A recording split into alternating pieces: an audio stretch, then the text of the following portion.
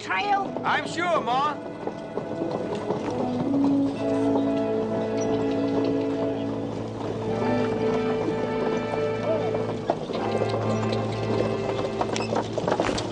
No hard feelings, Jenny. No feeling nothing, friend.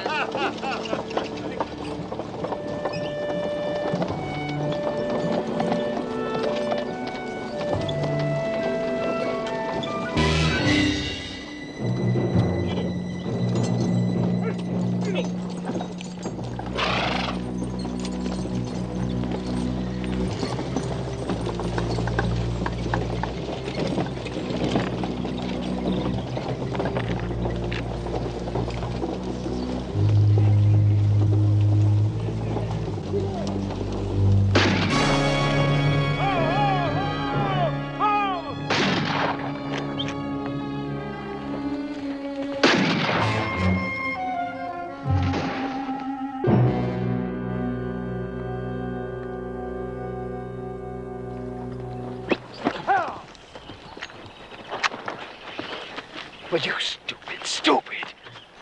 Don't you know you could bring a whole tribe down on us? Get yourself all riled up, Al. It's just an engine. And I got a right to a little target practice. You don't have no rights to nothing. Give me them. The next time you go down to that wagon and take one of these out, I'm gonna bust your head wide open. Well, why don't you just get down off that horse, big brother? We see whose head's gonna get busted open. All right. Well, all right. All right. Get him! Get him! Al! Dave! What's going on here? You're acting like a couple of kids. Look.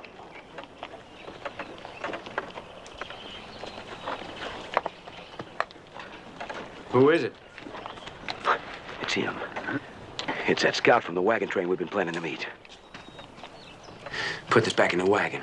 If you've ruined our plans, if he saw you shoot that Indian... Oh, he didn't see nothing that far. So that's what the shooting was about.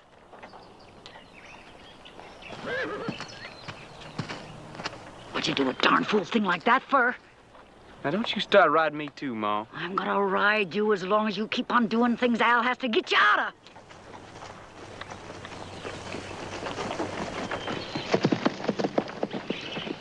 You keep your mouth shut when the fella gets here. Let me and Al do the talking. Don't you wear no guns when the company gets here.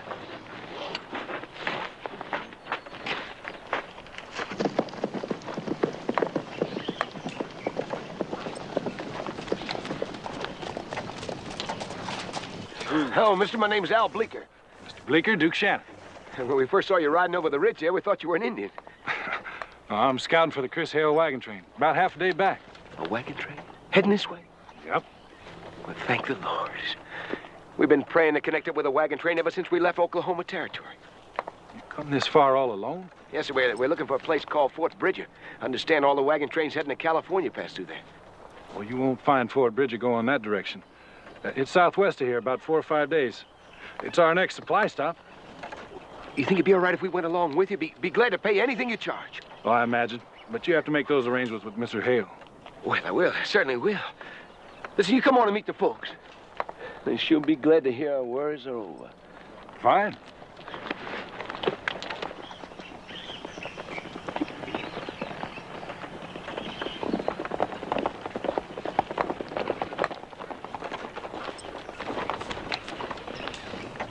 He didn't see nothing, Ma. You're too sure.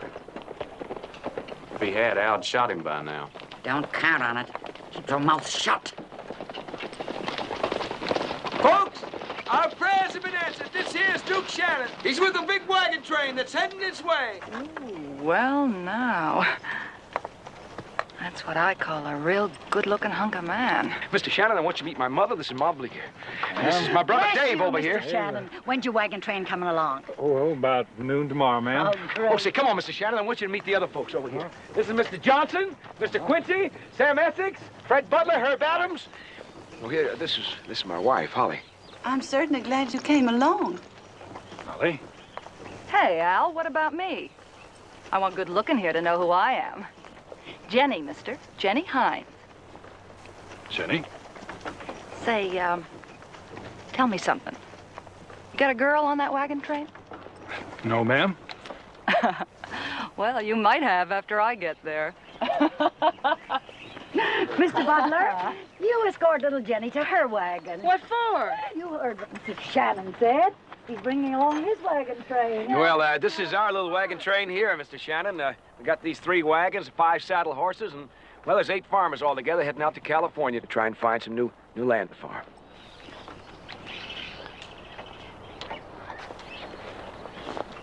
Well, I suppose I ought to explain to you about Miss Hines. You see, she is a...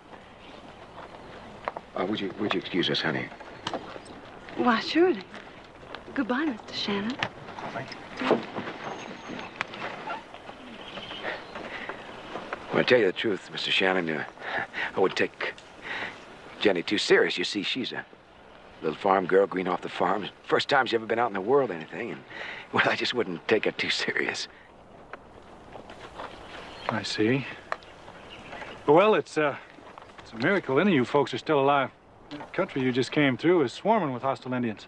Yeah, we saw what they did to some of those towns. How long you been traveling? Oh, about 5 or 6 weeks. Wouldn't you say that, Ma? Mm-hmm. I should say so. Well, I better be getting back. We'll be coming through just on the other side of Church Butte over there, so I suggest that's where you meet us. Well, it's fine, Mr. Shannon. I'm glad we're not traveling alone. I was worried about them Indians. No need of worrying here, ma'am. This is Shoshone country. They've held the peace for the last 2 years.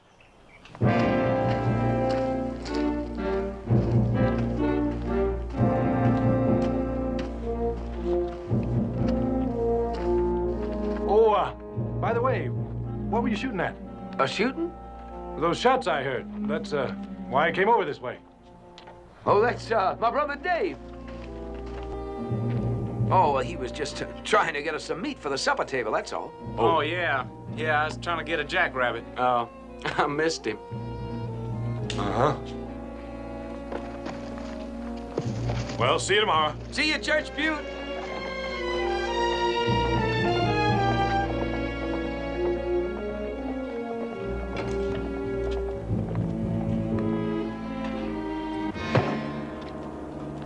What's that for? You take that and you go bury your Indian friend.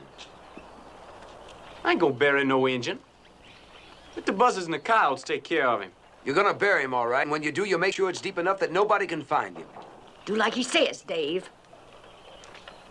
It's always do like he says, ain't it, Mom? You never take my side in nothing. Don't be too hard on him, son. You gotta have patience till he learns. He just don't figure he's got any more to learn from me. Jenny's the one I'm worried about, sashaying around in front of Duke Shannon. Do you think he figured her for a farm girl? Not on your tintype. I told you before, Mom, we had to have some women come along with us. Without them, who would believe we was farmers on the way to California? I help it if she's the only type that would take up with us. All right, but did you have to marry the other one? Ma, she's different. She loves me. I don't know, maybe I love her a little bit too. Anyway, she's a nice girl. I had to marry her to get her to come. You don't have to worry about that, though. We're gonna join up with that wagon train. We're gonna get inside Fort Bridger. Everything's gonna work out the way I planned it, and nobody's gonna stop us. Not Jenny. Not Duke Shannon. Not nobody.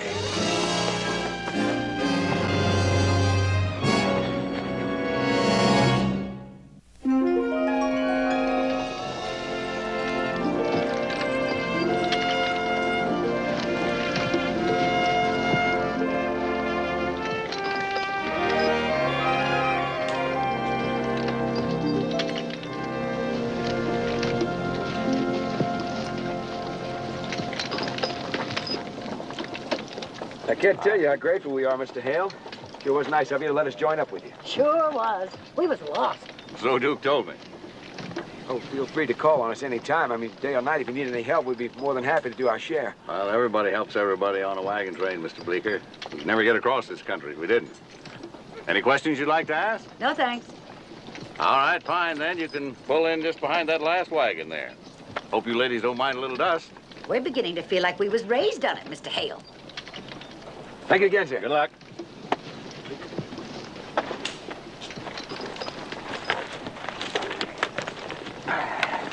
Hi, good looking. I do. Jenny? You was speaking to me, wasn't you? Well, it could be. Name's Jenny. Jenny Hines. Well, what do you think of the Bleekers? Seem like real nice folks.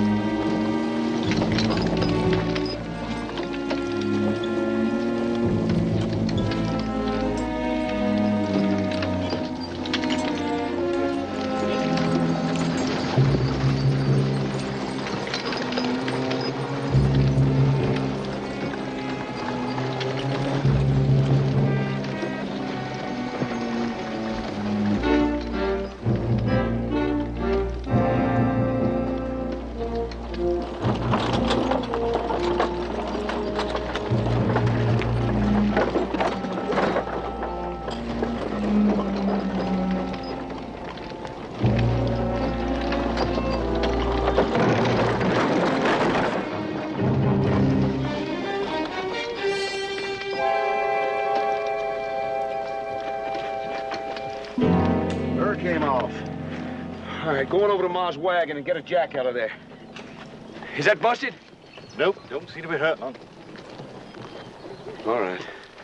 We got some extra burrs over there in the toolbox. Get them, will you? Hey, you getting some helpers? Hurry up with that jack! This is awful. Would have to be that wagon.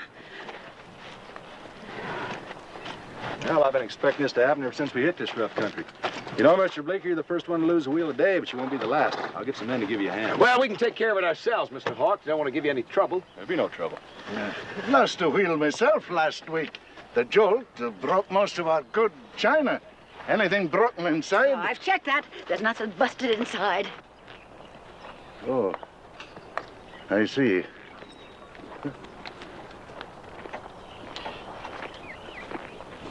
I'll take this end. Just leave it be. Oh, I was only trying to help. Look, Bleeker, you came here to give us some help. You don't want it, say so. Well, isn't it? We don't appreciate your offer of help, Mr. Hawks. Isn't that? We can take care of it ourselves. And anyway, this is our first day on the wagon train with you. Don't want to hold you up. Listen, why don't you just go on ahead? We'll catch up with you. Suit yourself.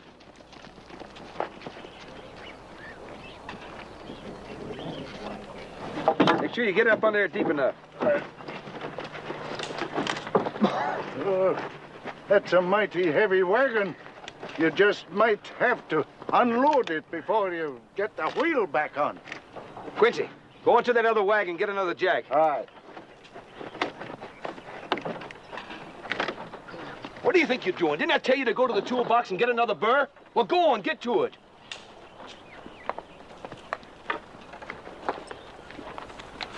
Hey, honey. What's in that wagon besides those crummy old bedrolls you saddle tramps sleep on, huh? Just those crummy old blankets we cover up with. You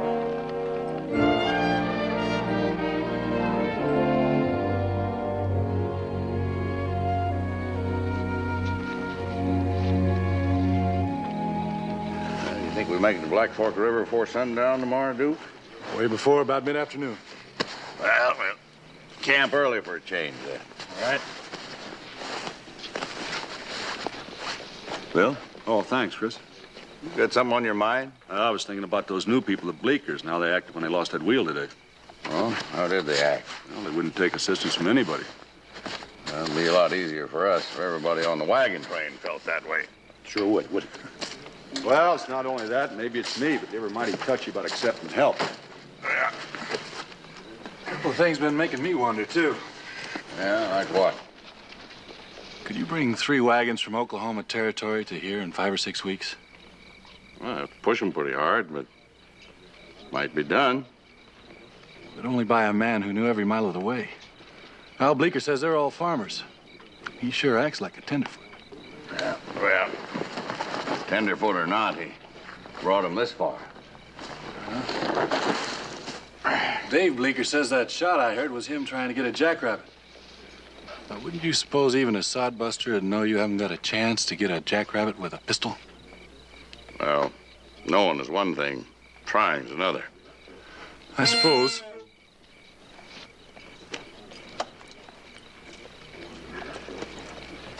Good evening, Mr. Wooster. Good evening, Mr. McFerrin, sir. Another lesson tonight? Aye, Mr. Hale. Well, Mon, are you ready to do some more scuttling on the pipes? I've been looking forward to it all day, sir. Hey, boy. This is a tricky thing to play, Duke, but I'm getting better all the time. First, you have to fill it full of air. Stand back, Barney.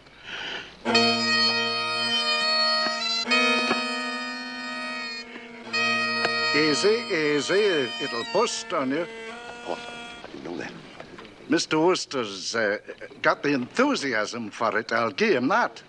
Hey, do you suppose I could learn to play it, too? When we get to Sacramento, Barney, I'll buy us one of these if I can. And I'll teach you to play it myself. I'll know how by then, too. Listen to this. Not here, Charlie. No reflection on you, Mr. McFerrin. You know how to play that contraption, but I get too many complaints when he starts blowing on it. It can grate on the ears when not played properly. I can see there's not many lovers of music around here. What you get out of that bag is not music. And go far enough away from camp so the early to bedders can get some sleep, huh? Yes, sir. Come Can I along. go along and watch, Mr. Chris? If you can stand it. Come on, Barney.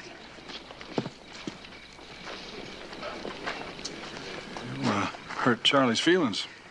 Well, if he can stand the squeals he gets out of that cave of the winds, he has no feelings. What was it, 3 weeks to get over his love affair with the banjo? I figure it'll take about another week before he gives up on that. May give up before Charlie does.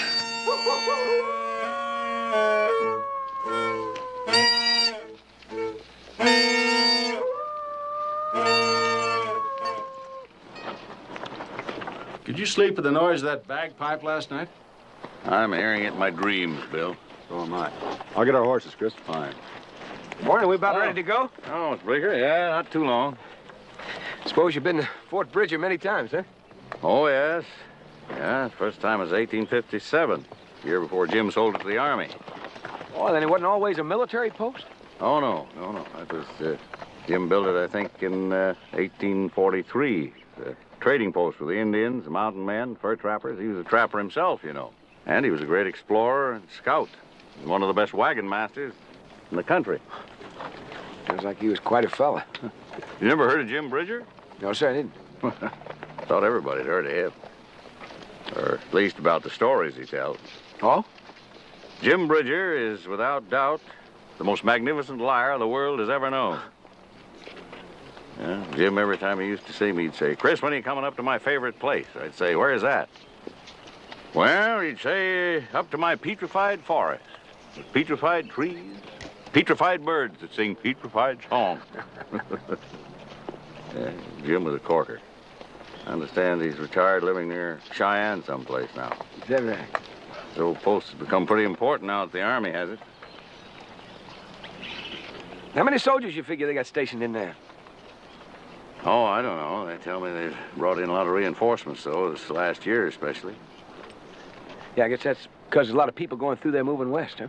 No, giving assistance to travelers, just a sideline, Bridger now. Oh, how do you mean? Well, they tell me since they made the big mining strikes up in Montana and Idaho and the Utah Territory, it's become the major receiving point for gold bullion. Soldiers are there to protect it. You don't say. Well, what do you suppose they do with it in there? Well, they hold it, I suppose, until they get orders to ship it on. Most of it goes, I understand, to the government assay office in Denver. How much farther you figure we gotta go, Mr. Hale? I ought to be there in another 3 days and a half. All set, Bill? All set, Chris. Sure, I'm looking forward to it. Let's go. All right, Quincy!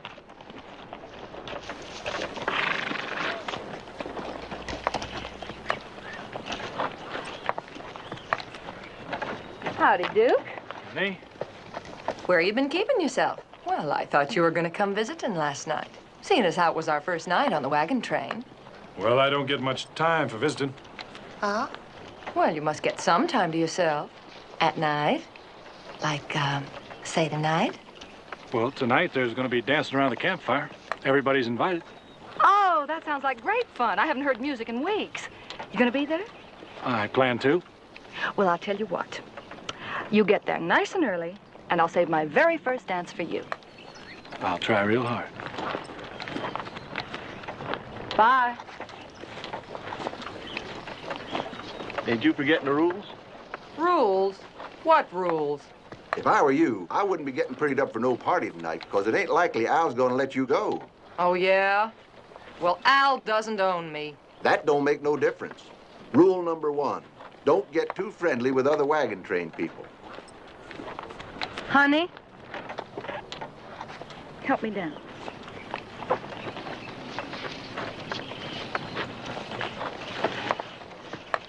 Now, just, What is all this about rules? And just what do you get out of it for obeying them, huh? Must be something awful important. Or else a man like you wouldn't be taking orders from nobody, now would you? Come on, baby. I'll help you put your crummy old bedroll in that wagon. Oh, no, you don't. Just what's in that wagon that's so all-fired important, huh?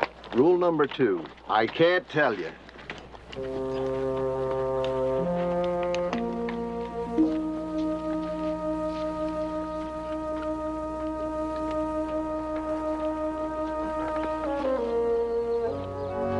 Wagon! Ho!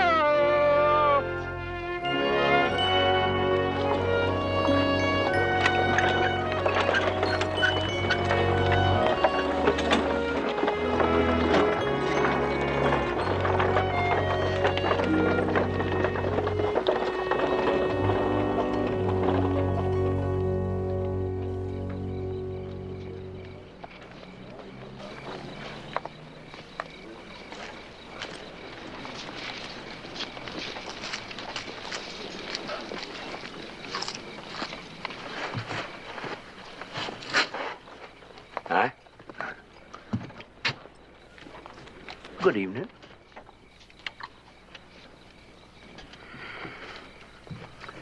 You know, a great man one time wrote, "There's nothing that's either good or bad except thinking makes it so." Did you ever hear that, huh?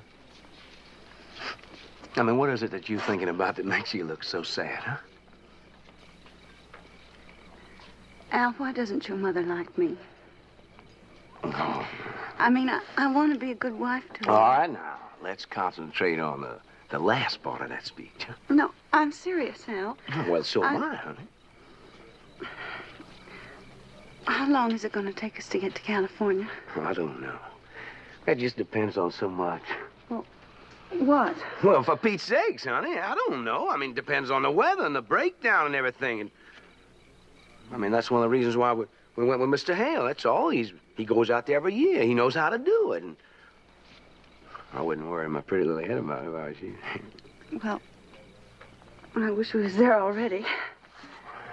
Yeah, the trip's kind of wearing you down, huh? No, it isn't that. I don't want to complain. Maybe I'm just a little bit homesick, I suppose. Yeah. I bet I know something that would cheer you up. I bet you didn't know there was a telegraph at Fort Bridger, did you? How'd you like to send a message to your folks, letting them know how good you feel? Oh, well, could I? Huh? Would you like Just that? to let them know how far we come. We're safe and Sure.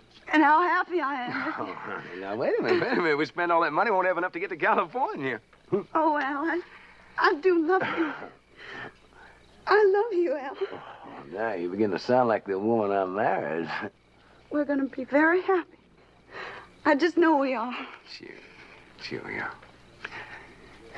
You know, someday I'm going to be a big landowner. And we're going to have a lot of help working for us, too. And you're going to be so busy, I mean, planning for parties and everything we're going to be giving for our friends. You won't have time to do nothing. I knew you wouldn't let me down, Al. I knew it. Oh, no, honey, not in this world. You know, I was even thinking about running for politics or something. I don't know. I may even be the governor of the whole state of California, huh? And we live in a big white mansion. A white mansion so big you need a map to even find your way around the place, huh? Yeah. That'll be fine, just as long as I don't have to have a map when I want you. Oh, honey.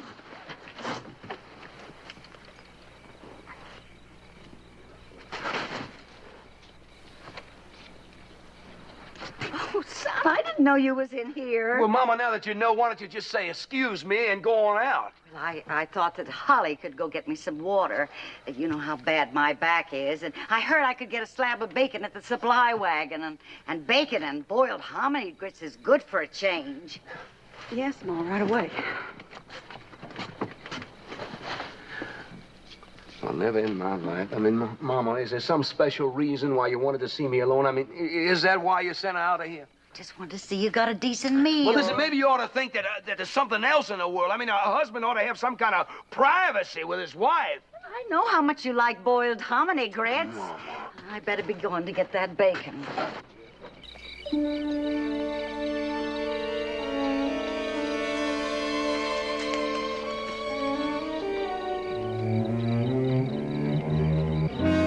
See, that's engine. That's real engine.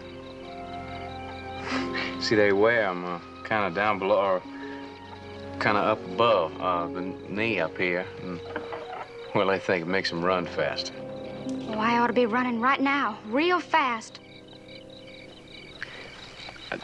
You gonna take that now. It's yours. Thank you. If I can put it on for you. Well, it sure is pretty. Put it on.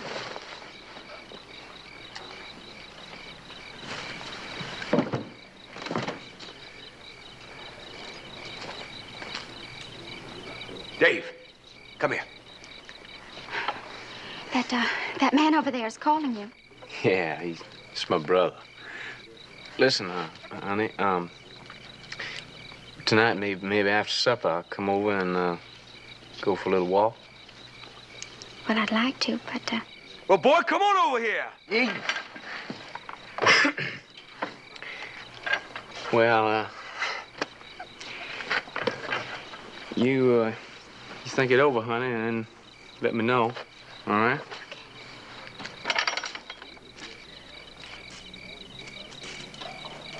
Hey, boy, what'd I tell you about guarding that wagon? Can't you see him sitting right-sided? All right, you're responsible for it. I told you that. Oh, all right, now you tell me who's trying to get in it. Huh? You see anybody snooping around it? Just don't you raise your voice at me. I told you like I told everybody else. You stay away from the other people in the wagon train. Oh, now let me tell you something, big brother. Now, you picked your woman. Now, I got a right to pick one for me. Look, you don't have no rights to nothing. You guard that wagon, you. Until after we get to Fort Bridge. After that, I just don't care what you do. Amen.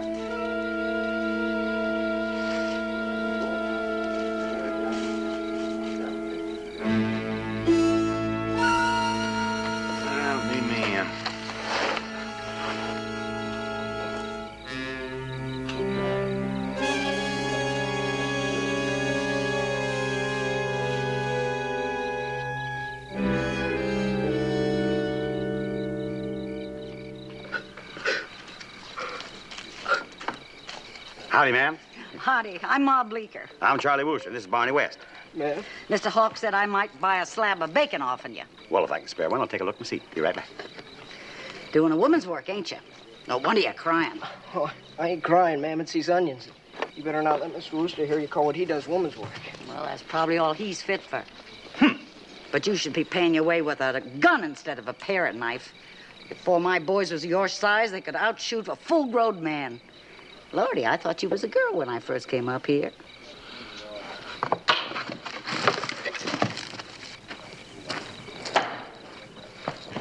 Now see what you've gone and done. Just expressing an opinion, Mr. Wooster. I'll thank you to keep them kind of opinions to yourself. I can handle myself against most any man I meet, and Barney will be able to shoot when he has to. Teaching that boy to cook and wash dishes ain't gonna do him no good in this world. Now, you listen to me, Ma, whatever your name is. Barney's a part of this wagon train just the same as I am. We give him all kinds of chores to do so he'll learn responsibility. Mr. Chris and me don't claim to be no expert when it comes to raising a boy. But we want him to remember that a gun ain't the best answer to a man's problems. You and me don't see things the same way, Mr. Wooster. Well, thank goodness for that. Folks has got to fight for what they get in this world. If a man ain't as good with a gun as he is with his mouth, he ain't gonna get nothing in this life but the grave. I guess that sounds kind of strange coming from a farm woman. I was shoved around here and there. Married to a man who did nothing right but drink whiskey. Left me alone with 2 babies. I got jobs everywhere. Moved on. Pushed around by thieving storekeepers and psalm-singing preachers. But things are better now. Now that my sons have taken up farming. Well, good. How about the bacon? Well, maybe. Mister, apologize to that boy for me, will you? Tell him I didn't mean it. Yes, ma'am, I'll tell him. I'll get the bacon for you, too. And maybe some beans. Wait right here.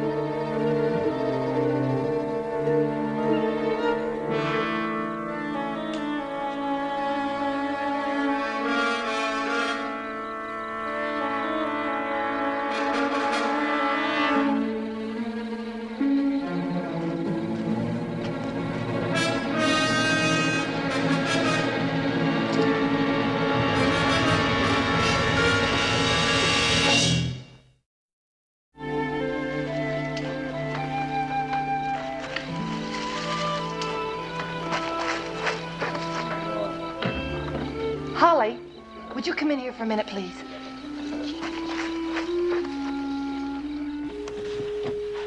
Lace this up for me, will you? Oh, Jenny, that's a beautiful dress. Uh-huh. I paid a lot for it when I got it. And... Right now. Yeah, I'm wearing my last pair of silk stockings. Is this your birthday or something? Oh, no. Going to that dance over at the campfire tonight. And I'm gonna... You won't tell anyone, will you? Oh, no, I won't tell anybody. I was maybe hoping we'd go, but Al said that maybe we'd better. Al said, Ma said. Let me tell you something. I'm not taking orders from them anymore. Holly,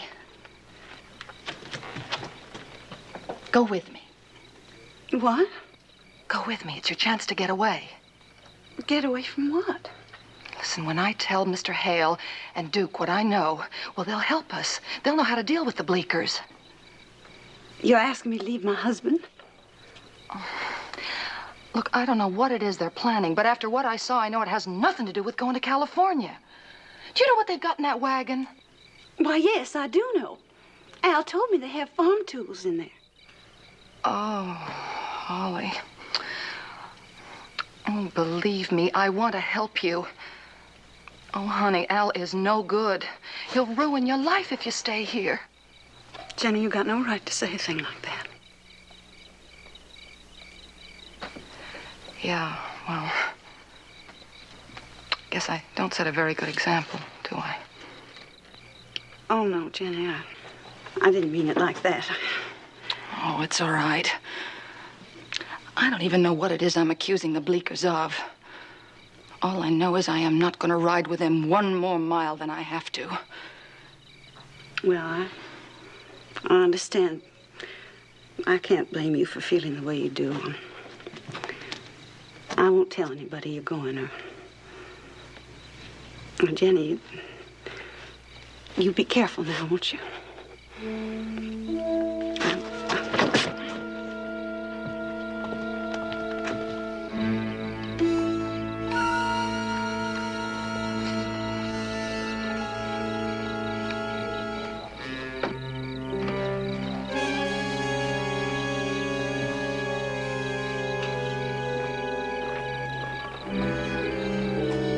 going, Jenny? You're fancied up like that for supper's being served that-a-way. Bacon. I'm eating elsewhere tonight, thank you. Get back to your wagon, Jenny. You heard me. Yeah, I heard you. But I'm through taking orders from you and your no-good sons.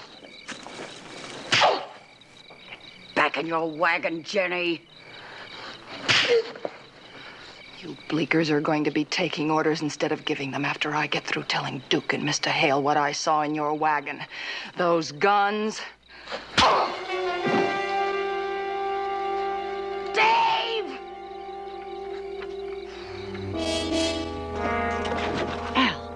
Al, come here.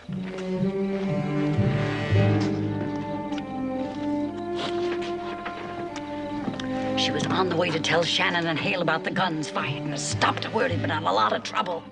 Well, how does she know what was in the wagon? How do I know? She probably wormed it out of one of the men.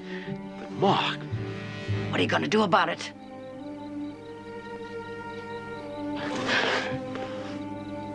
Al.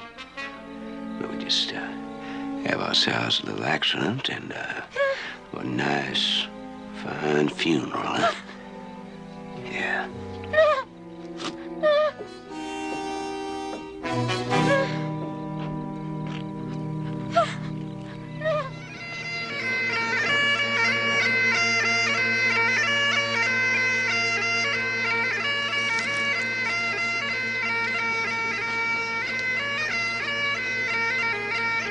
Looking for somebody, Miss McFerrin?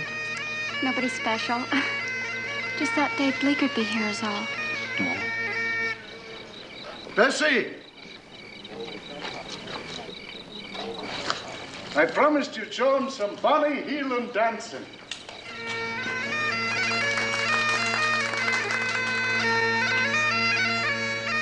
You invite the Blinkers, Duke? Oh, I invited Jenny and her driver. Figured they'd tell the rest of them. Jenny seemed to be looking forward to coming. Now, just so long as they were told. Not too sociable a group, but I wouldn't want them to think they were left out.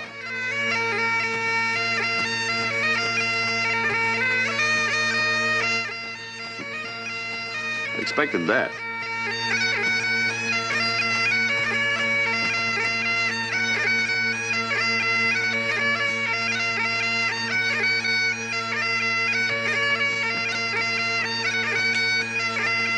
Mr. Hale, there's been an accident. We need help bad.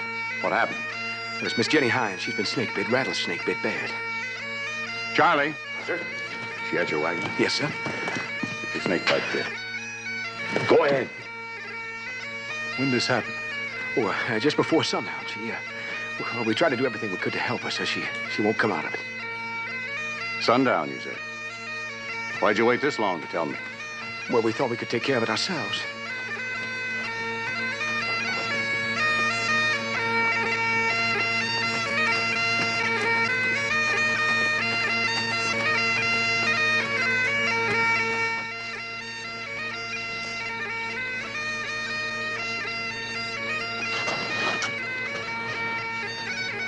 I never heard any music quite like that before, have you?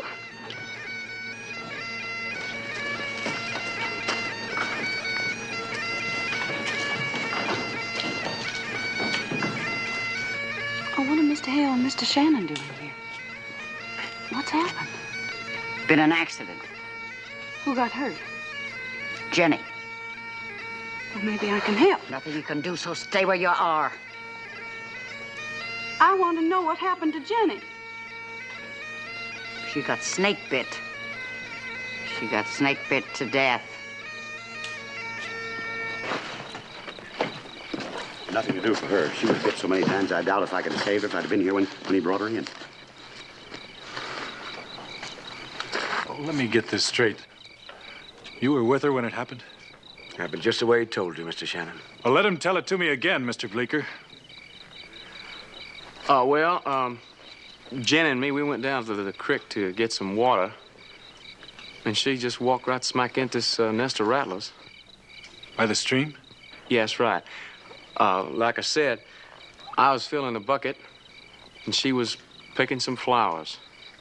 And, well, she didn't yell or nothing, just kind of kept staring at the ground. Poor thing. She was possibly scared, speechless. How many snakes were there? I couldn't say for sure. Well, there's a couple of big ones and a whole mess of little ones. After I brung them back here, I got a shovel and went to kill them. And I must have smashed a dozen or so. And then I threw them in the creek. I understand a young rattlesnake like that, when it's born, has got enough poison in him to kill you. That's right.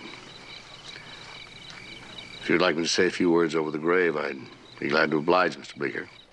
Well, thank you very much, Mr. Hale. I think we can take care of that all right. Bible and me, we're no strangers, you know. Well, thank you, though, Mr. Wooster. Appreciate you trying to help out. Well, good night, sir. We'll take care of it. Good night. Good night. Al Bleeker and his brother are lying. Can't prove it, so drop it. Chris, rattlers don't make nests close to flowing water. Depends on how close. Them fang marks were fair size, the ones we'd seen, that is. Where was she bitten, Charlie? Mostly below the knees. There was one in her arm here, I noticed. Say, come to think of it, Mr. Chris, she was pretty well dressed for fetching water, wasn't she? Her death was no accident, Chris. Unless you can find a way to prove it. Stop saying it.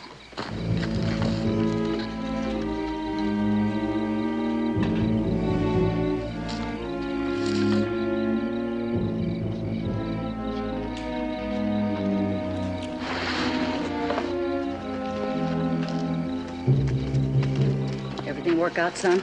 They believe your story? No, there ain't nothing they can do about it. Ma, you better go ahead with Dave and the boys. We're gonna have to give her a decent burial to convince Hale and Duke in case they start snooping around. How much does she know? I didn't tell her nothing except Jenny's dead. All right.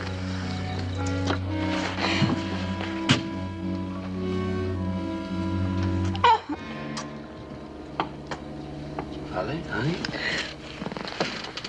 How did such a terrible thing happen now? It was terrible. That ain't terrible. She just went down there with Dave to fetch some water, and she stumbled into a nest of rattlers. Al, I don't believe that. That couldn't be true. Honey, that's just the way it happened. Al, I saw her, and she was all dressed up. And she's never done a single chore all the time we were on this wagon train. And neither has Dave.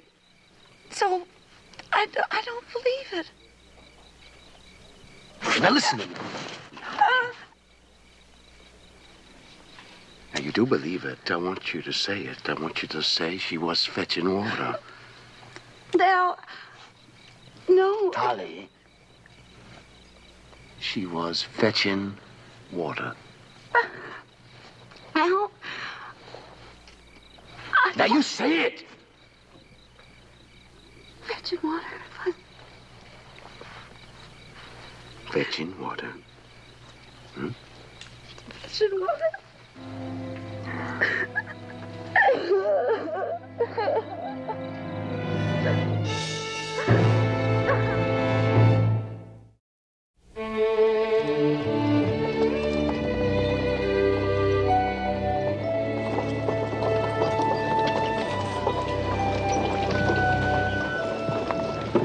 Why do you suppose the Bleekers are the way they are, Charlie? How are they? Well, haven't made friends with anybody on the wagon train. Don't even pass the time of day with anybody. Strange. Indians coming! Set up a barricade! Indians coming! Shoshone attack! Indians! Now, run it! Yeah! Form a barricade! All right, circle them up! Circle them up! Put them in tight! Shoshone! Get in there! Circle it up! Pull it up! There you go, there you go! Ha, ha! Indians! Ho, ho! Ha! Look out there! Circle up! Put the stock in the middle! Circle it!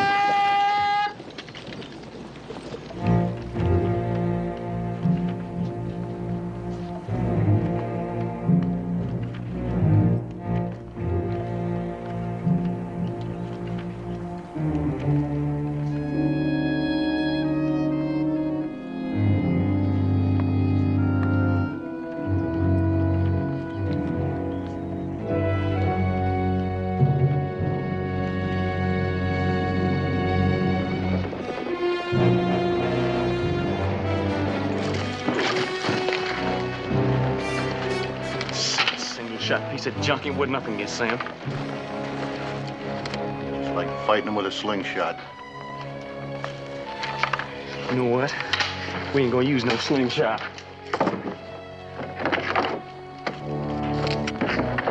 Now, what do you think you're doing? Put them repeating rifles back in that wagon.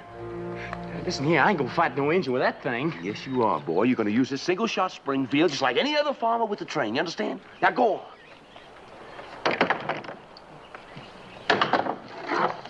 I don't want any shots fired here until I order it. I don't know why the Shoshones are acting the way they are, but we're going to avoid a fight if we can. No shots fired until I order it, you understand? Yes, sir. Yes, sir, Mr. Hale. We ain't much on gunfighting, but we'll do the best we can with what we have.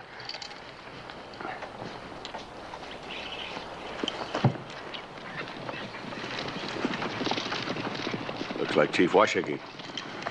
It is.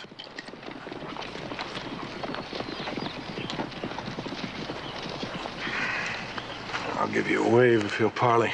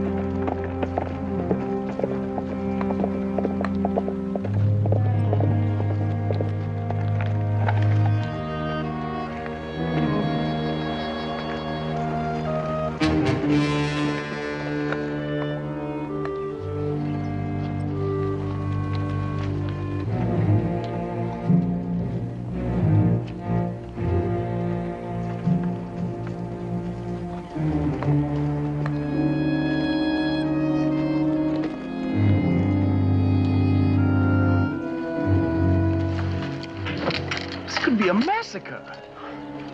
Yeah. Thanks to you.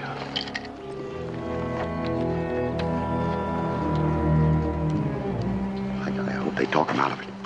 Why? They don't have so many guns. We could take them easy. Maybe we could and maybe we couldn't. Anyway, how many times have I told you it's better to save a life and take one? Now, you remember that.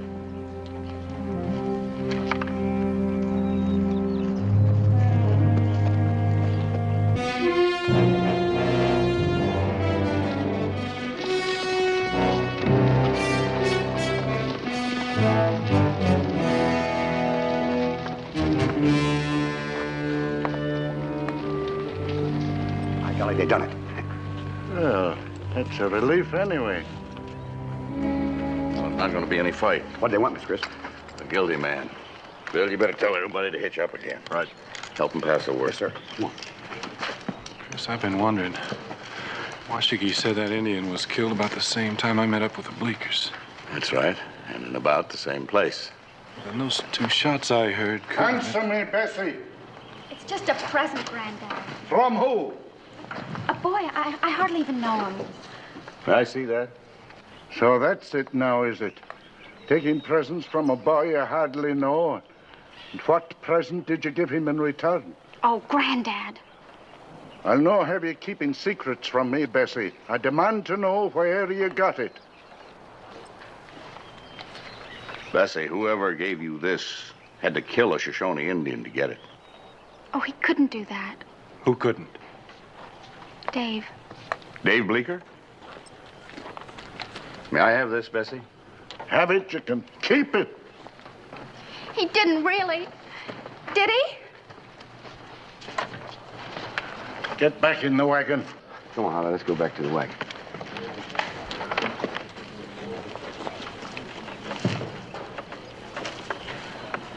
Al. Huh?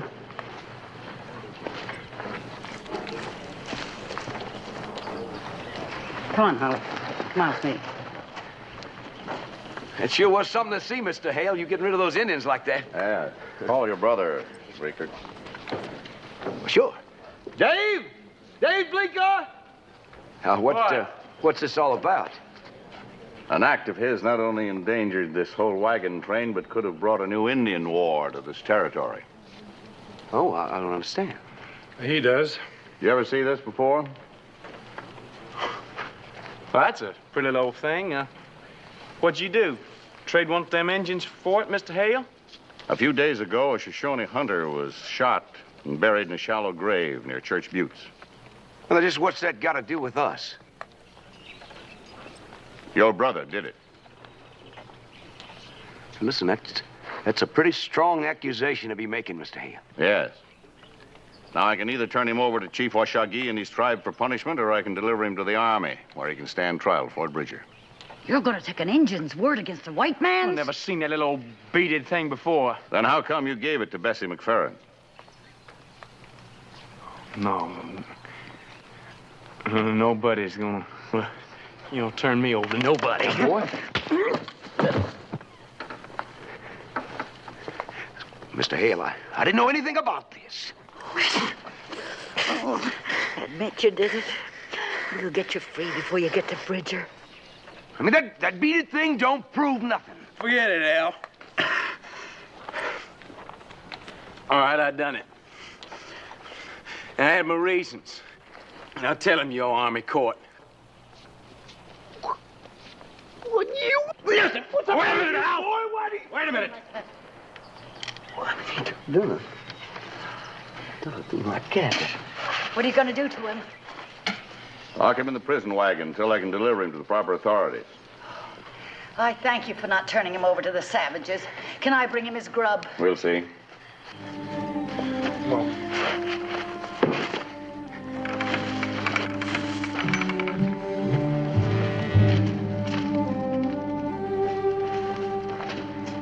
What are we going to do? Well, we just have to do like we're planned, don't we? We have to do it sooner.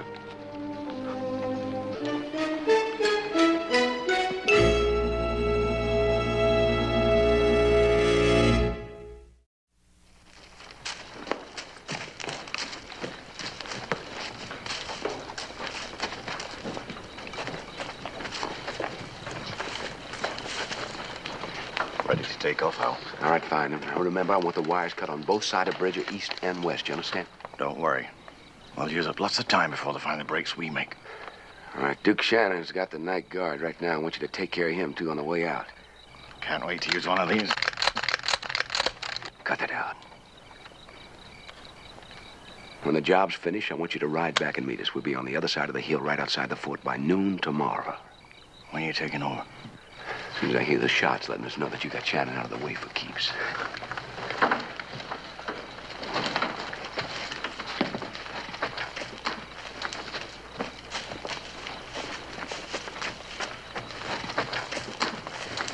When are you going to get Dave out of that prison wagon? Yeah, pretty soon, Ma. But don't keep whining about it. It ain't gonna be easy, Hal. We're gonna have to kill Hale and Hawks to pull this off. No, that's the one thing we don't want to do.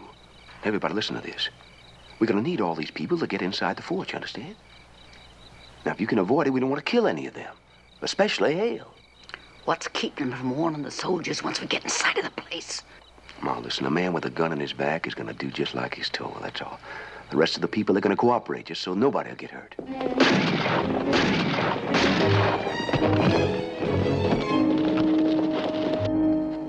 Repeating rifle. All right, that's the signal. Let's go move now. And go to the wagon, get the rest of those repeating rifles out. Ma, you tie up Holly and put her in the wagon.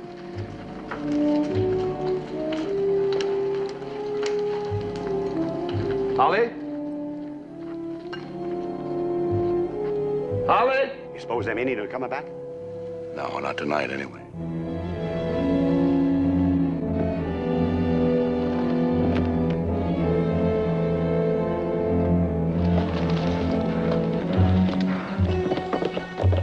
Barney, get my horse. Yes, sir.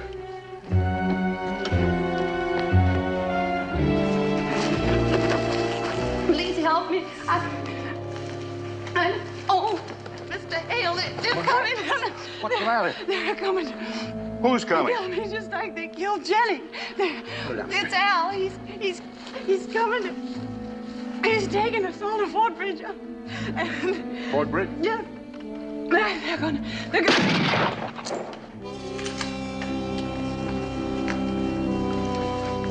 Give me them keys to the prison wagon. Yes, ma'am. I'm gonna get Dave out. All right, Mom. Don't try to be a hero, Barney. That's the best advice you could get, boy.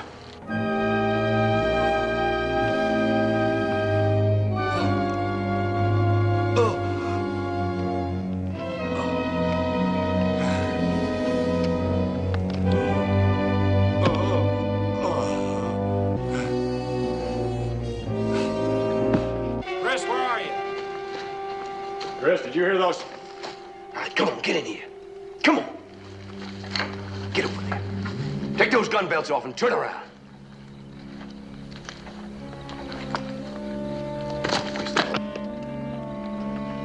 They all got repeating rifles, Mr. Chris. They won't hesitate to use them, so keep quiet. Now, I suppose I just tell you fellas what's gonna happen here. The law will have to hang you twice. Once for murder, once for mutiny. Now, this ain't no mutiny, Mr. Hale. It's more like piracy, huh? Huh?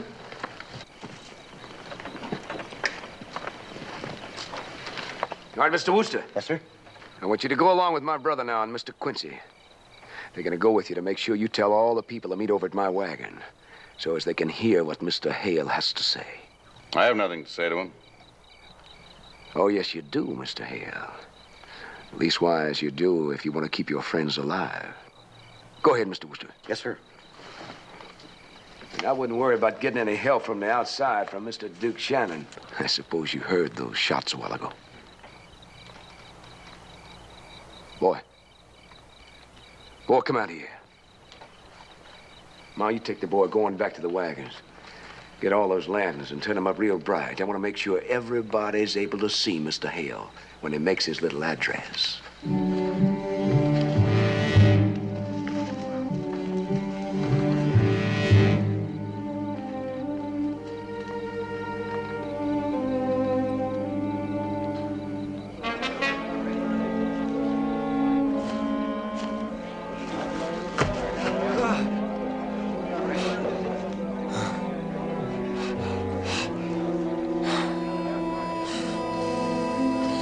Folks, have your attention for a minute. Mr. Hale has something to say, but just hold it down. Hold it down for just a minute. Turn around there, fellas.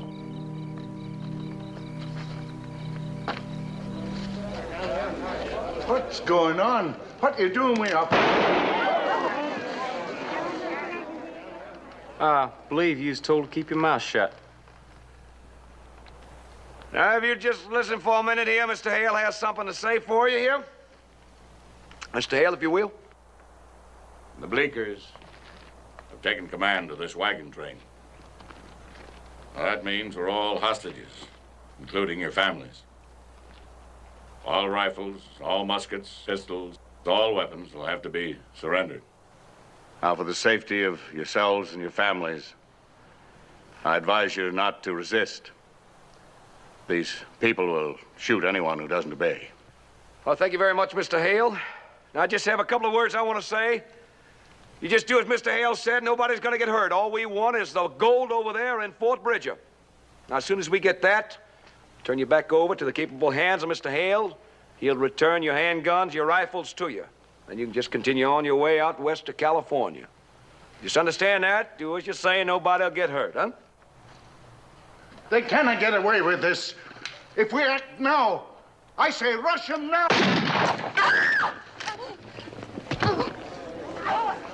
Now, don't make any mistakes. I shot him just where I aimed. I could have killed him if I wanted to. Go ahead, Dave. Go ahead. Now, y'all don't make that mistake again and go thinking you can come charging up on us and ganging up on us. I want to show you something. But that up there's what's known as a Gatling gun.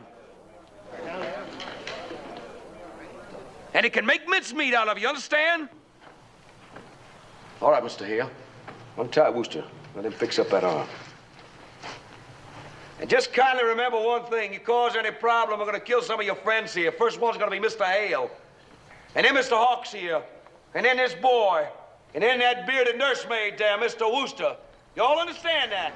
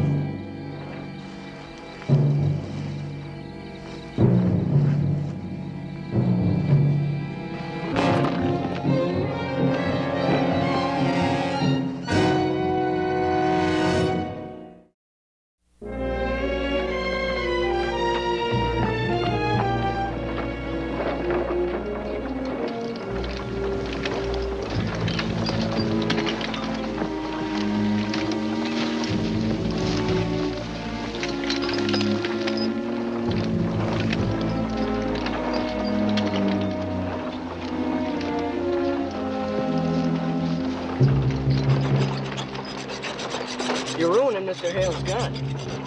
That's the idea, Sonny.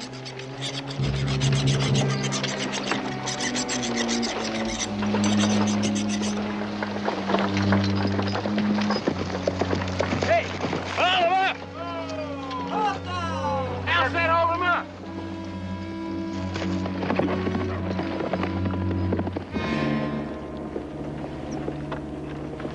Dave! Here, son. Take this to Al so he can give it to Chris Hale. Everybody behaving themselves? Like a bunch of trained dogs, Mom. Boy, you sure must hate your sons. What do you mean? Well, you couldn't have any love for them. You got a nerve saying a thing like that? I raised those boys by myself, taught them everything they know. Yeah, everything but the difference between right and wrong. Ma sent this up for him. Put this on, Mr. Hale. I'll take your rings. Well, that's all right. Go ahead, look at it. It ain't gonna fire. That's just in case the soldiers look at you and wonder why the wagon master ain't wearing a gun or anything. Howdy. You know, you drive team pretty good for a girl. Maybe I ought to come see you in the nooning. You know, Wooster, you better tell that girl if she wants her old man to get a decent funeral, she better be real nice to me. That no good. Don't you worry, dear. That smart aleck will be dead long before Mr. McPherson. You were asking about where we came from, weren't you?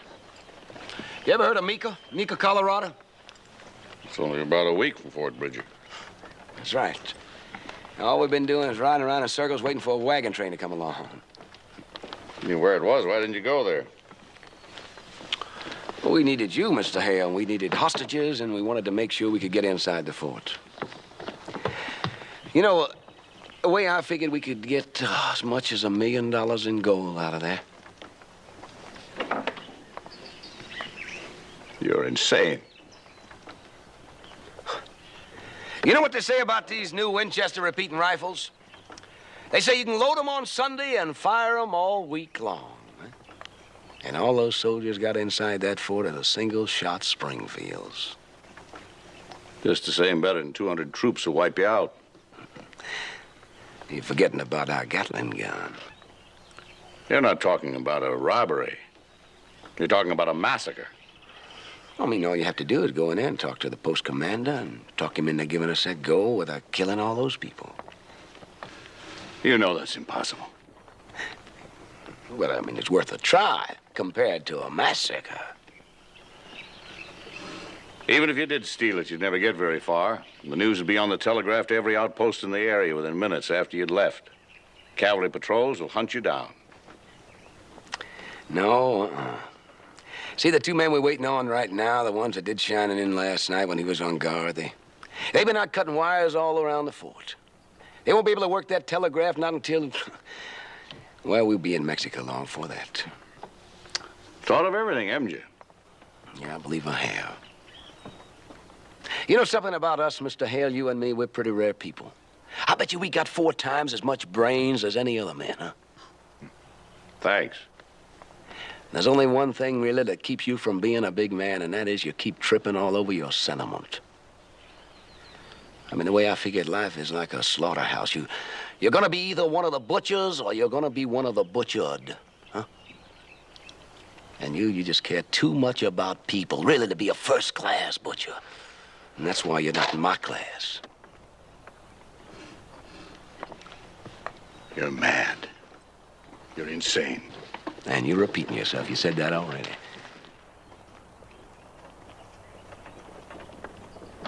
Hey, Butler!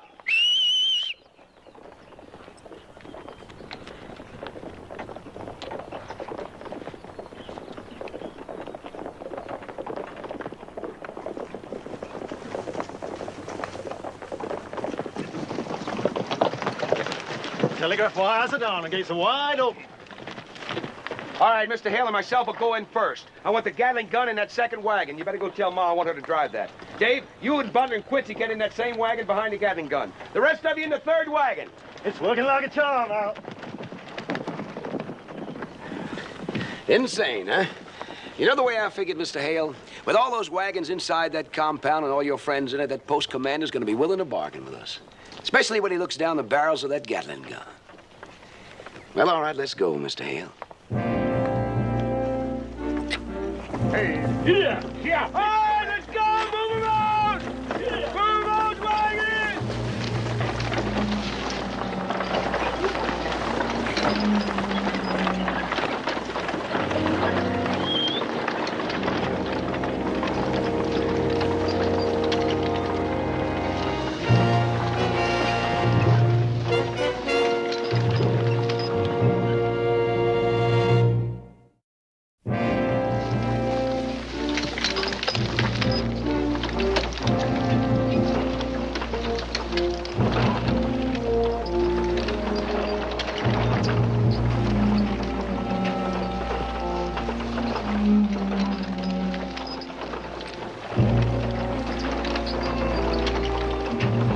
Trying to start anything now, Mr. Hale, when we get to those gates.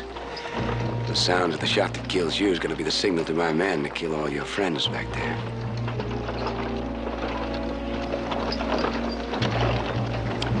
We're coming to the gates. Everything looks all right.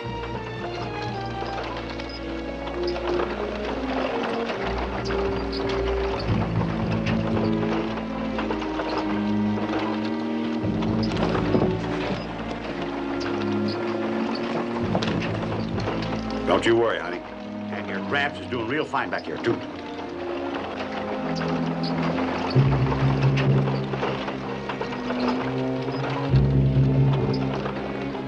Everything just looks fine, Mr. Hale.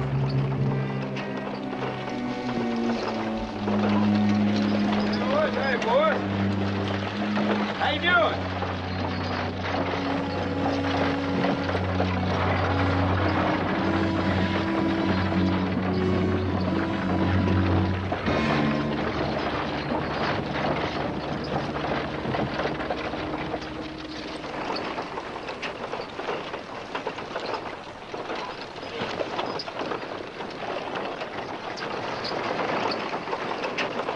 Where is everybody, Mr. Hale?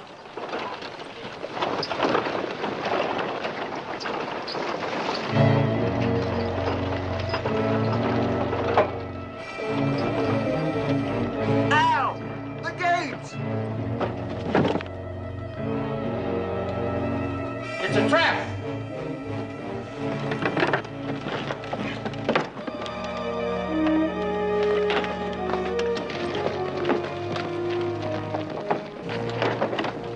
Come on, let's go.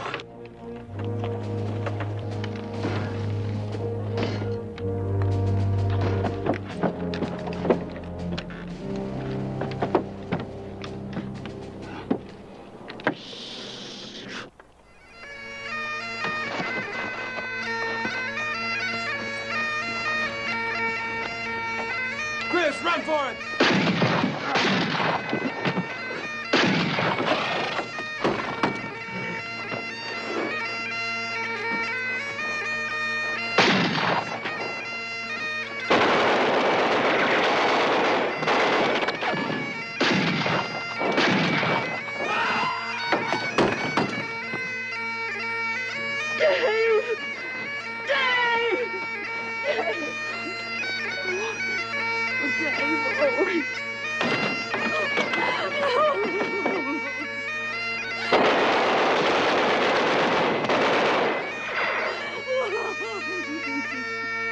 This is Colonel Webster.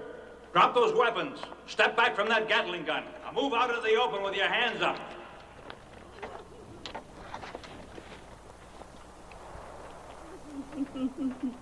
All right, come on out! Come on, where are you? Come on out! Oh, my baby. We haven't got a chance, Al. Quincy, get Don't back here. shoot. Quincy, Don't we can make shoot. it. Don't shoot. Come on out!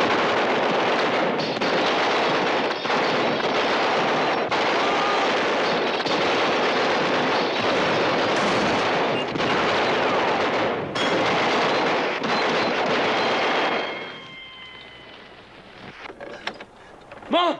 Ma, go ahead, run to the gates! My baby.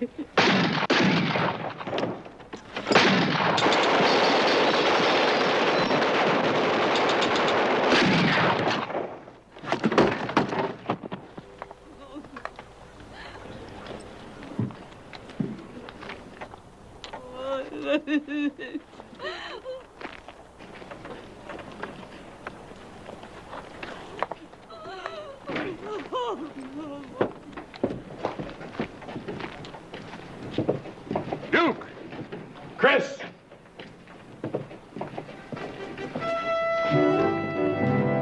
Till I heard your voice, I thought you were... You know, Bleecker said you were dead. Well, I would have been if it hadn't been for the cavalry patrol that found me. I saw what happened the night the Bleakers took over the train. I wasn't able to do much of anything that night. The Colonel and I decided on the plan to take the Bleakers inside the fort. I know that put your life on the line, Chris, but I figure that's how you'd have wanted it. That's exactly the way I would have wanted it.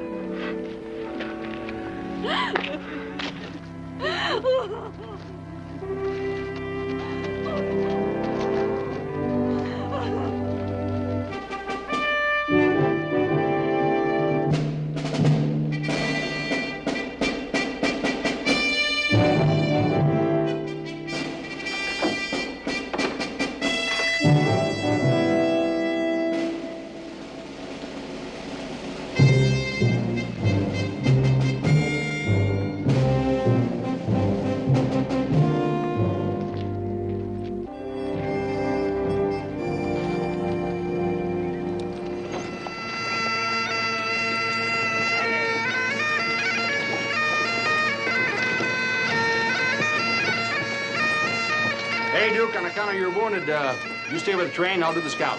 Oh, no, you won't. I'll do my own scouting. Hey, Chris, we're arguing over who's going to do the scouting and who's going to stay with the train. There's nobody that wants to stay within earshot of that Charlie Wooster and that bagpipe. Sounds fine to me. Me too. Settle it among yourselves, boys. I'll see you later. You'll see me right now.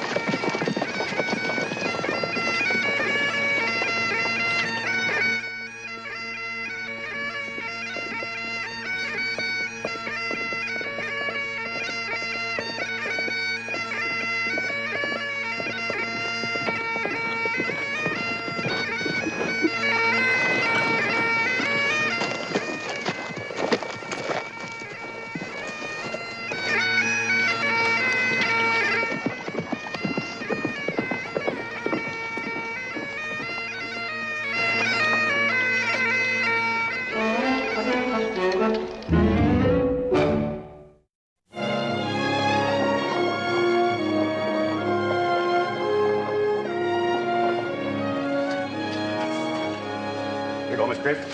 Thank you, Charlie. Watch it! What's the matter with you? Why are you laughing at that? Thought you were supposed to be the night hawk tonight. I am. Thought I'd have a cup of coffee before I go out. Can't be done. Why? Because the dishes is. The dishes is what? Done. He means it, Coop. It's new policy. Nobody dirties the dishes until the next meal has been washed.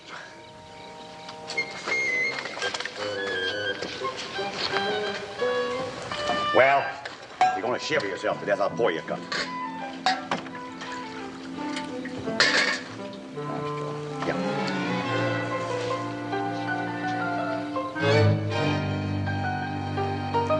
Oh, that's good. Real good. Here, I'll rinse it out for you, Mr. Wooster. Stay where you are. You young'uns need sleep. Stay down. Well, before I get mine, I'll walk the train.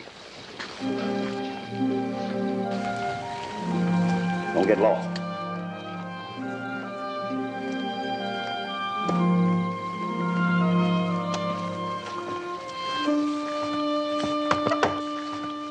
Go to sleep, Davy boy. Oh, I don't aim to go to sleep yet. Not until Ma gets back. Really? Really? Hey, Pa, how come Ma always has to be the one to take care of the sick lady? Well, maybe because the lady is sick and your mom is your mom.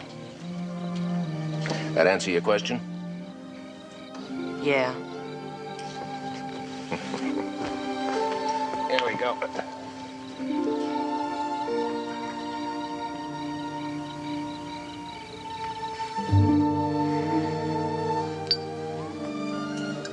You shouldn't have to go squandering your own camphor on me. Shh, now.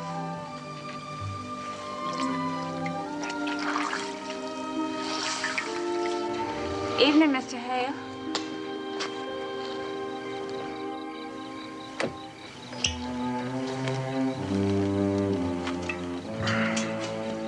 I got a right to know where my own daughter's at. She's probably just getting a breath of fresh air, Floyd. She'll get something else when I get a hold of her. Millie's a big girl now. She ain't too big for a licking, she ain't. No. But you, I reckon nobody's too big for that. What'd you say? Nothing.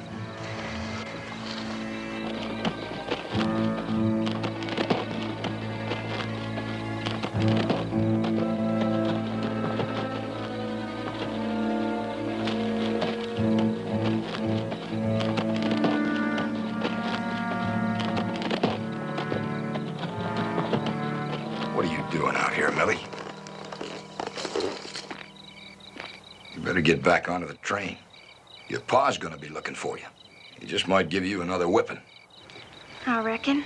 I ain't had one yet today. You don't seem none too scared about it. Get used to being scared. Ain't that moon a pretty sight?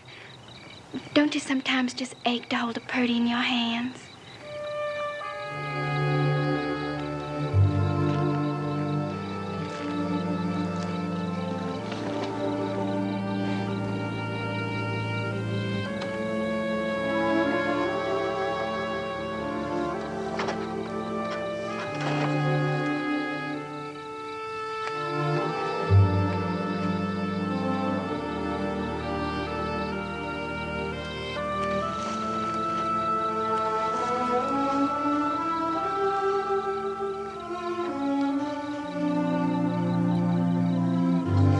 Oh, good evening, Miss Vance. How about a cup of coffee? No, thank you, Charlie. Good evening. Evening.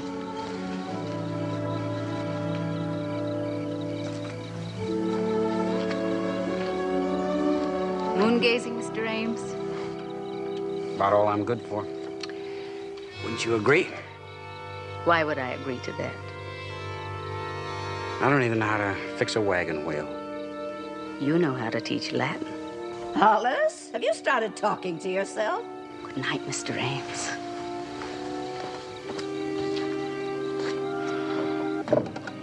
Who was that? Cassie Vance. You want some coffee, Mother? No. I'll have a hard enough time sleeping tonight as it is. I have a premonition, Hollis, and you know how it is when I have a premonition. Something is going to happen. I want you to check those wagon wheels again. I'm not at all sure you fixed them properly. You know you don't know the first thing about wagons. We never should have made this trip if you'd had the gumption to stand up to them at your school. Hollis, where are you? Looking at the wheels. I tell you, Hollis, I have a... Now, you take that Cassie Vance, for instance. I have a premonition. I'm sick to death of your premonitions. You only have them to belittle somebody else. Hollis. Sorry, Mother. I'm sorry.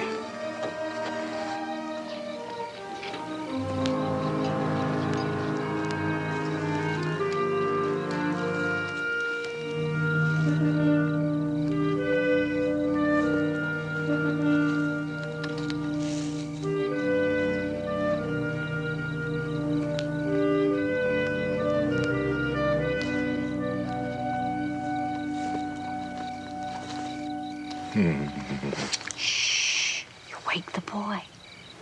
And what would he see? His father kissing his mother. His father who has waited and waited and waited. Well, now, surely you don't begrudge the few hours I spend nursing the sick. How do you know I don't?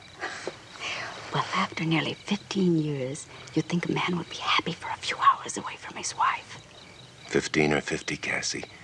I'll never be happy for hours away from you.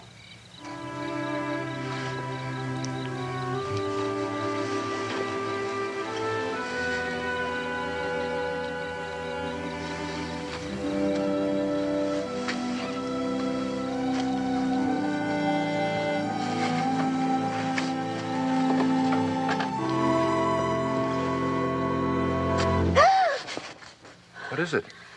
Oh, the flap closing like that when I don't expect it. Cassie. Cassie, what is this in you? You're like a little girl afraid of the dark. I'm sorry, Adam. It just comes over me sometimes.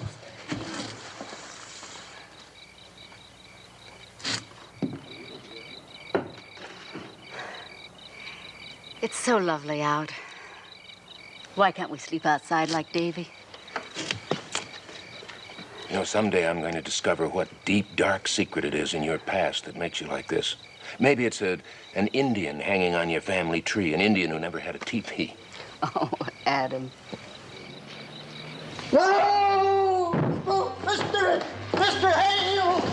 Mr. Hale! Mr. Hale! Mr. Hale! Mr. Hale! Mr. Hale!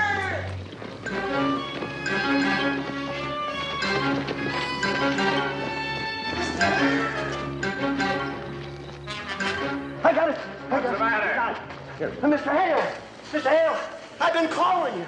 Well, I've been hearing you, along with every other living soul on the train. Mr. Hale, I was looking in the box, and somebody's... Well, go on, spit it out, man. I've been robbed.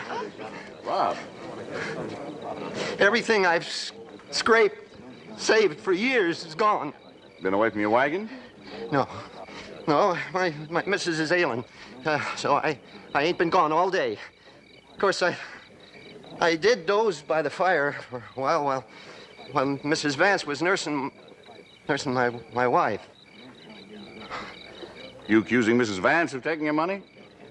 No. Oh, no, I wouldn't. No, I'm beholden to her. Well, you ought to be. Her sitting up with your sick wife every night, doing your cooking for you as well as her own. No, I wouldn't accuse Mrs. Vance of stealing. No. Wouldn't be the first time somebody came to nurse and stayed to rob. Mother. I distinctly remember a case in Philadelphia. You see, I was a member of a society there that took on the Christian duty of visiting inmates in prison. And there was one girl who... But, Mr. Hale, that's everything I got. Every blessed thing. Now, this girl had been nursing an old lady, pretending to be her friend, of course. And then she stole her jewels. Oh, what a hardened case she was. I wouldn't forget her if I lived to be 100.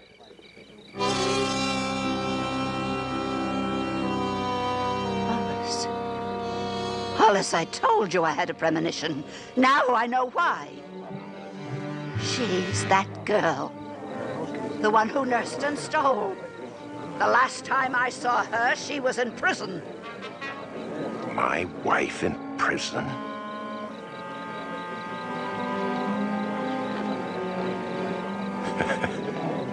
My wife in prison?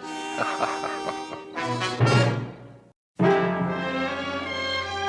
wife in prison? Is that what you're saying? I'm telling you, I sat in the cell with that woman when she was just a girl. Cell number 83 in what used to be the old Walnut Street jail in Philadelphia. Then she's the one. She is not the one. My wife's Missouri. You must be mistaken, Mother. I am not mistaken. Once a thief, always a thief. Pa, what are they saying? Make them stop what they're saying. Everything I had, Mr. Hale. Everything I saved and scraped for a new start. Pa! No, son, no. I tell you, I saw that woman in prison 20 years ago. I don't care about 20 years ago. I care about now. Mr. Jenkins, would you like to have me searched? Cassie. But, Adam... My wife will not be searched. If my wife is searched, I'll demand that every other woman on this train be searched. She probably got it hid in a wagon. And my wagon will not be searched. If my wagon is entered, I'll demand that every wagon on this train be entered. Well, Mr. Vance, your wife doesn't seem to object. I object. Want to see some Purdy?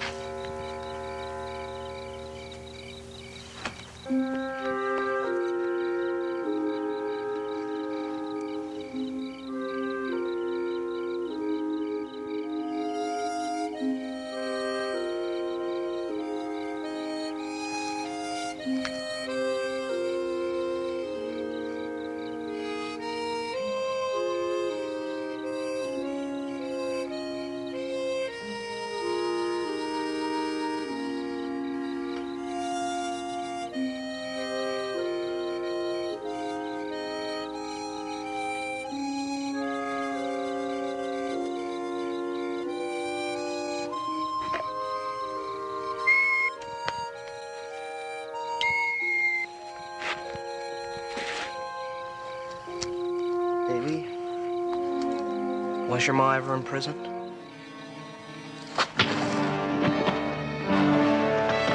Hey! Whoa, now. Come on, break it up. Let's go. All right, what's between you two? I don't know. I just asked him a simple question. Must have been the wrong question. I just asked him if his mom was ever in prison like they said she was. And I answered him the way my pop should answer them back there. That's a pretty tough question you asked him, all right. There must be an easier answer than a fist fight. Adam Vance is your pa, ain't he? Well, maybe he's not fighting because he figures fighting would be an insult to your mother. Maybe he figures fighting would only show he doesn't know the answer himself. You reckon? Yeah, I reckon. Now go on, dust yourselves off.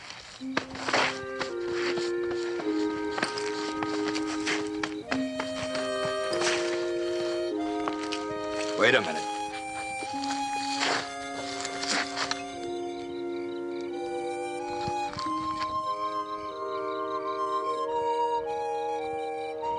Let's go back to camp. Well, Mr. Vance, you have principles. And I have a wagon train I'm pledged to get to the coast in one piece. When you all signed on to make this trip, you probably worried about the dangers, particularly Indians. Well, I'll tell you what I worry about. I worry about something like this. I'll take Indians any day to the kind of distrust and dissension that can split a wagon train wide open. Now, we're going to have to clear this matter up, principles notwithstanding. Now, Mrs. Vance. Oh, She shouldn't be out of bed. Bert! Oh, What are you doing out of bed? My crazy scraps! My crazy scraps! Her what? Crazy scraps for a quilt. She's been saving them for years for piecing. I had a piece of my wedding dress in those scraps. What'll I do if they're gone? How'll I remember if they're gone? Everything we got's gone, and you're worrying about crazy scraps. I wouldn't let a criminal touch no wife of mine. Why, you...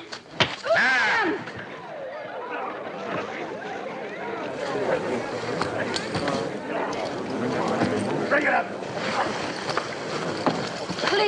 Please search me and let's get this thing over with. Cassie, your word should be enough. The word of Adam Vance's wife should be enough. All right, let's have it. So far, the only words we've heard have been from you. Adam Vance denying the guilt of Adam Vance's wife. Mrs. Vance, do you deny taking the Jenkins money? I do. Do you deny being in prison? In cell 83 of the old Walnut Street Jail in Philadelphia? Do you deny that?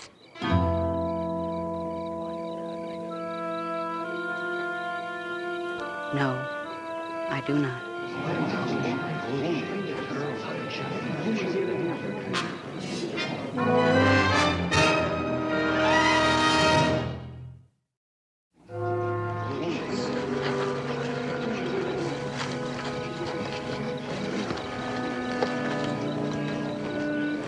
Adam, don't look at me like that.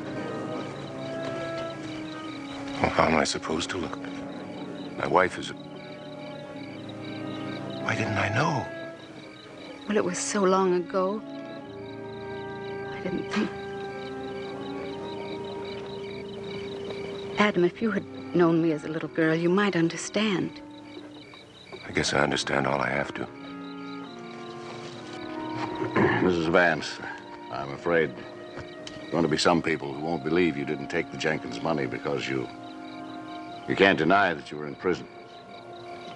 So under the circumstances and for the general benefit of everyone, I'm going to require that you be searched.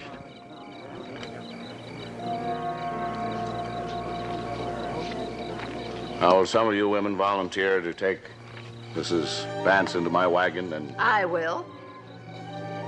Mrs. Ames? Anyone else? I will. Who'll give you leave? Thank you, Mrs. Sharp. Now, you ladies will take Mrs. Vance into my wagon, search her, and report back to me. In the meantime, we'll search the Vance wagon.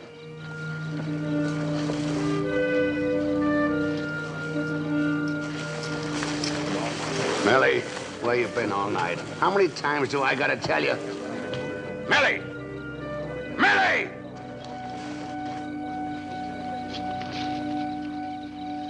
I feel kind of ashamed. A duty is a duty, and I have always done my duty. Oh, yes.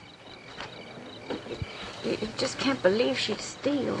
A nice lady like Mrs. Vance. I guess you just can't tell. I can. All you have to do is look at the eyes. Duke?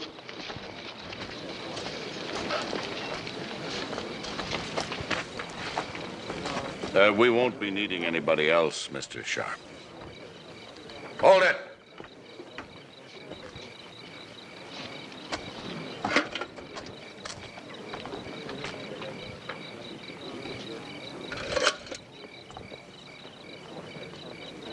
Make yourselves welcome. Thank you.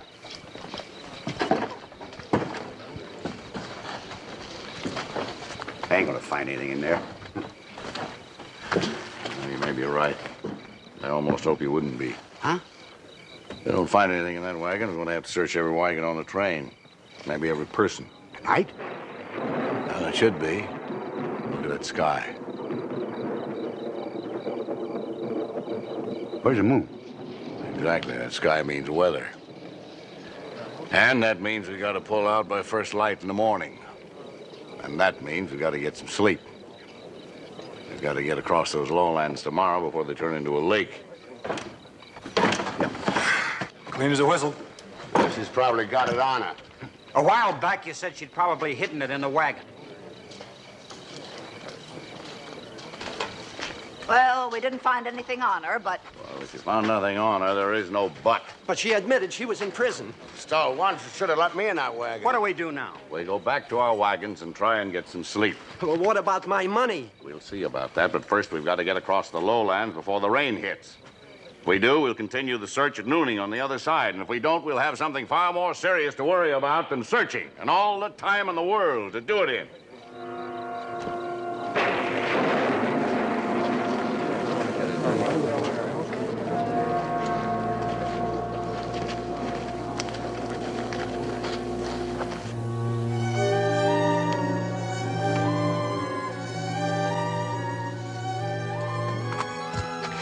Don't close it.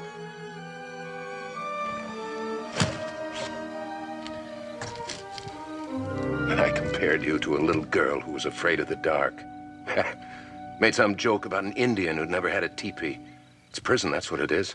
That's what you've got against Dawes, the fact that you've been in prison. Adam. How? Why? Adam, my mother was 17 years old when I was born. My father was 50. He never really forgave me for being born, or for being born a girl. Cassie, I don't want to know about your father. I want to know about you. About your being in prison. About my wife being in prison. But that is about me. You see, darling, I was raised without laughter, without beauty, without love. Oh, I wanted so much to have something pretty. Adam, if you just listen, you might understand. Sure.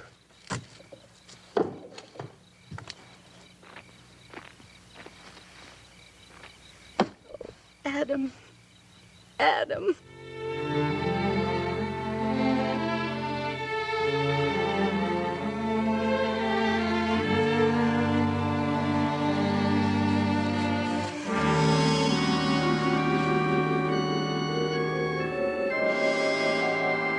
I wanted to talk to you about your daughter, Mr. Holland, before I... Would you care to sit down? No, thank you, Judge. Well, I wanted to talk to you before I pass sentence. Your daughter's very young. She is a woman. Legally, yes. Still, she is very young and has an air of, if I may use the term, of innocence about her. She is a woman. Of course, she did have the stolen goods in her possession. In that, she was guilty.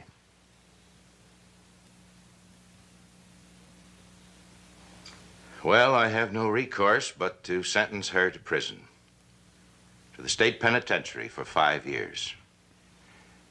It is, of course, possible that she might not have to serve the full 5 years.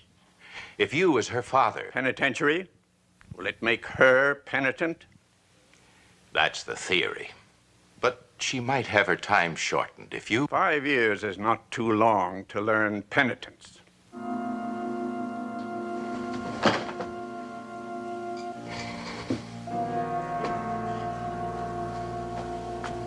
Miss Holland.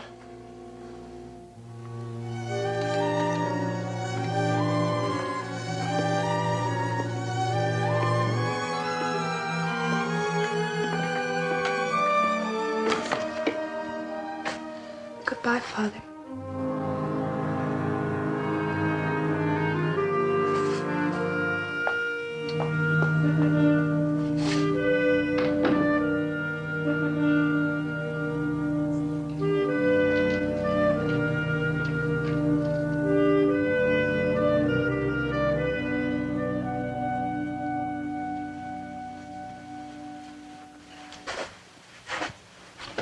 You will not be beaten here or mistreated. Naturally, you're here to be punished, but you're also here to reflect upon your misdeeds, become penitent, thus resolve to err no more. Yes, sir, I will. You're not to speak, that is a rule. You will search into your soul in silence. That is a rule. Yes, sir, Do you understand what a rule is?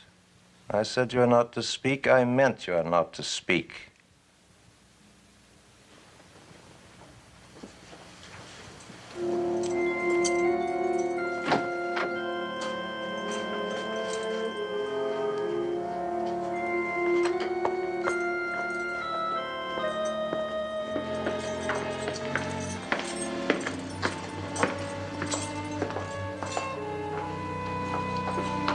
Now, it is necessary for you to understand what we're doing here.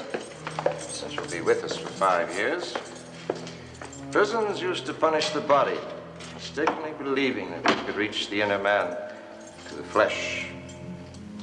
With us, solitude and silence have replaced the whip.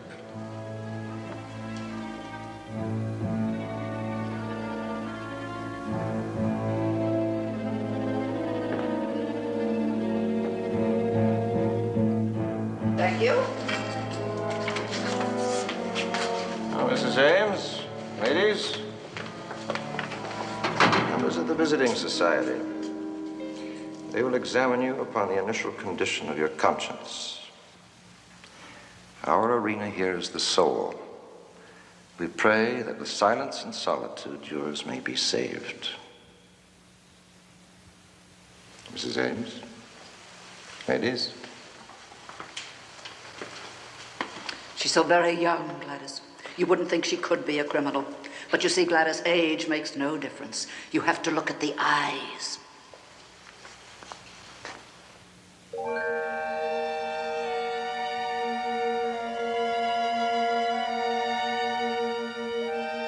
Number 83. My name is Cassie. You see, Gladys, insubordinate from the very beginning. There is one thing you have to remember, Gladys, about criminals, animals, and children. Never let them get the upper hand. I learned that very early with my son Hollis, and believe me, it's been to his advantage. Number 83, you are here to learn penitence. Yes, ma'am. I can see that in your case it's going to take a long time. Number 83, you must begin by contemplating your crime. Dwell upon it. Concentrate its evil on your heart. In that way you'll prepare the ground for penitence. And I shall come back when you have accomplished that. Girls?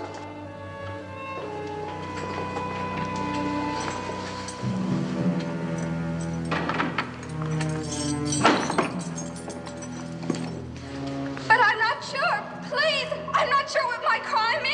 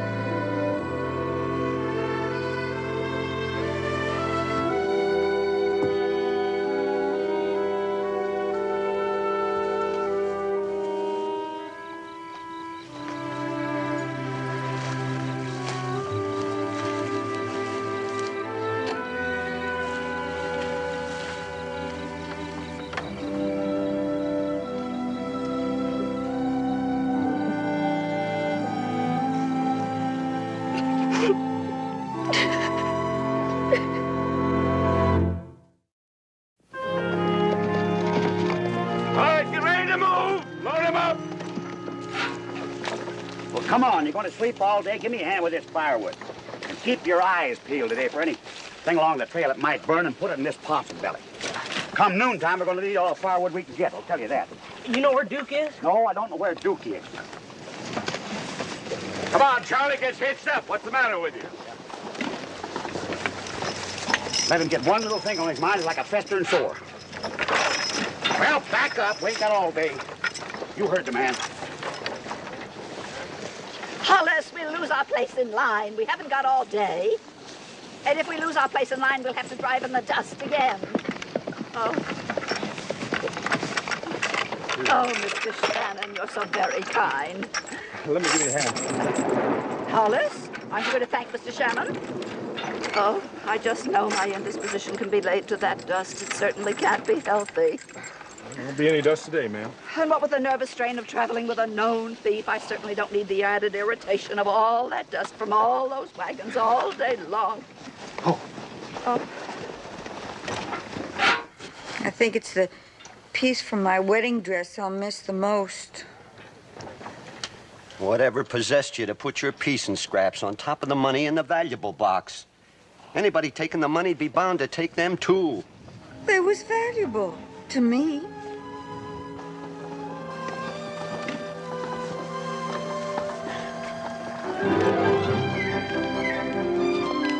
Hey, Duke!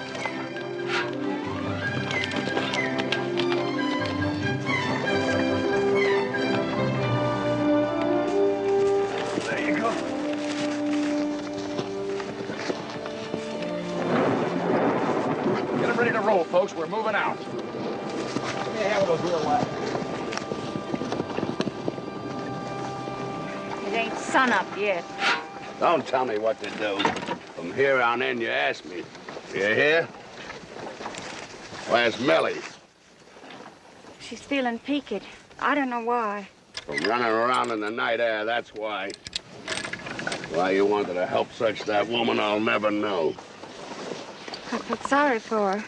Everybody picking on her. We're gonna be searched, too. You gonna feel sorry for us? Yeah. Davy? Hi, Davy.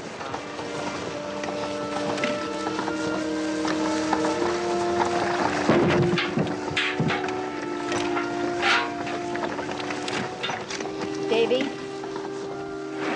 Adam, we're going to have to talk about it sometime. Oh, I almost forgot.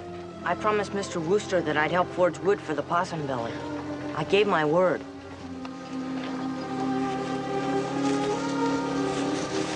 All right, son. You keep your word. Always keep your word.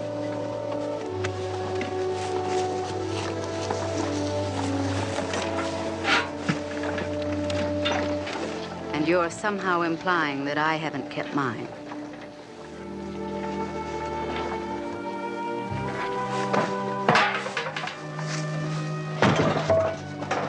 I'll walk for a while. If you get too far ahead, I'll catch up in another wagon.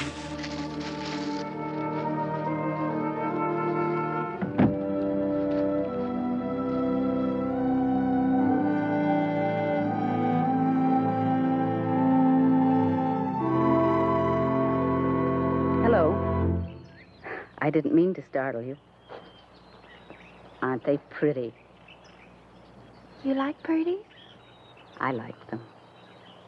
Not everybody likes them. Well, not everybody sees them. Gonna be a real skybuster. Miss Vance, did you really steal way back yonder like they all said? I don't know, Millie. After all these years, I really don't know. I don't suppose you could understand that. Yes, Emma. I reckon I could. You could? Well, then we should know each other better. My pa, he don't cotton to me talking to strangers. We could be friends. He don't take no truck to me having friends, neither. But he ain't mean, you know. He just... I don't reckon you could understand that. I reckon I could. Aren't you going to pick them? They just wither. Ain't very many purties can stand being held in my hand.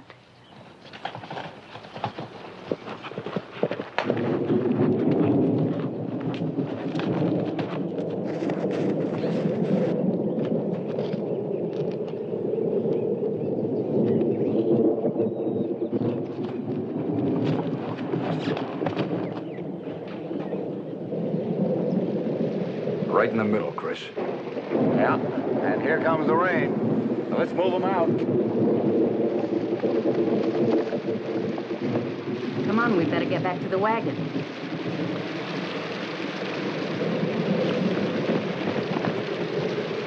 All right, let's go. Let's pull out. Rain's a-coming. Oh!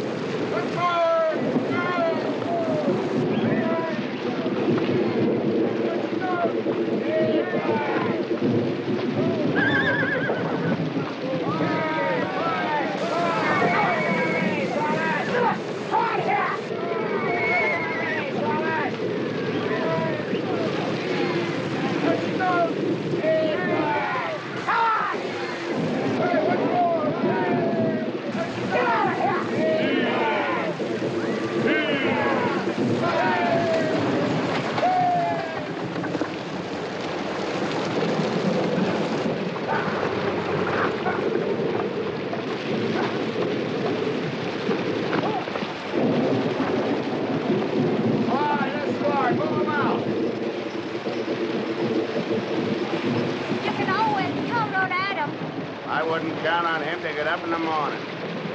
Him being married to the same woman for 15 years and not knowing she's been in prison. Ha ha! Get up there, let's go!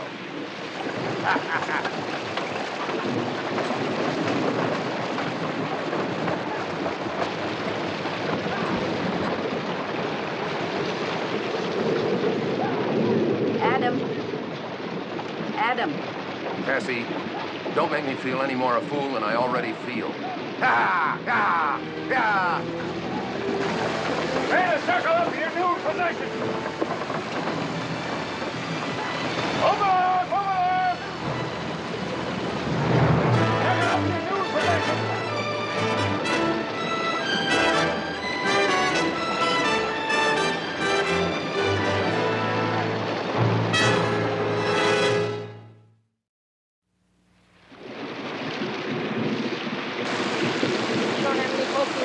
Well, I got a paw. Don't Smith keep him with them? No, not since I met Mr. Hale and my other friends on the wagon train. Yeah, but friends ain't the same as folks, you know. No, they're better. You see, a friend chooses you for what you are, and you choose him. Both know what you're getting. A friend, you see, knows all about the bad parts of your character beforehand, and he's still your friend. But with folks, it's kind of different. It's like buying a pig in a poke and vice versa. But a friend you can count on. Hey, come on, let's go.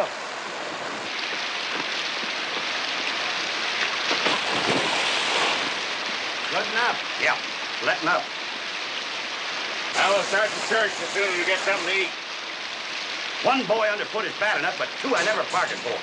What are you, another stray? Folks run you off, huh? I don't know. Well, it's too bad. Could sure use some help with the stock. Well, don't look at me. Well, I do.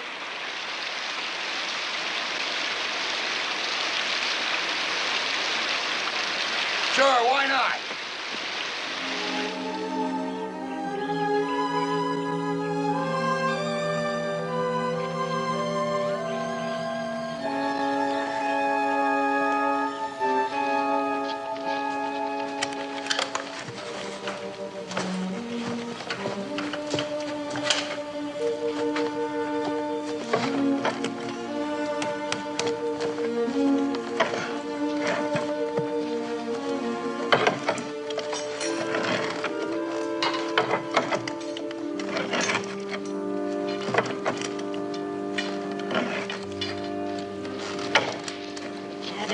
You must talk to me. I've tried to explain over and over, but you won't listen. So I won't try again. But I can't stand this silence. That was almost the worst part of being in prison. The silence. The accusing silence. Please, Adam. I kept thinking that if no one would say a word to me, I must be the most wicked person in the whole world, because how does it go in the Bible? In the beginning was the Word, and the Word was with God, and the Word was God.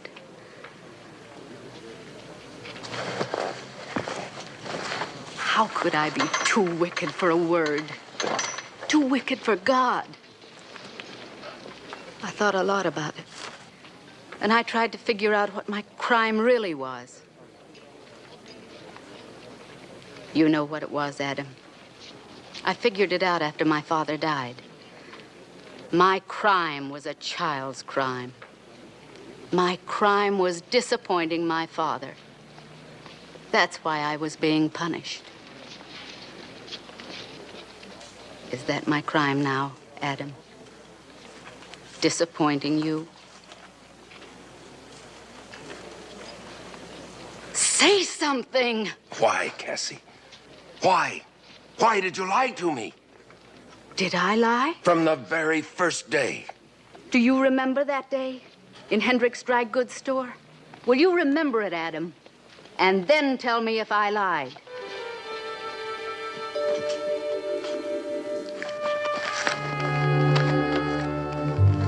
Thank you.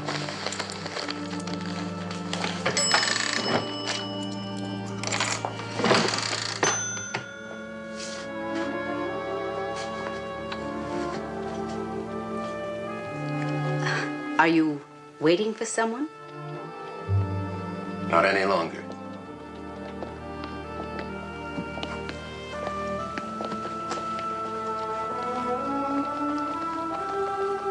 Well, are you interested in material? I'm interested.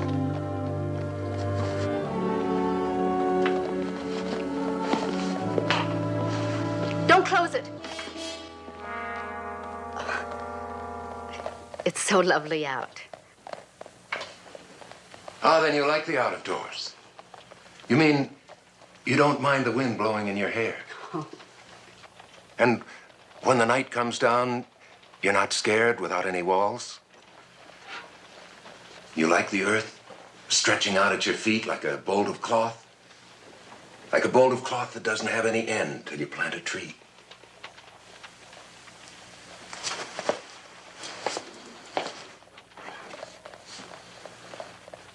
Well, if I knew what you had in mind, is it for your wife? Do you like it? Oh, yes. I'll take it then, for my wife. If you'll be my wife. Oh, now you're going to say a lot of things, and all of them will be beside the point. You're going to talk about time and getting acquainted and families and background. Yes. They're all unimportant. Unimportant? Is your family here? No. Are they dead then? Yes, but... But you're going to say, he doesn't even know where I come from. But you don't. Ah, but I do. You come from wherever it is that marriages are arranged to me. And I come from 40 miles due south of here. It's a new land out here. It takes new ways. It's a land that hasn't got the time for the ways that we used to know. Yes, but... And if we take that time, then we lose the land. It falls through our fingers. But... I want a wife. I need a wife. I think I found a wife. Oh, but you're going to say, it's all happening too fast. He's never even seen me before. But I have. It seems to me I've seen someone very like you ever since I left off being a boy. Do you still think we need the time? Yes. All right, then. We have the time. We have all the time in the world. Don't you see? We have all the time there is. Well, then, if we have all the time in the world, certainly you're not going to say, but what'll people think if we don't take that time? People will think Adam Vance is the luckiest fella in Missouri. People will think... What's your name? Cassie. Cassie? Cassie Holland. Cassie Holland. Well, people are going to think that Cassie Holland has got herself a man who's going to spend one half the rest of his life being knee-bending grateful for his luck, and the other half of his days telling the world about it. Well? But there are certain things... Well, you really don't know anything about me at all. I know everything about you. I love you.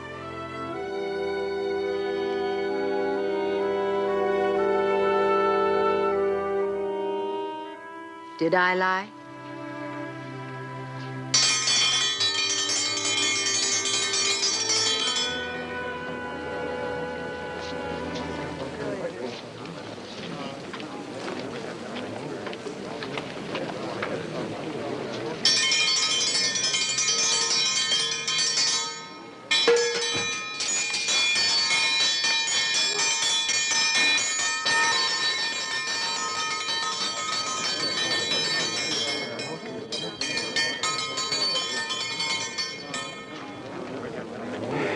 Now, folks,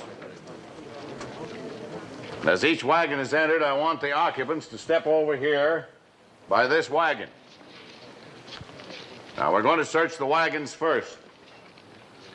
If nothing's found in the wagons, we're going to begin the personal search of each one of you. I hope that won't be necessary.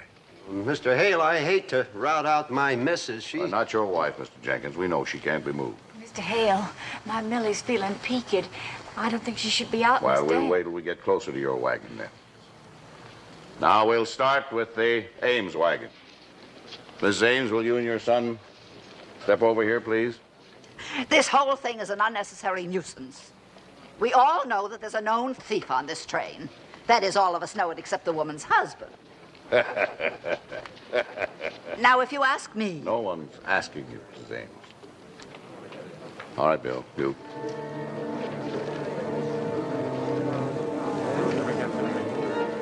Oh, Barney. Thought Davy was with you. No, sir, he's helping Coop with the stock. Huh.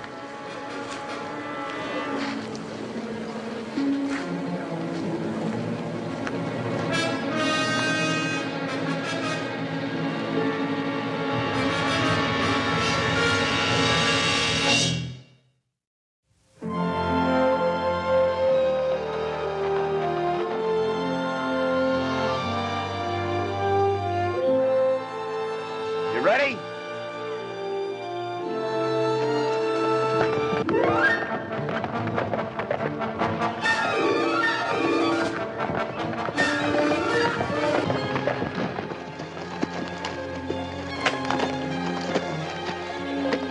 You all right? Yeah. Are you sure? Yeah. Good boy. We'll try it again.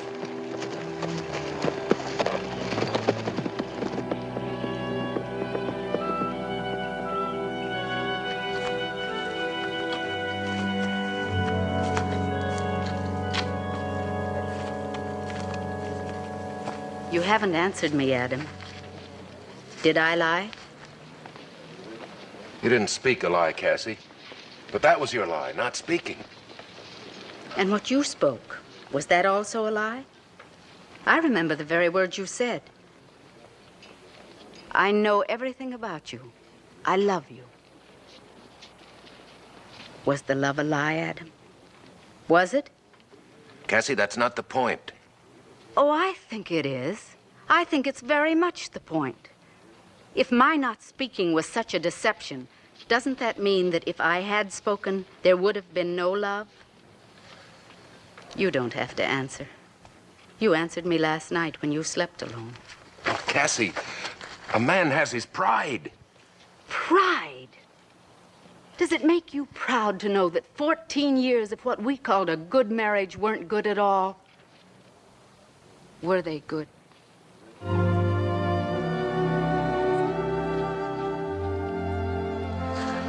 Cassie.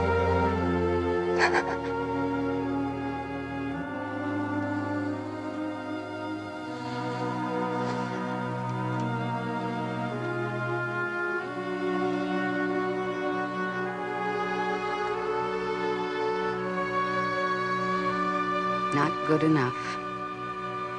14 good years aren't good enough to wipe out 5 bad ones. Were they? Twice 14 good ones wouldn't be enough. Cassie, you made me look such a fool. And that's it, isn't it? It isn't the 5 years I spent in prison. It isn't the fear that I might have been guilty then or now.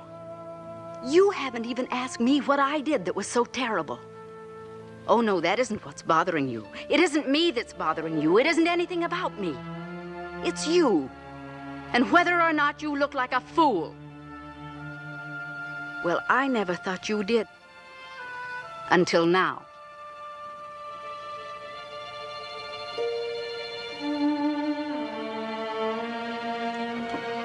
Adam, where are you going? There'll be other wagon trains along, going in the opposite direction. I'm sure you can get on one of them. Adam! Come back. What for?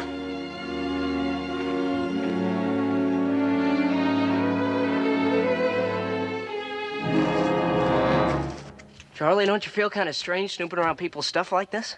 I don't feel strange at all. I've been doing this for years. In fact, this ain't the first time Mr. Chris has asked me to do a little snooping. I mean, detecting. You don't think he hires me just to cook on his wagon train, do you? Well, I've wondered about that. You did? Yeah, from what Bill and the other fellows say about your cooking sometimes, well, I figured... That ain't what I mean, Barney. I've got me a nose for detecting. In fact, cooking for Mr. Chris is what is called my nom de plumage. Your what? That's French, Barney. It's kind of like a disguise. You know what a disguise is. Sure, I know what a disguise is. You do? Yeah, it's like when you pour a bucket of brown gravy over last week's stew and give it some fancy name like it wasn't stew anymore. Well, something like that. Well, I'll start looking under the bunk. Wait a minute, Barney. You have absolutely no nose at all for detecting. Well, where do you want me to start, Charlie? You don't have to get on your hands and knees and crawl around root under the bunks, do you? I don't. How else are we going to get the wagon searched? I'll explain it to you. The first thing you got to do when it comes to detecting is to do what is called among us detectives is deducting. You ready? Yeah? We'll get up. Now, whose wagon is this? Why, it's Mr. Kelly's, of course. Right. You're doing real good. Now, how much does Mr. Kelly weigh? Oh, I bet he weighs... Well, he's awful heavy. Now, you're right again, buddy. He's fat. You're doing real good. Now is where we get to the real deducting. Are you ready? Boy, I can't wait. Good. Charlie, aren't you through in here yet? No. Charlie's just about found it, Bill. No, I haven't. You haven't? What have you been doing in here, Charlie? I've been teaching Barney the art of detecting. Oh, I'm sorry, Charlie. Well, you hadn't even started to... Wait a minute, Bill. Let me explain it to the boy. Barney, this is Mr. Kelly's wagon, right? Right. And Mr. Kelly is very fat, right? Right. So? Oh, I get it. You get what? Mr. Kelly couldn't have hid the money under the bunk because Mr. Kelly's too fat to bend over and put the money under the bunk, right? Right. So we don't have to look under there, right? He's got it, Bill. He's got it. I got it. So, Mr. Wooster, you're not going to look under the bunk, hmm? Oh, no, we don't have to. And Mr. West, you're not going to look up on top of those crates, hmm? No. Bill, I've always said you had a great head on them shoulders. You got it too, Bill. He's got it, yeah. I'll tell you what I got. What? I got 2 gold bricks. Oh? Now, Mr. Wooster, I want you to get down on your knees and look underneath that bunk. Yeah. And Mr. West, I want you to climb up on top of those crates and look up there. And after you get through, I want you to go through all these trunks in this wagon. Now, have you got it? Yeah, we got it. Yeah. Well, get out! Oh, yeah.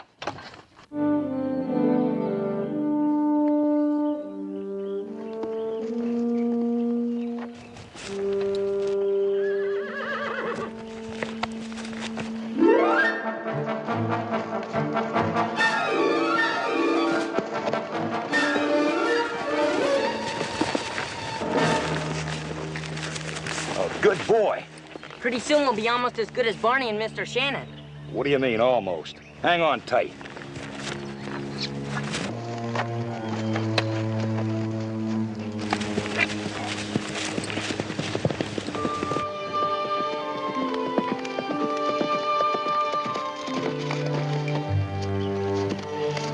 Hey, that's my mom.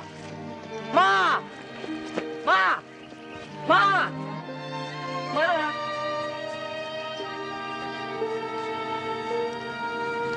I didn't hear you.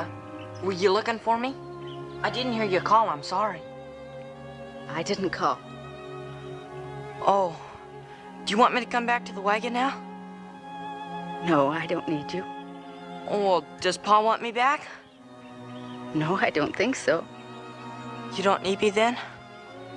For anything? No, I don't need you for anything.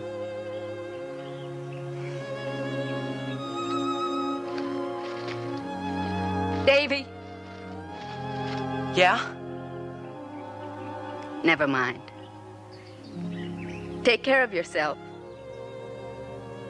You can take care of yourself, can't you? Yes, son. Yes. You're a big boy now. Well, go on back to whatever you were doing.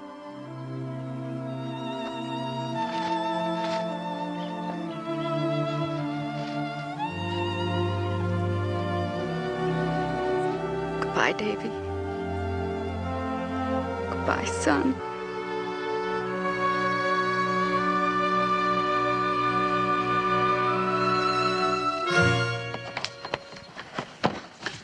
Hey, what's that? What? Ain't them crazy scraps we've been looking for? No, I guess it ain't. Uh-oh. What happened? I dropped it. What? My lucky penny. Rolled in there someplace. Here, I'll help you. Good. Has to be here someplace, Barney. Don't worry, Charlie. We'll find it. We gotta find it, Barney. Old Charlie'd be a dead duck without it. Charlie, I said to search it, not tear it apart. We ain't found it, Bill. Well, if you haven't found it by now, you never will. Where's Barney? He's in there. Barney, come out of there. Hey, wait, I see it. You do? Charlie, I never would have thought this of Kelly. Here, Bill. Hold this. Come on, Barney. You got it. I got it, Charlie. There it is. Oh, fine. He found it. What is that? That's my lucky penny. I dropped it. Do you mean to tell me you've been looking all the time for that? How about the missing money? We're going to start right now looking for the money, Bill. Ain't we, Barney? Yes, yeah, sir. Yeah. Oh. Mr. Smith? Yeah? Do you have any bad parts to your character? Sure. You do? Sure I do. I get riled awful easy, Davy. I've never learned to keep a tight rein on my temper. Why? I have some bad parts to my character, too. You do? Yeah. I'm not good for very much. You helped me hobble those horses real good. Oh, I don't mean chore good. I mean... Well, you know how some folks have kids who are good all the time, so that everybody loves them all the time?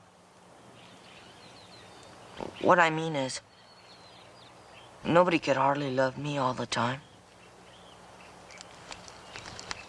Well, then, I reckon that makes us a pair. Because I'm not the most lovable cuss in the world either. Last I heard tell.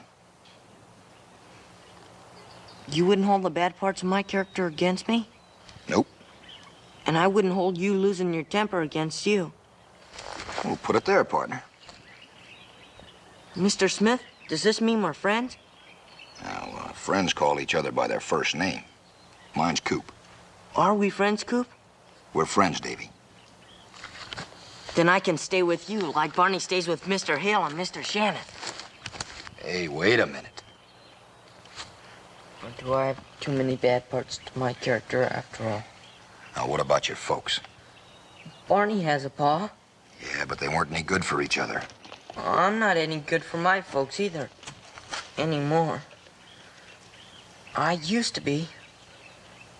Always before when they'd have a falling out. Like folks do. They'd always end up by looking at me and saying, there I was. Their own love. Walking on my own 2 feet and talking out of my own mouth. Me, you understand? And their love.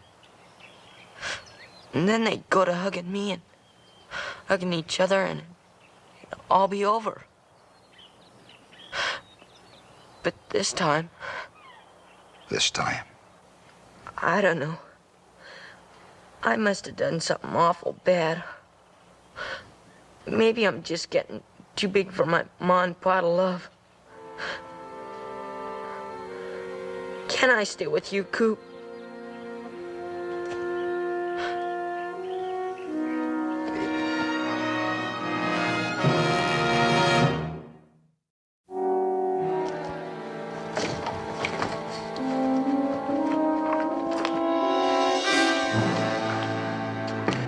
All right, Mr. and Mrs. Sharp. Go ahead, Bill. Yes.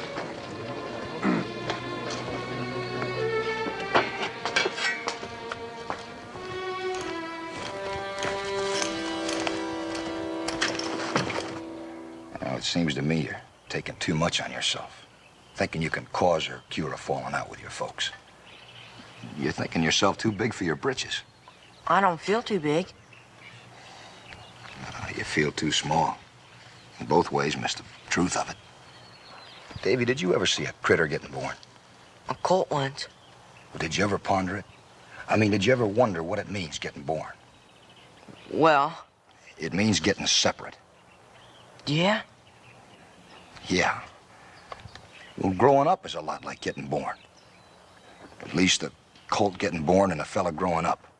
They both got to get separate before they can get the job done. Then I should leave my folks, like Barney? No, not that kind of separate. Not with your body. With your feelings. Like if you're feeling lonely. Knowing it's you feeling lonely. Not thinking it's somebody else not loving you. I'm not very good at this, Davy. I'm better at doing than I am at talking. How long does it take a person to grow up, Coop? Shucks, we never do get the job done. Not even grown-ups? No.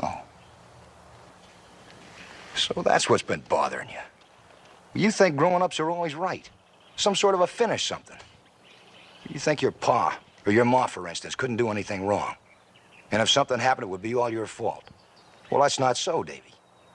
Oh, we never get the job finished. Growing up is just like doing chores. Just because you do them in the morning, that doesn't mean they won't be there to do over again tomorrow. Yeah. Well, that's a lot of it, Chris. No money. You wouldn't believe some of the things folks are carrying. One woman had the keys to a piano. No piano, just the keys. And I don't like it.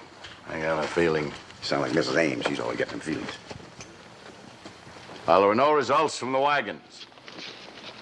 So if you ladies will all get in one group over here, you men in another over here. What about the Vance wagon? We've already searched the Vance wagon. Last night, How do we know what's happened since then? She's clever, she is. Step right this way. Come on, keep moving.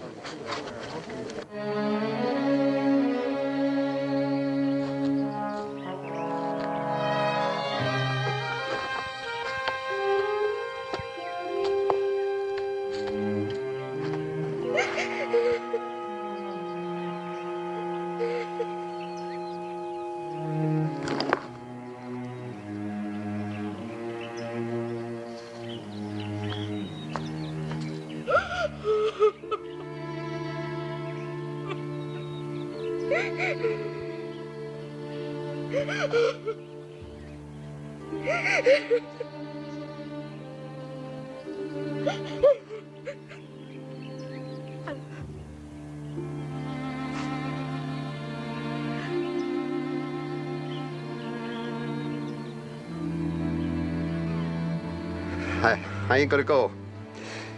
I ain't gonna leave this place till I get my money back. Mr. Hale. Mr. Hale. Mr. Hale. Mr. Jenkins. I'm too old to start over again with nothing to start on. And I ain't gonna stir from this place. I ain't gonna leave here till you find out who... Mr. Jenkins, come on.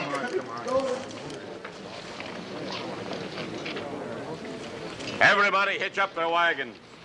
Get ready to move.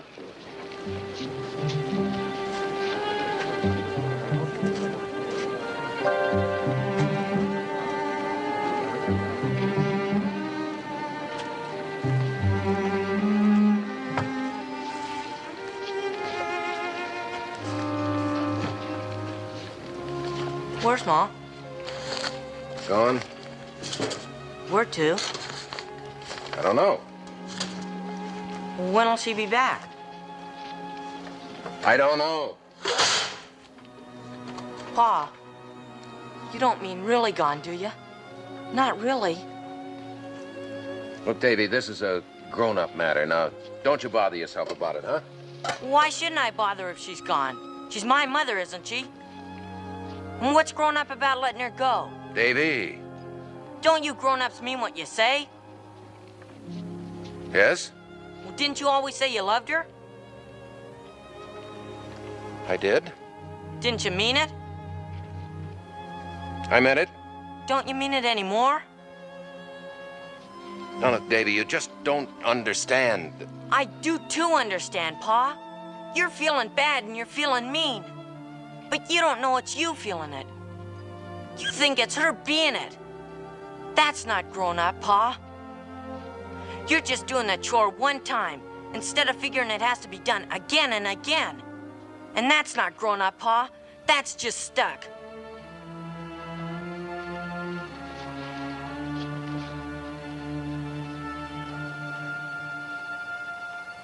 Davy. Davy, what would you say if, by being stuck, as you say, I've lost us your mother? Then I tell you to get unstuck, Pa, and find her for us. Find her, because if you don't, I will.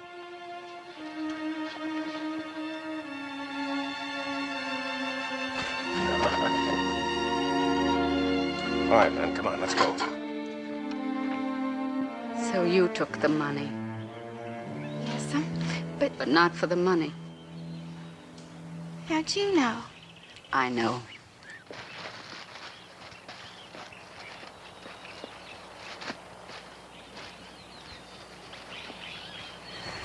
I didn't even know the money's in the box.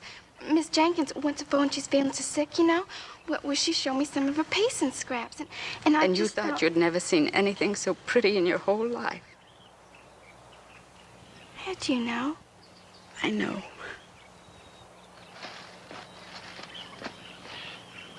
Because I was like you, and my crime was like yours.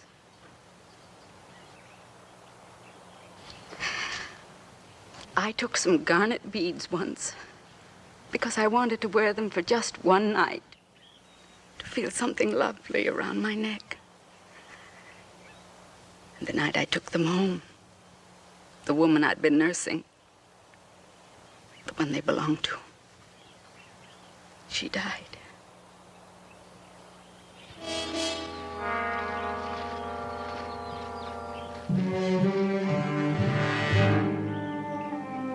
Millie, you can't bury the money. The Jenkins need it. But my paw skinned me. Miss Vance, you don't know my paw. I mean, he'll really skin me. I know. Millie, it can't happen twice. I won't let it happen twice. I'll take the box. But they'll blame you, sure. They blame me now. The ones I care about blame me already. Yeah, see? Mr. Hale! Mr. Hale, I found it! Mr. Hale! Pa, don't, Pa. Please, she didn't steal it. Keep your mouth shut. I'll tend to you later. Please, Pa, please. You'll keep your mouth shut or you'll live to regret it. Mr. Hale! Mr. Sharp, you'll live to regret it if you don't keep your mouth shut and take your hands off that child. You trying to tell me what to do with my own kin? I'm telling you what not to do with mine. I seen your wife with that money. I'll rouse the whole camp. I wish you would, Mr. Sharp. I almost wish you would. Why, you? Go ahead. I'm just dying for an excuse to tie into you. But it wouldn't be a fair fight. Even though there'd be two fathers like you and only one of me, it still wouldn't be a fair fight. Mr. Hale. Here's the money and the piece and scraps. You'll give them back where they belong? Tonight, after supper, Mr. Sharp and I will come over and tell you a story. I'll be very interested to hear it. A story that almost happened twice.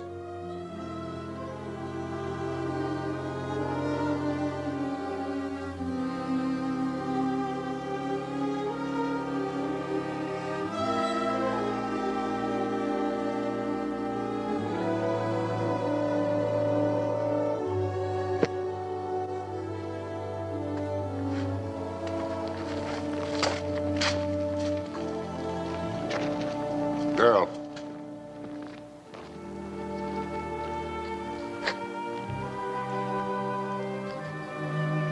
Millie.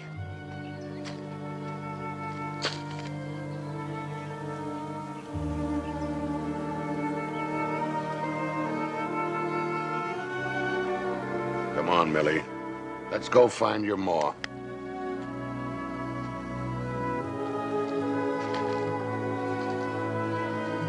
I'll, go hitch up the horses.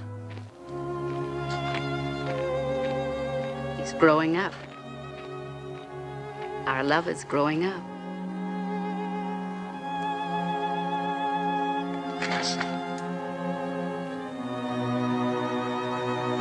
Wagon!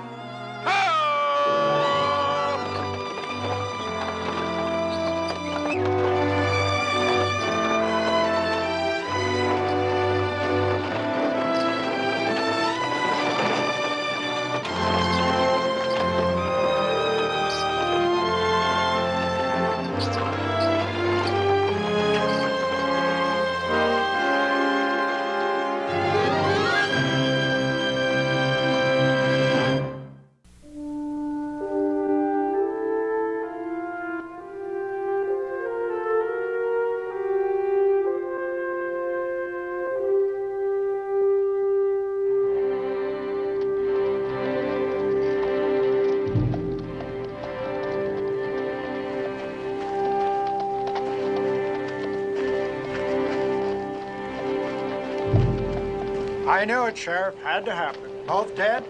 Not yet. Yeah, that fellow was in my store not more than a couple of hours ago. I warned him. How'd his clothes get so burned? Have you seen the doc? No, Doc's with Gertie Flynn. She's due. Where's Kane's bride-to-be? I don't know. Yeah, well, he's in no shape to get married now. All his gold won't help. You know anything about this one, Ben? No, only he's from a wagon train. Said his name was Smith. Coop Smith. Claims he's a good friend of John Kane. Oh, well, even if that was so, he's got no one hereabouts, that's for sure. You'd better get word to the doc, Ben. See if you can find Kane's kinfolk, huh? Ain't got no one, but that girl that he brought out to marry. Well, then you'd better get her.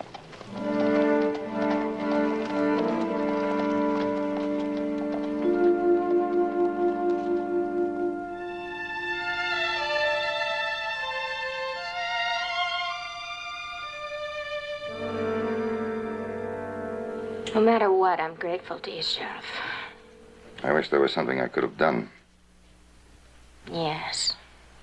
I wish there was something I could have done, too. You were getting ready to board the eastbound stage when they found you. Yes. Change your mind about marrying John Kane? Does that matter now? Did you see this Cooper Smith before he tangled with John Kane? I never saw him or heard of him before I saw him in there. How long have you known John? We grew up together. I've known him all my life. Funny you never heard of Cooper Smith. I got it for a fact that they were as close as two men can be. That why you tried to kill him? Nobody knows exactly what happened out there. You know as well as I do. I can guess. But I'd like to know for sure, wouldn't you? He tried to kill him. What more do you have to know? The truth. You're sure you don't know Cooper Smith? No. He came to town. You were leaving in a hurry. They had a disagreement. It just occurred to me that... He's in bad shape, miss. What about Cooper Smith? He might live. There's a chance. I hope he lives. Then you do know him. I know him for what he is. He destroyed me. Death is too good for you. Just don't poison your mind until you know the truth.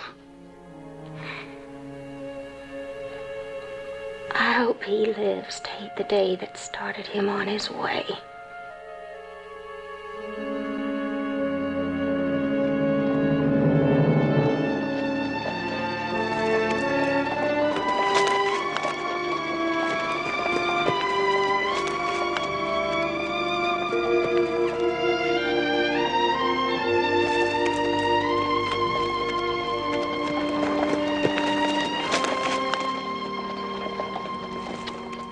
So, it's northwest through the mountains or southwest through that dry lake.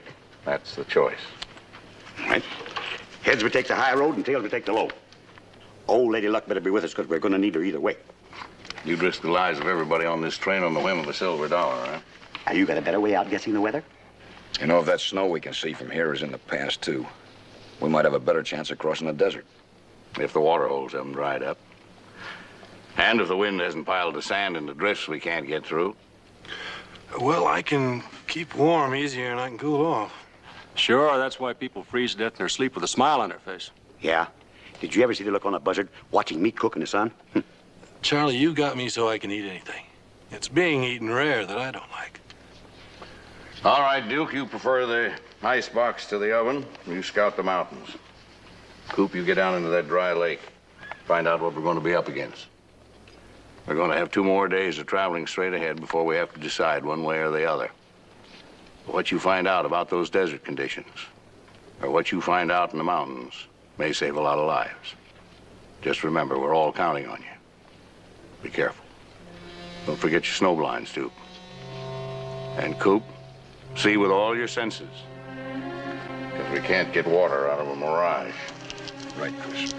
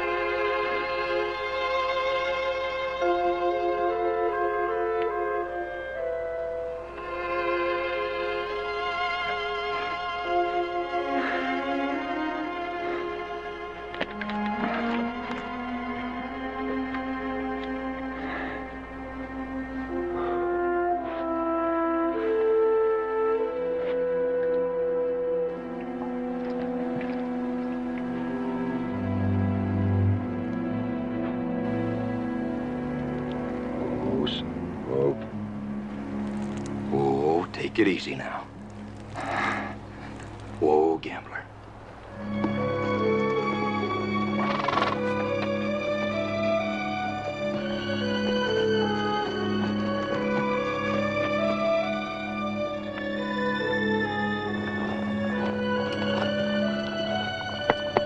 Well, sweat it out, old friend.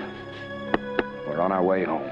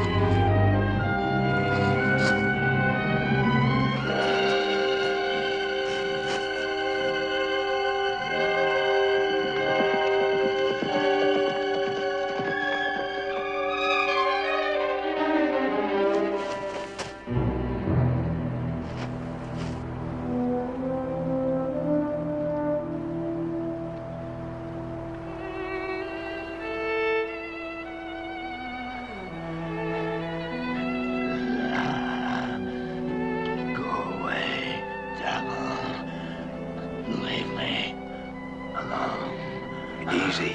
I'll give you anything.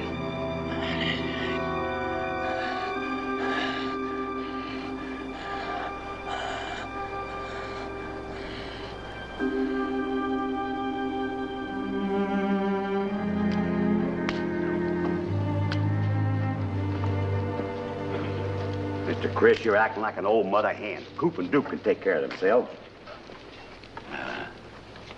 You ever have a premonition, Charlie? I'm not so sure. How do they affect you? Well, you might say they look like a black cloud passing in front of the sun. No spots, sores, or swelling? Nothing you put your finger on, huh? Now, premonition is more of a feeling you can't put your finger on.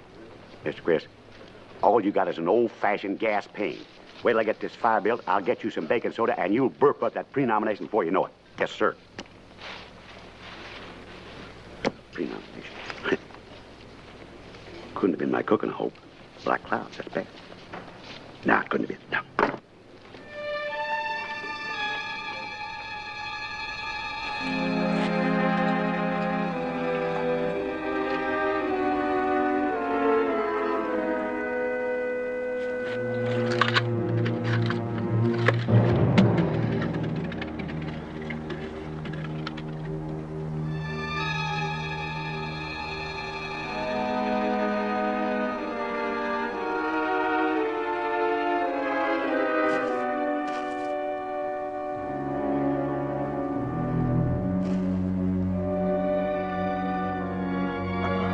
Easy, easy.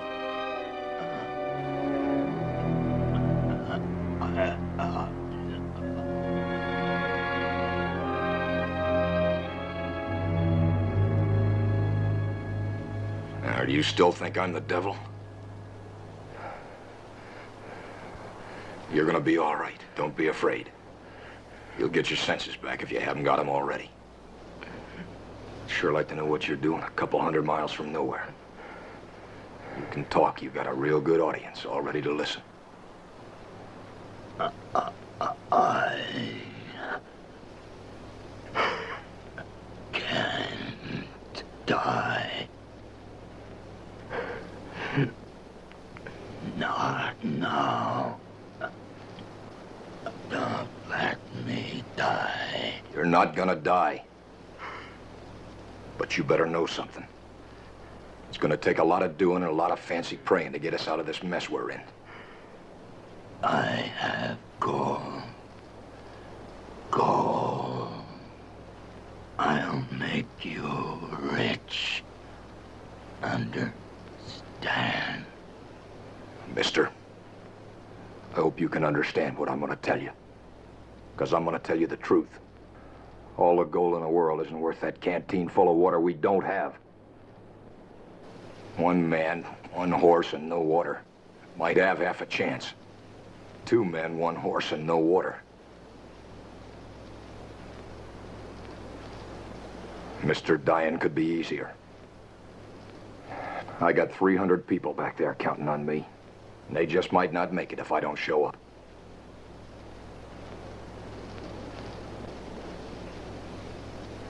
What's your name? Kane. John Kane. Cain. Like Cain and Abel? I'll make you rich. I'll give you gold. Sure. Sure.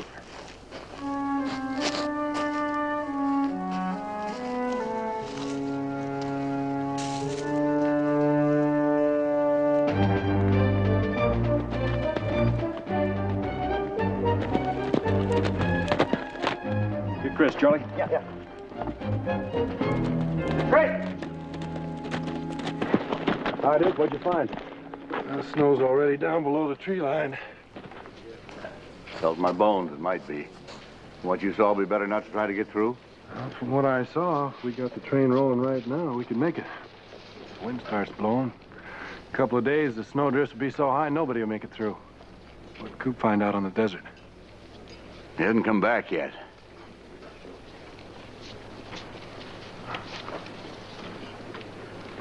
Mr. Chris, don't you think you ought to take some of my baking soda? I think you're getting to the preomination, you know. I'll get it.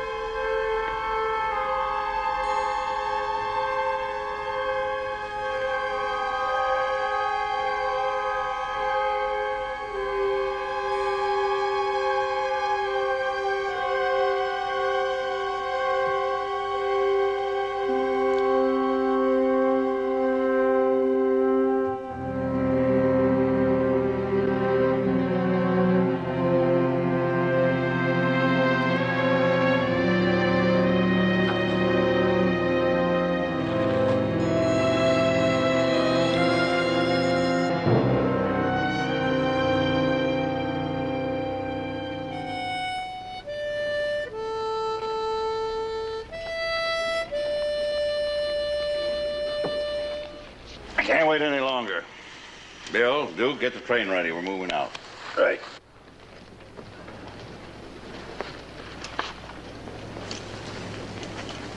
You taking them up through the pass, Mr. Chris?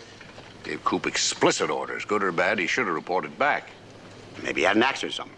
Ain't exactly a picnic ground out there, you know. Do you think I don't know that? If he hasn't caught up to the train by tonight, I'm going to send Bill out to track him down and bring him back. I don't know why you're so hot on the collar at Coop. Might be that he has a reason, you know. Who said I was all fired, riled up at Coop? Sticking out all the way like a sore thumb. Tail fellas will ruffle up at somebody. Chris, look what's coming.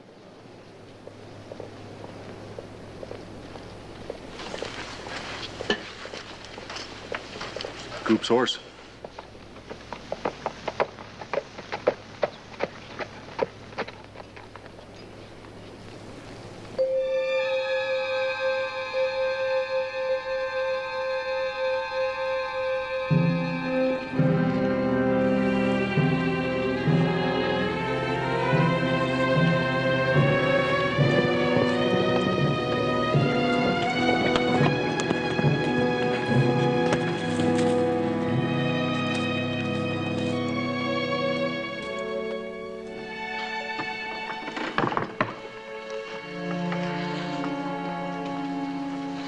Well, what do you think, Chris? Oh, he'll be all right. He can survive that combination of bear grease and hog fat that Charlie plastered all over his sunburned face. That other fellow, though. I never saw a body so dehydrated and still ticking. Certainly has a determination to live. The way he was raving when we brought him in, I think his brain's a little overcooked, too. He swore he'd give us his weight in gold if we gave him one more mouthful of water. Well, it's a good thing he didn't. The man in his condition killed himself drinking too much. Well, there's just nothing about the desert that I like. Well, that's too bad, because that's just where this wagon train's heading.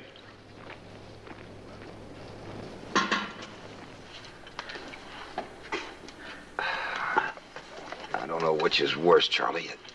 The sun poison or this bear grease. Well, there's one thing to say about being bone dry. It sure feels good when you get saturated again. Don't make me laugh with you. You'll crack my face. Hey, look. This water and sugar's sure making our fried friend perk up. Take it easy. You'll have plenty of time to raise Cain. Hey, did you hear that? Raise Cain, I said. What you did for me, how can I ever repay you? Just forget it. I couldn't very well just leave you out there, could I? I said I was going to make you rich. And I'm going to. Hey, just out of curiosity, what were you doing out there? 1,000,000 miles from nowhere without anything? I was so excited about my find. I rode my horse to death. I should have turned back. But I have to get back east. Gold blinds a man. Gold? I found a gold field. More gold than any man ever found in one spot. I got it legally claimed. And it's... Here's the sample of the ore and nuggets assayed out so as you can't hardly believe it. As soon as I get back east and arrange for mining stock to work my claim. You sure did strike it rich. A stroke of luck like this would turn any man's head. Now I know why you said you had to live. You're a lucky man, Cain. Real lucky. I'm lucky. I'm lucky you found me out there. Anybody would have done what I did. Besides, I didn't save you myself. Friends rode out and brought us both in. Well, Coop, I insist. And whether you think you deserve it or not, I'm assigning a good share of my gold mine to you. I'll tell you what, John. You're gonna let the public buy in on this sure thing, aren't you? Well, why not let me and my friends buy in on your share of good luck? Say, that's good thinking, Coop. Got a little nest egg myself, Mr. Kane. Been saving it for a long time. Been sitting on it, waiting for something good to come along. I'll be right back. Don't go away. Is that what you want, Coop? I think it'd be real nice of you to share it with the folks on this train. I don't see any reason for it to go to strangers, do you? If that's the way you want it, then that's the way it'll be. I don't expect or want anything for nothing.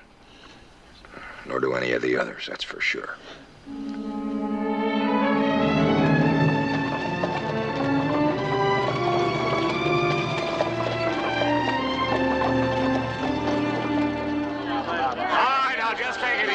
Get back now. There's no reason to hurry about this. Coop will be out. He's the only one you can make your purchases through. What'd you do, go up and down the line hollering Eureka? Eureka? I don't even know. Eureka is what Archimedes cried when he discovered the means of detecting gold. Eureka? Archimedes or nobody. All I told was Bill. All I told was Duke. Oh, I didn't see anything wrong in telling Rita. Rita? All right, now, just...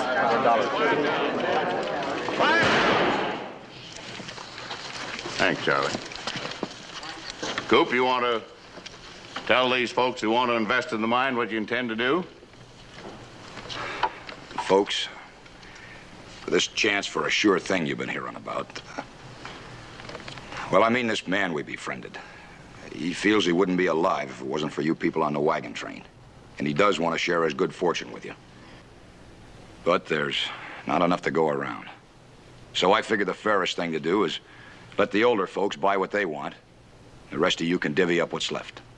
All right, that's the way Coop wants it. That's the way it's going to be. This wagon train's rolling in a few minutes. If you haven't taken on all the water you can store, I'd advise you to do it right now. Because in the desert, water can be more valuable than gold.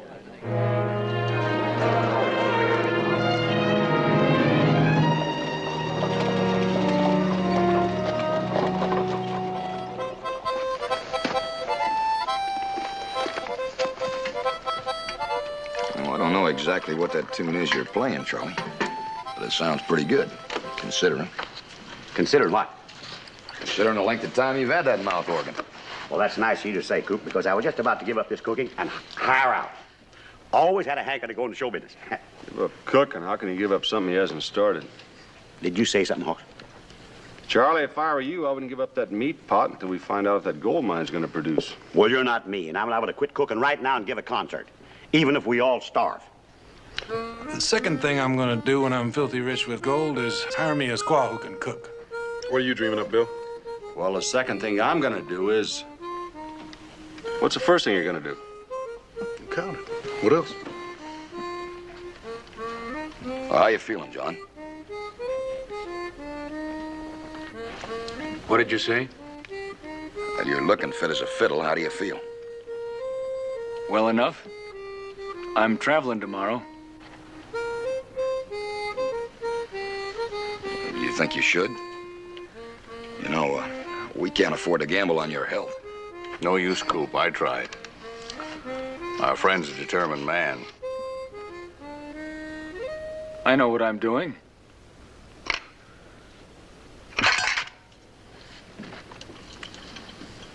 And I'll thank you all to leave me alone.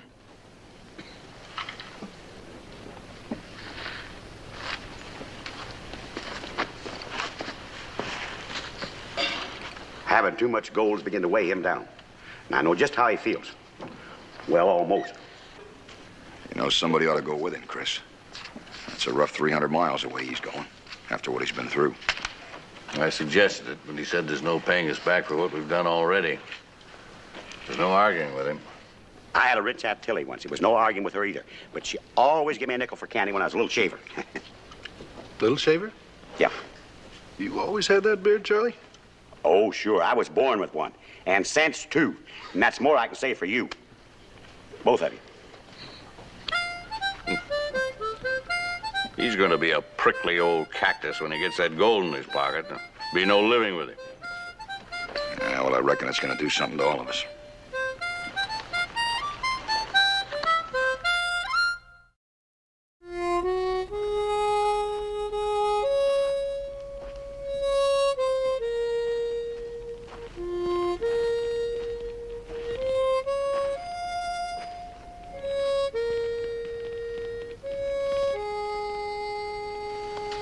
Chris? Hmm? Do you ever stop to think what makes a man's life? I mean, how if a man happens to take one road, the things that happen to him, where if he'd have taken another, it would have been altogether different. You know what I mean, don't you? Like if you hadn't gone ahead to scout that desert, you wouldn't have found John Kane. If you hadn't have found him just when you did, he would have died. And therefore, everything that's happening now, because Kane found that mine, which he wouldn't have found if he'd taken a different turn on 1,000 different trails, wouldn't be happening now. Yeah, that's right. That's what I've been thinking about. And if you hadn't have sent me out when you did, or if the snow hadn't have been early in the mountains this year. If my lumbago hadn't told me about that bad weather up north. Yeah. Well, if you track everything back far enough, you'll find out everybody's good fortune is due to my aching muscles. Which wouldn't be aching now if sour-dispositioned old stallion hadn't spooked at a badger hole and stacked me up over 20 years ago. Yeah, it sure beats all get out what makes a man's life. I wonder what would have happened if you'd have sent me scouting up ahead instead of Duke. You're pretty anxious to get worried about John Kane, aren't you? Yeah, I'm kind of curious. Well, just curb your curiosity. Getting to be just about that time.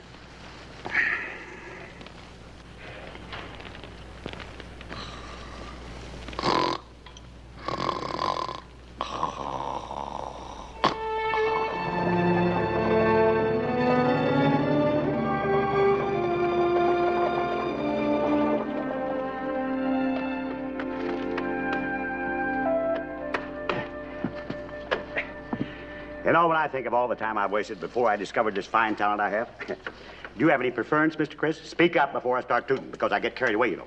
Temperamental? I don't know that, but I'll play a little number of my own.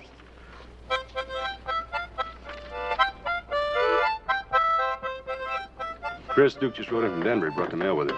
Oh, well, I thought he might. Tell everybody it's not already bedded down. We'll have a mail call, Bill. All right.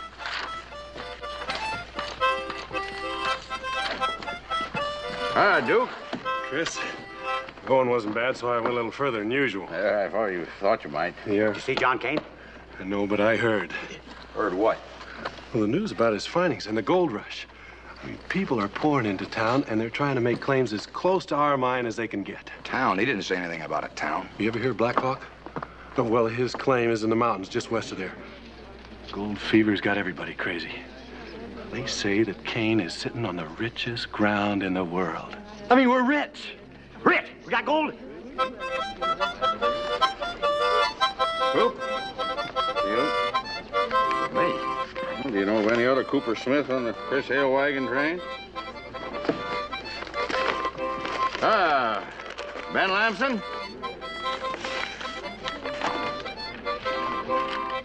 Chris Hale.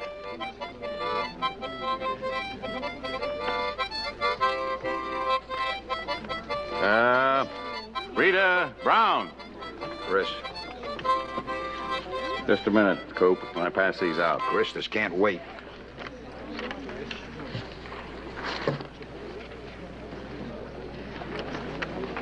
Read this.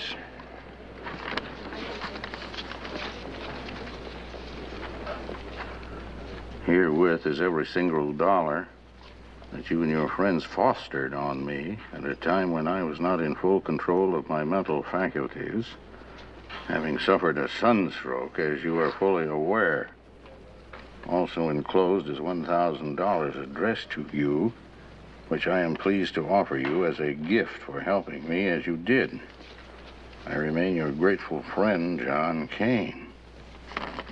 P.S. Tell your friends that I hold no malice for what they tried to do in taking advantage of my weakened condition. But should they be foolish enough to make any claims, I will be forced to take legal action as advised by my attorney. Well, we're in for troubles like you never did see. All these people are going to take this personally. He hoodwinked their friends out of all the gold they had coming. You any idea what this is liable to lead to? Well, sure, they'll tar and feather him. They can get their hands on him, but he's got gold, lots of it. And he'll have everything that gold can buy. You mean protection? Legal and not so legal. He can have an army if he figures that's what he needs. But we can't figure he's a sane man anymore. Beats everything. He gets out of giving us what belongs to us by claiming he's not a sound mind. Now he's got guns and men enough to prove he's sane. And we're the ones that are loco.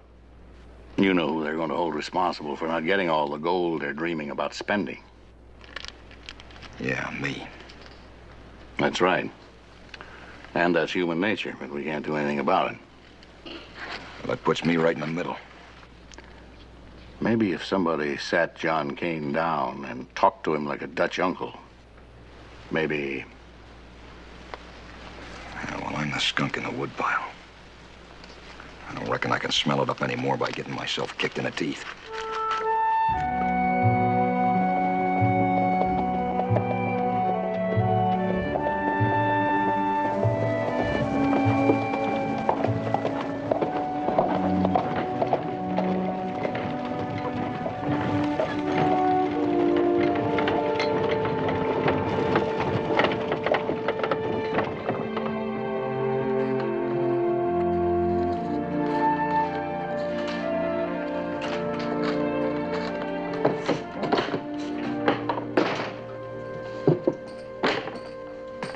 I'm Benjamin Gates. You can call me Benny, friend. Howdy. What can I do for you? Can tell you just got to town. Well, now, how can you tell that? Because you haven't got your hands on my money belt yet? That's right. You might as well hand it over and relax. I'll get it sooner or later. Don't try. Tell me where I can find John Kane. You gun for hire? Depends. He buying? Well, you can't get anybody to take the job. Everybody's working their own claim. If you can get a good price, I'll talk to him for you. Just tell me where I can find John Kane. He won't talk to anybody unless you're for hire. All right, then, point me in the direction of his claim. Can't get close to him. I had a chance to make enough to retire if I could get him to listen. You know Latimer Jensen? Ain't even heard of him? Jensen's a big shot. Head of the board of directors himself of Consolidated Mines Incorporated. They'll give John Kane $3 million. $3 million cash for his mine. He wouldn't even listen. Just laughed like a crow. What do you think of a guy who won't listen to a $3 million cash offer? Well, maybe he's got a warped sense of humor. Or else he's deaf. All right, give me a box of 45 shells. And tell me how I can find John Kane. Some well-placed lead will make him hear right good, huh? That what you're figuring? Now, which way did you say his claim was?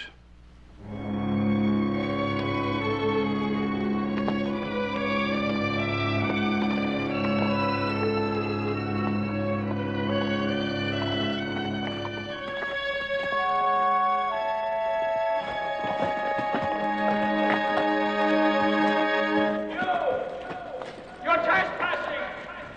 You get off my claim! Are you John Kane? It's none of your business who I am.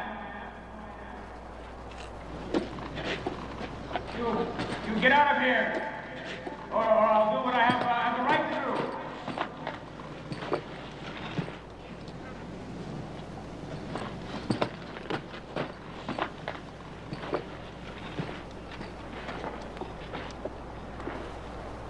This is your friend, Cooper Smith. I'm giving you fair warning.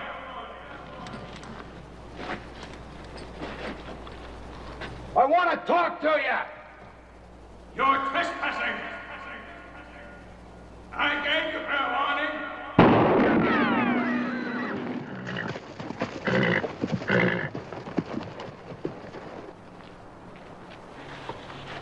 What are you trying to kill me for? What's the matter with you? I saved your life. Or are you forgetting that?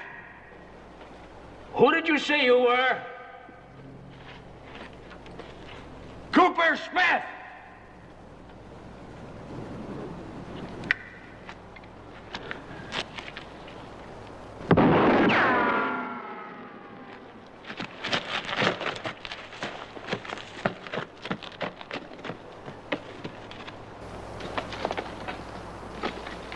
All right, I won't bother you anymore. Just let me get out of here. All right, Cooper Smith. For saving my life, I'll let you go.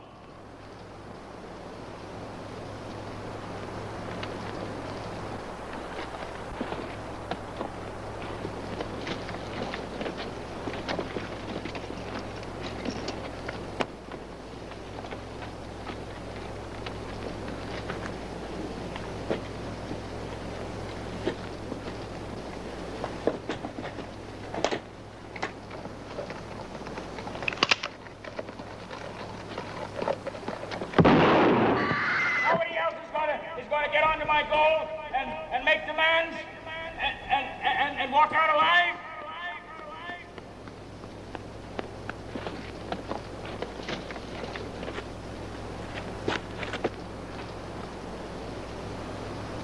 This is the last favor I'm giving you. Did you hear me? I said walk out. Listen to me. If you don't walk out, I'm going to take back on my offer. You hear? What are you up to? Do you hear me? I said, you can walk out. Listen to me. You have to walk out now, or I'll take back my offer. You're a sick man, Kane.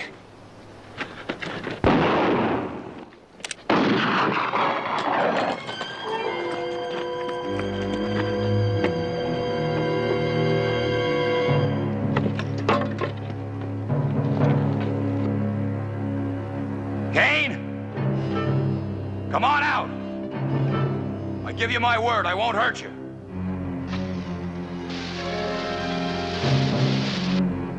All right, I'm coming down to get you. Don't try anything foolish.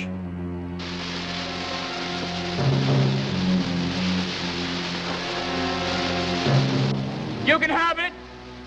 Everything I offered. Kane, get rid of that dynamite. Throw it!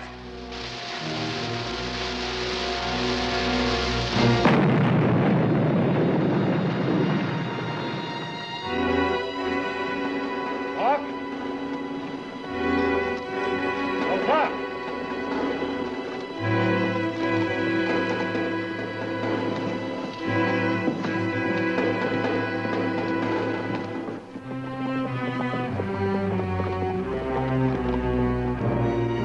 When there's nothing more you can do, being a doctor can be a...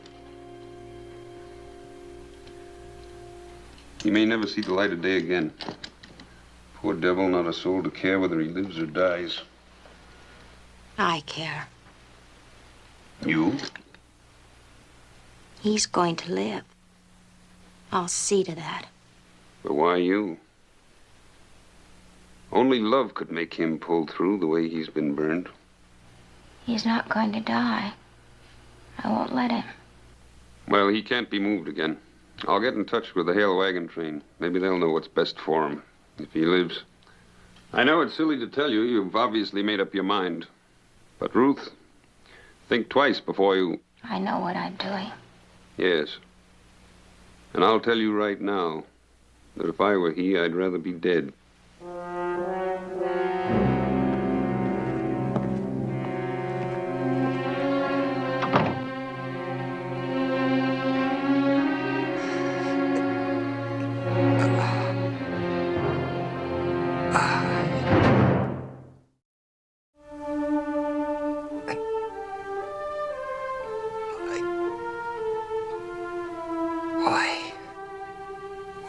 again I open my eyes,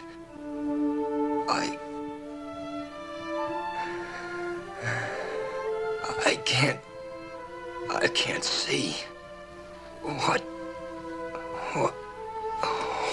What's happened? Are you in pain? What?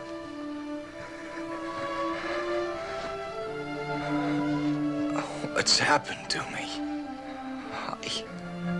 I can't see. You've been in an explosion. Don't you remember? Explosion.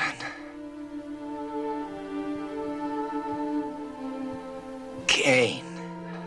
The dynamite. He didn't know what he was doing. I can't see you. My eyes. I'm burning up. Your face and hands are badly burned.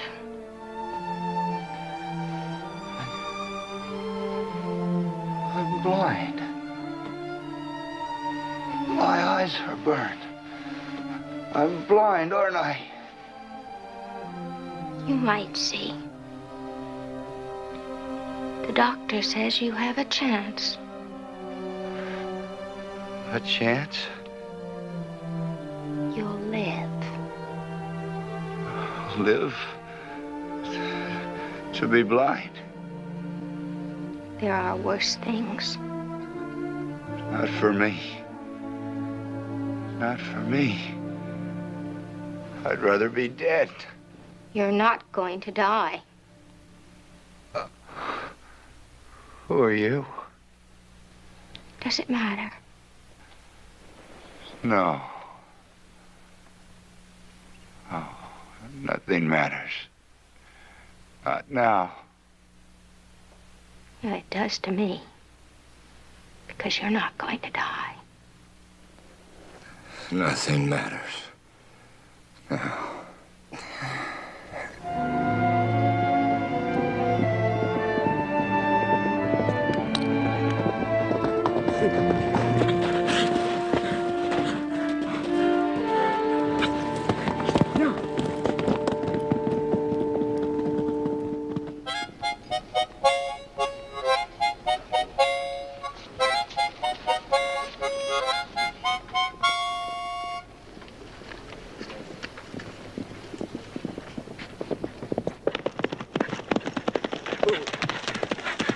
Chris! Coop's been in a bad accident. He's more dead than he is alive. I ran into a fellow from Blackhawk who's on his way here to tell you about it. Not so fast, Bill. What's this? Well, I didn't take his word for it, so I rode into Blackhawk and I saw the doctor. It's true, Chris. Coop's burnt blind. Did you see him? Oh, I tried to. There's some woman got him in her house. She's nursing him. Won't anybody even talk to him. She said if he lives, we'll be able to see him, even though he can't see us. She's taking care of him, and she said that frame of mind he's in, it's best for us to stay away. How far is Blackhawk? Straight ahead to the mountains, about 100 miles of crow flies. Charlie? There'll be enough grub for 4 days. Get my bedroll. Yes, sir. You're going to be in charge, Bill.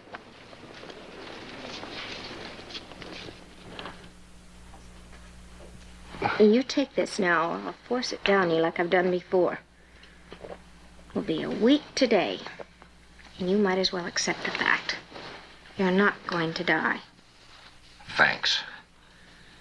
As long as you go on acting like a baby, I'll treat you as one. You know, I don't have to see you to know what you look like. And you might as well give up trying to insult me.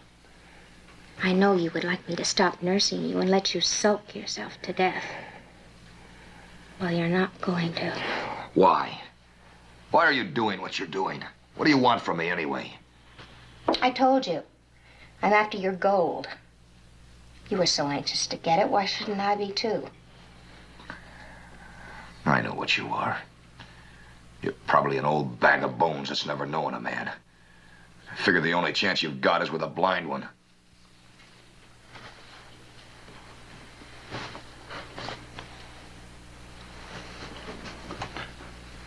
Is this the face of a bag of bones? Is this a A scarecrow. I can't get a man in the West where men are begging for anything. I'm begging you to leave me alone, please. No. Why? Do you like torturing me? Yes, that's it. I'm a strange, demented creature that gets pleasure from suffering. Ruth? Let me see what kind of a woman you are again. You can't see. Remember?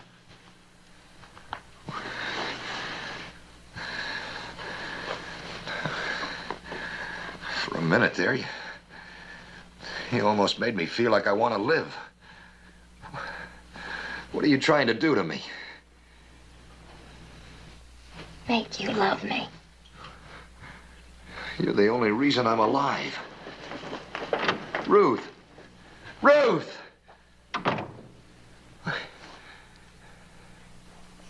She'll be here in a few minutes. Anything more I can tell you before she arrives? Oh, seemed a little odd to take a perfect stranger into her home and nurse him night and day. No, it isn't her home. It's a rented room. We don't have a hospital in this town. Oh. She just come to Black Hawk? She came in on the stagecoach just a few days before the explosion. Well, what reason did she give for giving Cooper Smith her undivided attention? I told her that in his condition, only God and loving hands could save him. She said in no uncertain terms that she was going to keep him alive. I see. Well, she must have had her reasons. Yes, I guess she has.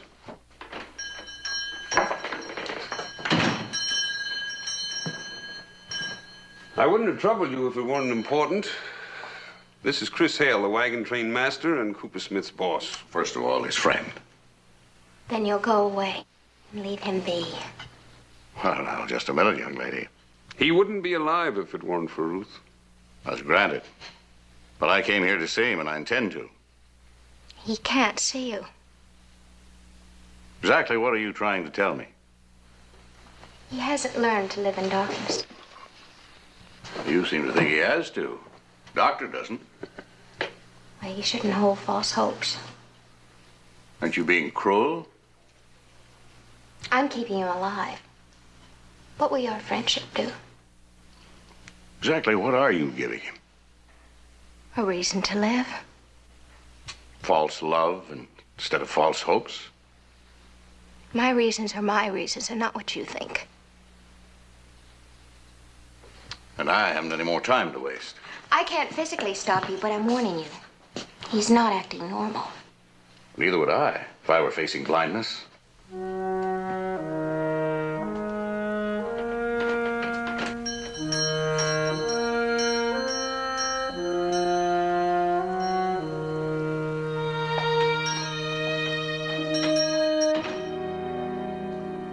What can anybody do? Well, it's not the end of your life, Coop. Isn't it? Chris. Chris, you're my friend, aren't you? Yes. Then leave me your gun. Is that what you want? When they take these bandages off, if I can't see, I'll... You'll have sense enough to find the gun wherever you hide it? Sense enough to point it, sense enough to put your finger on the trigger, but not sense enough to see anything else. You want me to spend the rest of my life in a rocking chair? No. I want you to turn your misfortune into a blessing. Those are fancy words, Chris. Turn it into a blessing. What do you want me to do, get religion? No. I want you to get faith in yourself, Coop. Not by going to church on Sunday, not religion. Oh, I know what you mean. Find the inner me. The inner light. Well, there isn't any. The lights are out. Somebody pull down the shade and I'm gonna pull the trigger. Somebody? somebody, something, throw you into darkness. But you know the truth, Coop. Admit it to yourself. There is a force, there's a destiny that gave you light, took it away. But you can see in darkness. Why not let that somebody or that something show you how?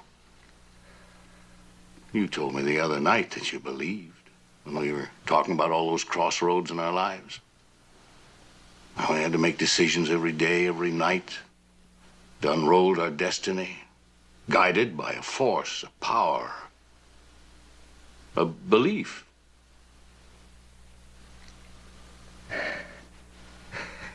You want me to believe that I'll be able to see when I take these off? You see, Coop, one way or another, when you want to. Sure. Well, you'll always have friends in a home on a wagon train anyway. Well, then, I'll just keep rocking and believing in that something or somebody. And then one of these days, this little old rocking chair will come galloping up to the wagon train. You just wait and see.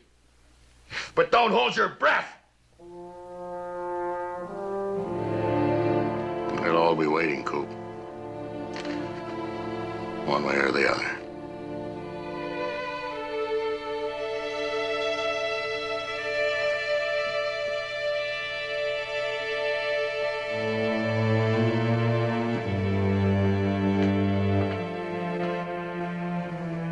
I hope you're satisfied. In about a fortnight, the wagon train's going to be passing close by. If he should need us in the You meantime. won't. The doctor says you've done a miraculous job. For that, we're very thankful. I'm not sure what you expect of him. I don't expect anything, Mr. Hale. I'm getting exactly what I want. Perhaps. But do you know what you're doing to yourself? That doesn't matter anymore. Good night. Night. How much longer are you going to keep me in the dark? The bandages will come off in a fortnight. That's not what I mean, and you know it. Now, tell me the truth. You know all you should or need know at this time. About myself, maybe. But not about you. You had me all figured out, remember? I'm an ugly bag of bones that has never known a man. And the only chance I have is with one that can't see me. If that were so, I'd know. What? What would you know? What you're trying to do to me. I'm trying to do things for you, not to you. Why? Why have you done what you've done? Why haven't you ever let me out of your sight? Why is it so important to you what happens to me? Do I have to have a reason for not wanting to see a man die? No.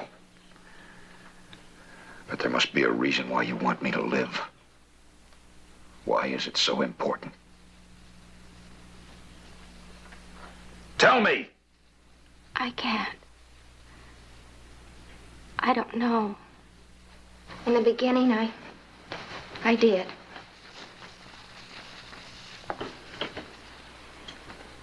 But now I don't know.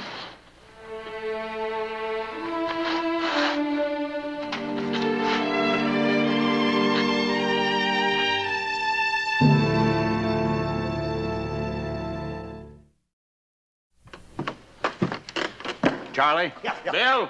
Duke? We're only 2 days from Black Hawk. I'm going to get this thing over with. I want everybody who gave Coop any money for that gold mine stock deal right here in 10 minutes. Sir. All right.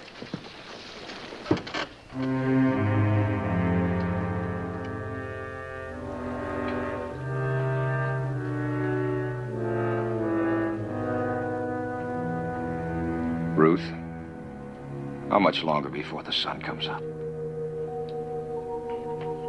Will still be a few hours. I heard you walking around.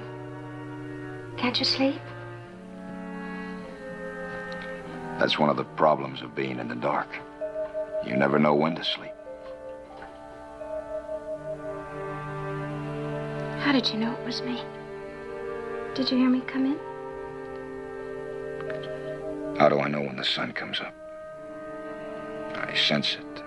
I feel it. I just know.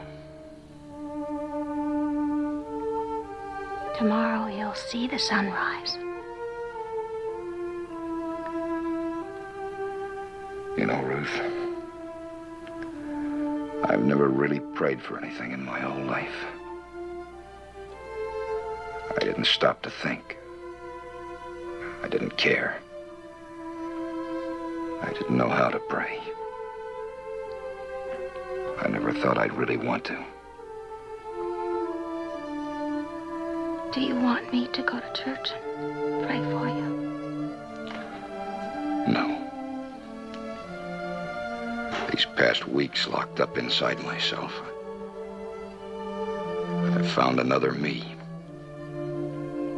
A me that believes. Does that sound funny?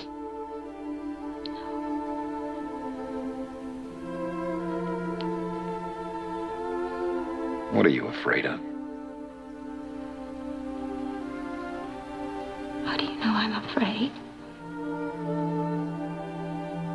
I don't know. I just feel it. Something inside me knows. I can't explain what it is.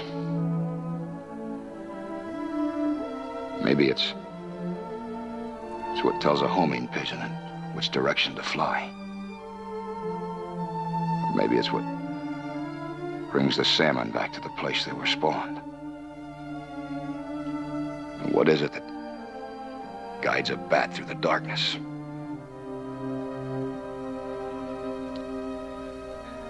Chris Hale tried to tell me how to believe.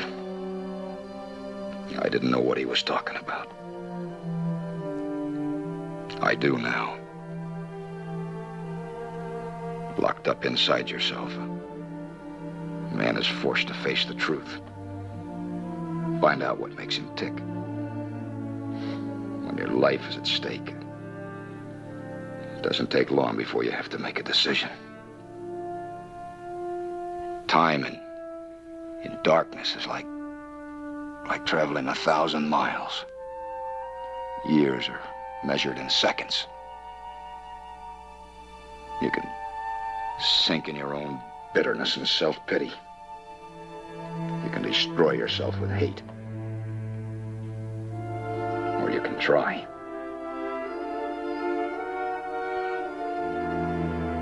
But when these bandages come off today, even if I can't see, I have friends that'll do anything for me.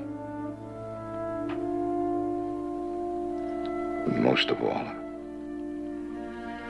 I'll have you. Ruth, you're trembling.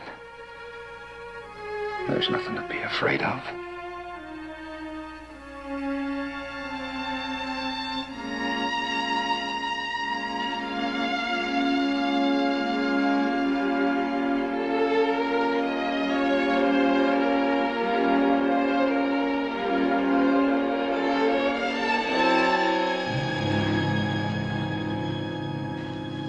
There are a great many things we doctors don't know about the human body.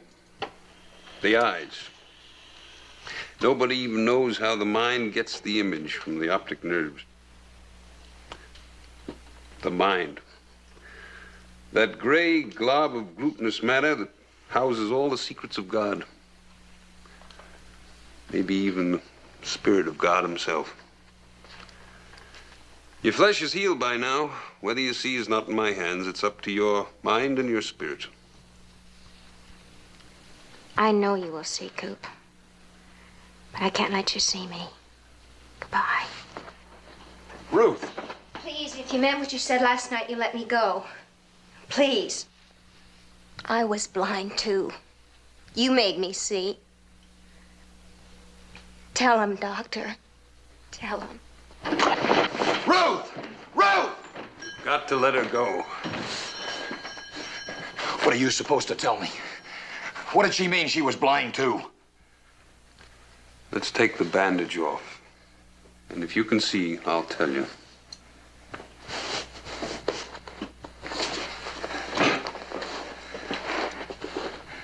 And if I can't? It won't matter.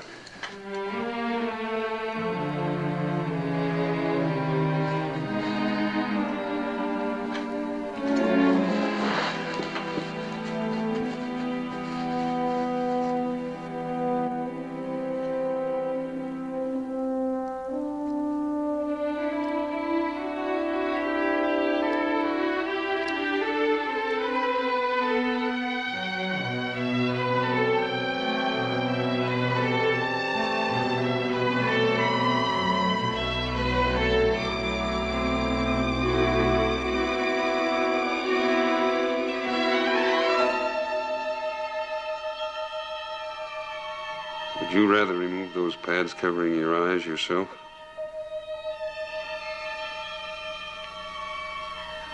Would you mind? I'd like to be alone. Of course not.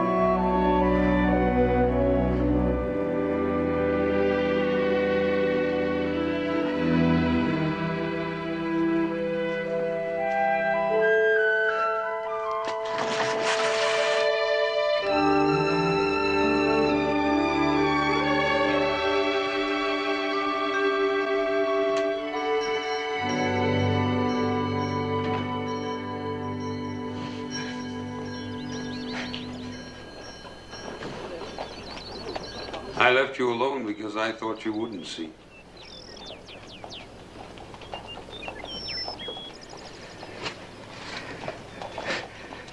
Where's Ruth? You don't need her anymore. She wants you to go without ever having seen her. Why? I don't care what she looks like. That isn't why she doesn't want you to see her. What other reason could there be? Come with me.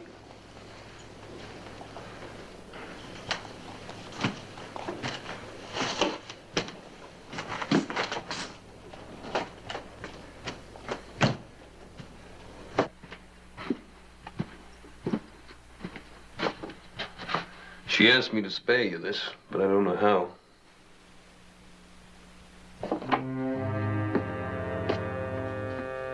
That's all that's left of John Kane. His spine is broken. Even if by some miracle it should heal, he'll never walk again. The blast destroyed both his legs. They had to be amputated at the knees. Both his eardrums are broken. Apparently his mind is damaged. He can't speak. But he can see.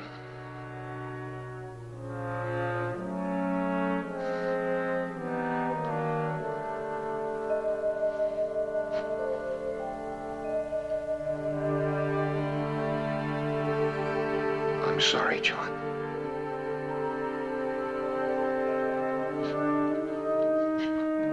Maybe he'd be better off dead, but that mercy's not our decision.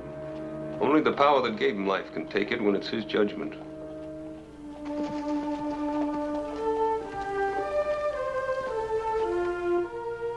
She loved this man from the day she had pigtails. When he found gold, they were going to be married. She came to Black Hawk just a few days before the accident. She must have hated me. She wanted to keep you alive so you'd suffer as he did. Now I'm beginning to understand. That's what she meant when she said she was blinded too. Hate distorted her vision. She saved my life because she hated me so much. She doesn't hate anymore.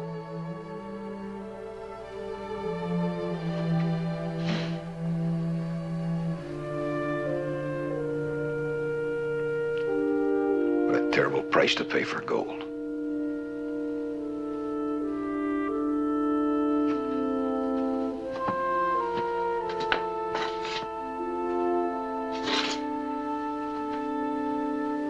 Thanks for everything, Doctor.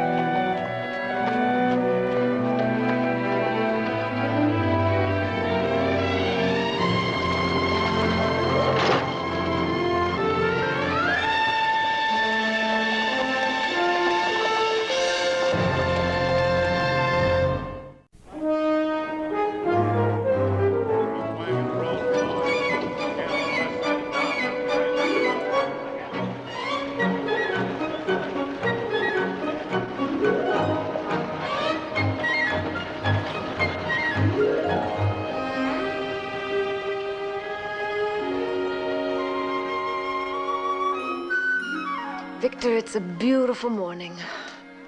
A wedding present come late. I brought it back with me just for you. You have no idea what I went through these last 6 weeks. I almost came to hate this room, this house. Every moment seemed so endless. I know. Every day, every hour we had together after we were married, were never out of my mind. Well, it's past. We'll never have to be apart again. Kitty, I've never known love like this before.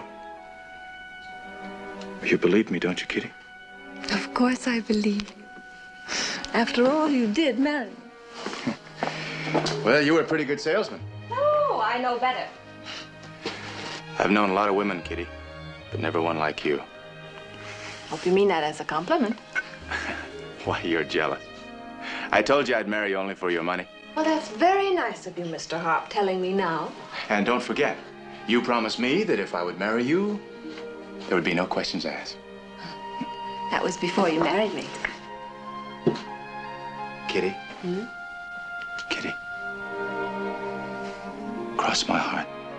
Honestly, I've never loved anyone the way I love you.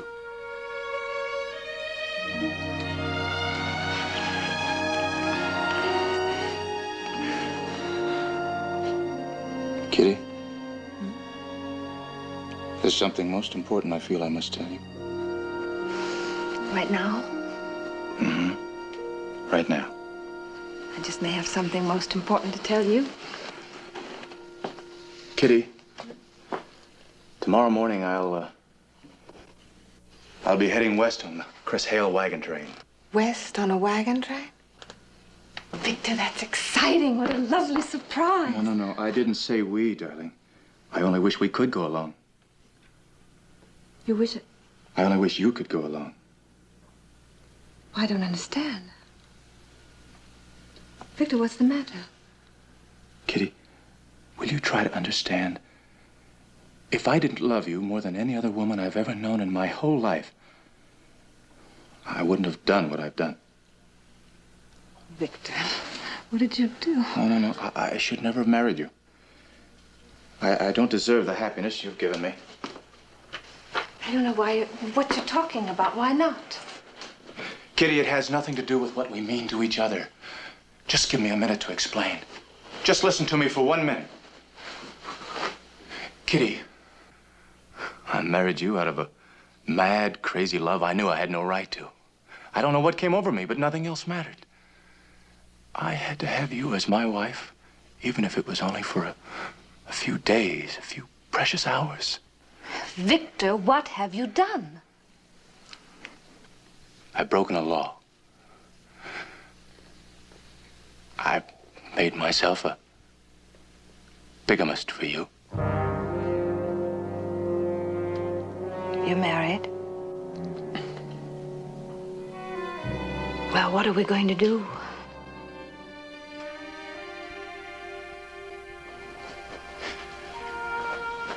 It's not fair to ask you to wait until I'm free from Martha.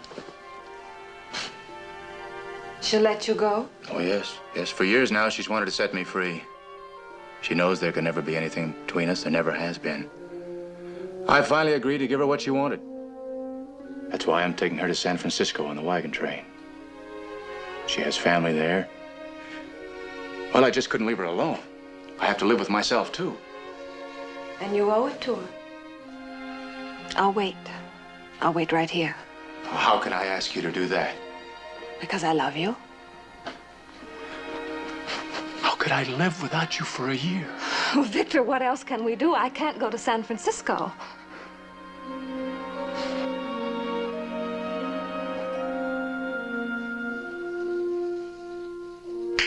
Why not? Why can't you go to San Francisco? There's an old friend of mine from college here in town, and I'm sure he'll help us. What was that you were going to tell me? It was so important.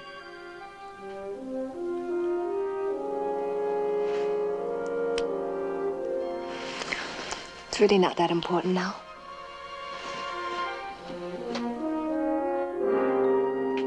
Miles Brisbane. Your humble servant, sir.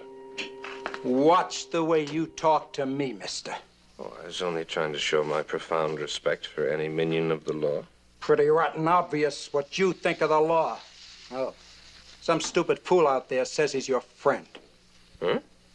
I've got a friend? I'm sure glad to see you get bailed out. Someone who wants to save my soul? You just let your big feet take your rotten soul right out of this town.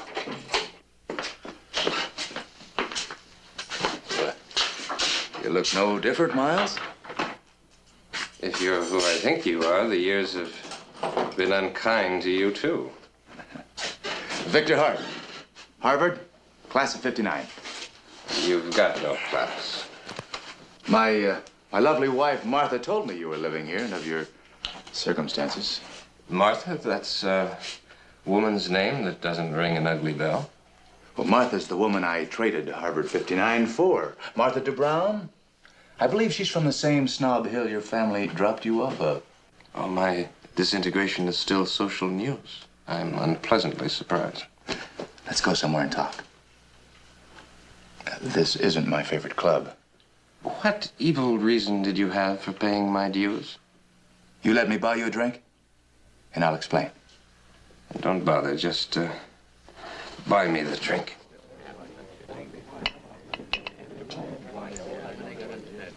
If you'll go along with the deal, I'll pay all expenses to get you to San Francisco.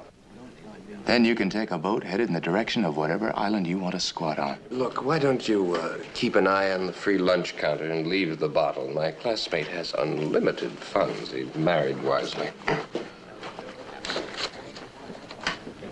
Oh, and waiter, would you bring me a banana, a papaya, and some green coconut milk? And tell the Wahinis to go down to the beach. I'll be along when the sun isn't so hot. Miles, he doesn't know what you're talking about. What hope is there for a society that does not appreciate the art of the hula? The freedom of space on an outrigger, the beauty of uninhibited Wahinis.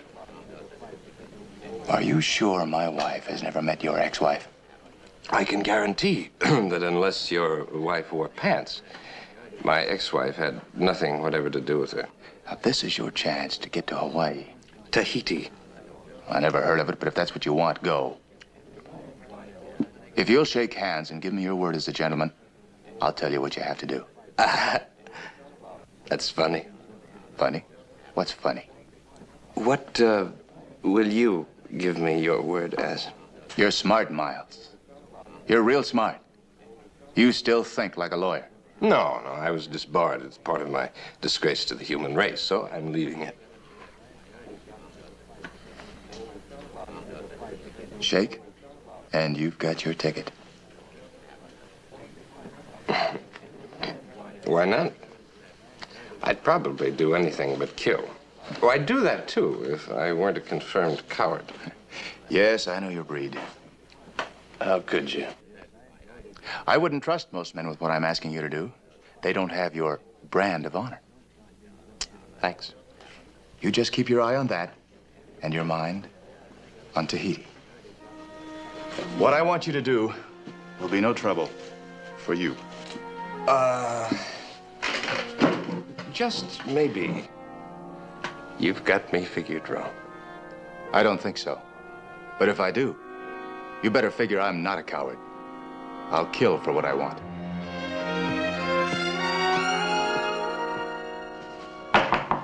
Kitty?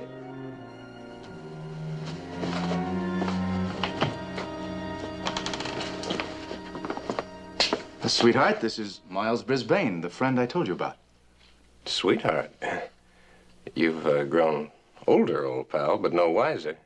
Now, wouldn't it be a coincidence if your name were Martha? Well, I think it's funnier that her last name is the same as yours. My unhealthy instincts tell me that this is part of the contract I made with your friend here. I am not a this. I'm so sorry, miss. Would you please tell this friend of yours what you want from him? You will take her on the wagon train as your wife.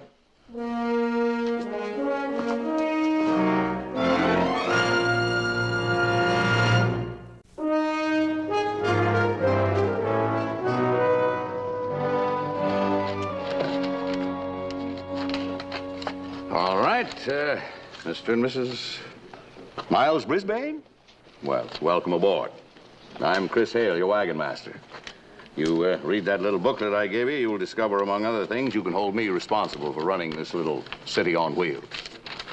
I'm sort of the mayor, judge, justice of the peace, sheriff, pastor, and horse doctor.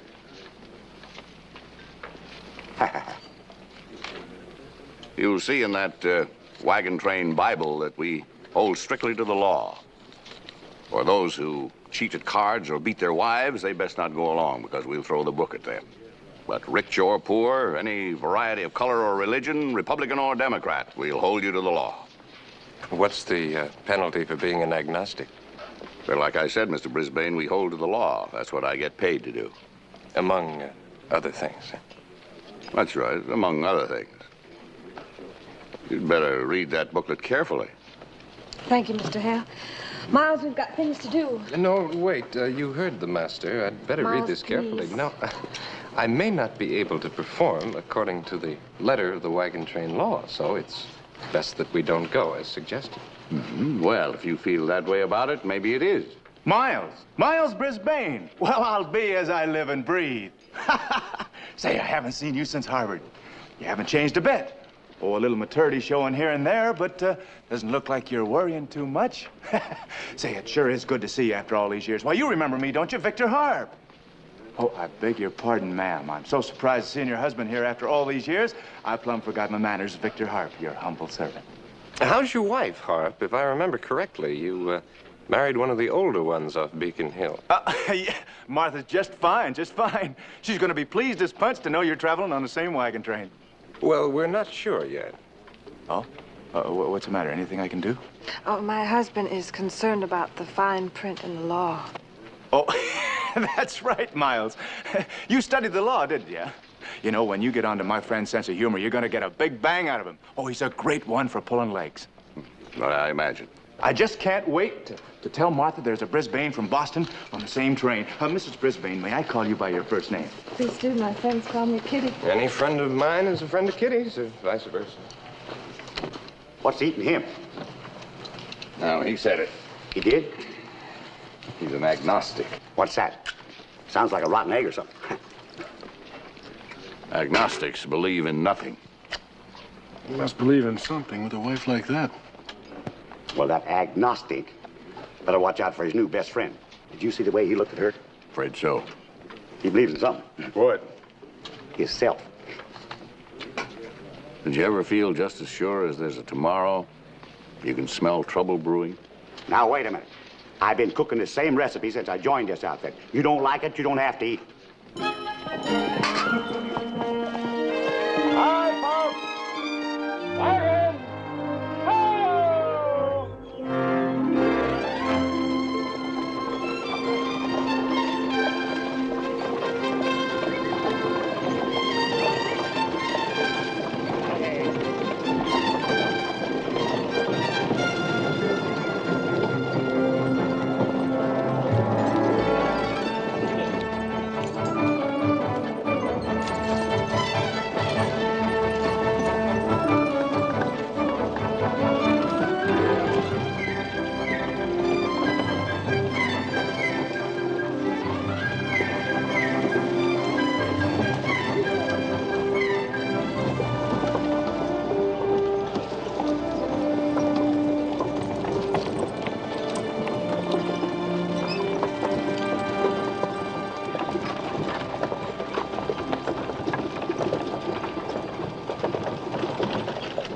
Victor? Nothing, sweetheart. Oh, why I ever let you talk me into taking a wagon train to San Francisco, I will never know. I can't stand boats, you know that. Well, all this bouncing around is not going to be too good for my weak heart. There's nothing wrong with your heart. Oh. I only wish mine was as strong. Oh, so now you know more than the doctors, huh? I know gin. No matter how much it's discolored with peppermint. I'll be lucky if I live to see San Francisco.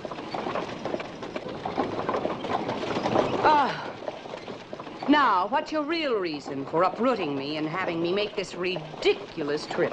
Can't you believe I'm tired of living off your money? No. More likely, you hope all this bouncing around will be too much for my weak heart and will kill me.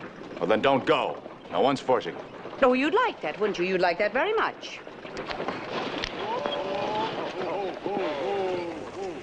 Martha, I'm not taking any more. Wonderful. Then turn the wagon around. All right, let's get this wagon moving. You're log jamming the whole train. Come on, move them out.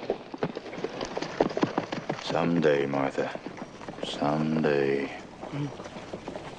Only over my dead body, love.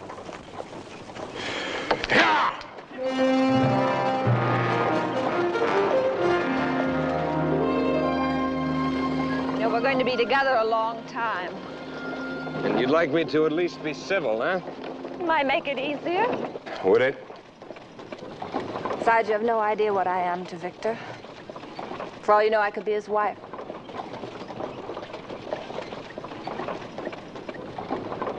What kind of a man are you?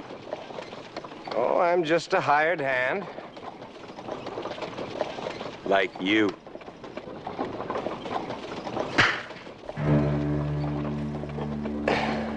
I'd sure hate to put a gun in your hands.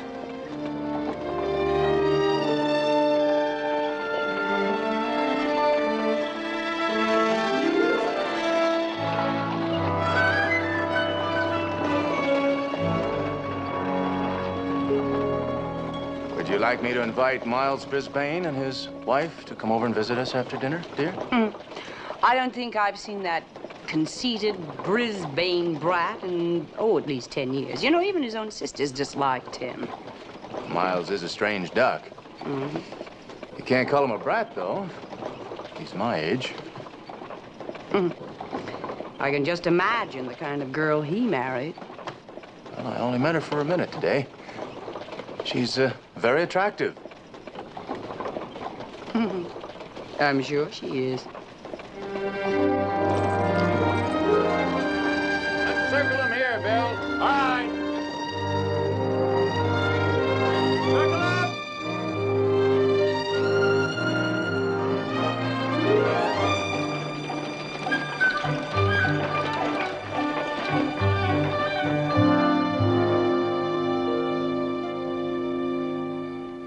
Earlier in the spring, that'd be all right. This time of year, this is the route I'm going to take. And what about the Calahoosie Indians? Well, they're not an organized tribe. Yeah, but they drift around a lot, Chris. They'll steal anything that ain't tied down. I'd trust any other Indian before I'd trust one of them. If you're going to take this trail, you think we better tell the folks about it? You heard what happened that last train that went through. You don't say. You don't say what? I don't know. What he heard. They kidnapped 2 women off that train. They only got one back, and she died. And at that, she may have been luckier than the one they couldn't find. Is that all they steal is women? Well, no, they'd go for you. Why? Well, you'd be a double prize. Double? 2 scalps on one head. There, Charlie. Fill that up while you still have the chance. Yes, sir. Scalps. Now we get a little closer, Coop. We'll warn the people about the Calahoosie. I do think you could scout this area right in here for game. Get a little extra meat, we can salt it down. All right. You was just jicing about them Calahoosies, wasn't you, Coop? No more than you calling this harness beef stew.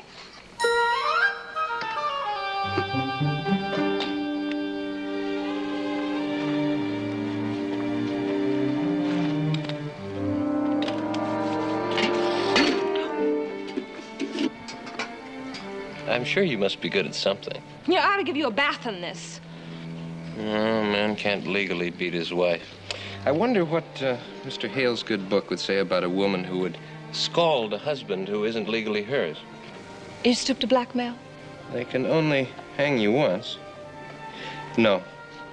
Horse stealing is a worse offense than wife beating.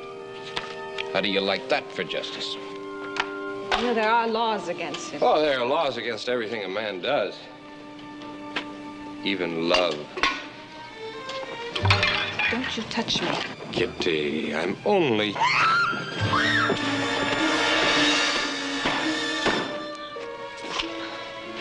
All right. It's all right. You're all right, Kitty. Kitty, don't be a fool. What do they think if they see you throwing your arms around me like that?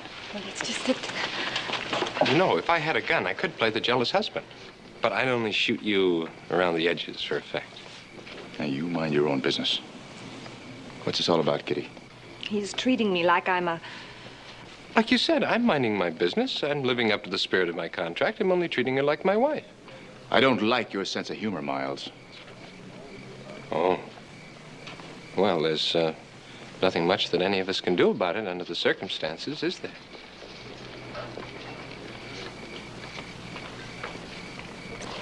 If he gets to acting too much like you're his wife, use this. Why not, Kitty? They'd never hang a woman for defending herself from a beast, husband or not.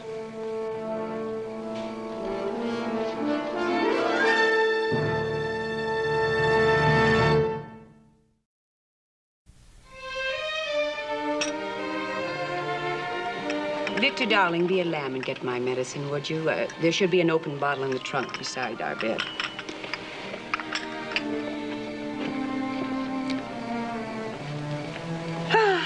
Would you ever, in your wildest imagination, dream your boudoir would be a covered wagon? I've slept in lots worse. I'm sure you have, Miles. What's your first name? Victor's always so formal when he has to introduce me to an attractive woman. He has a guilty conscience about women. Even if he isn't involved with them, he always acts as if he is. And my Christian name is Katina. Katina. Now, what would that be? Cat, for short. But she prefers Kitty. Oh, Miles Brisbane, if I didn't know your family, I'd think you were reared in the gutters of Boston. When we get to know each other better, you must tell me why you bothered to marry him. You know, most men think nothing of misleading any pretty thing to get what they want. But they marry you for a reason. Well, Kitty and I have a common interest that you might say brought us together. Martha, there was no open bottle anywhere darling, in the wagon. I'm sorry. I just remembered when you left. I'm sorry.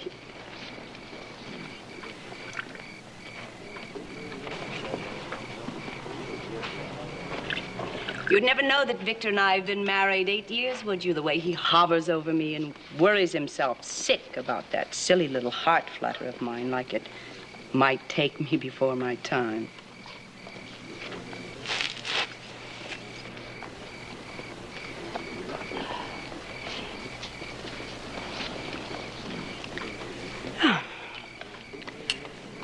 Well, you must come and visit us again before too long.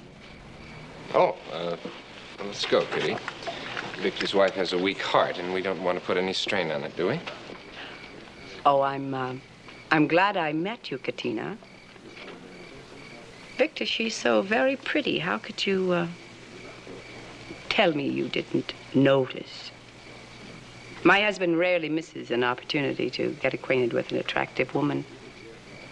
Why do you suppose he didn't see you? Victor, you wouldn't take a second look at an old college friend's wife.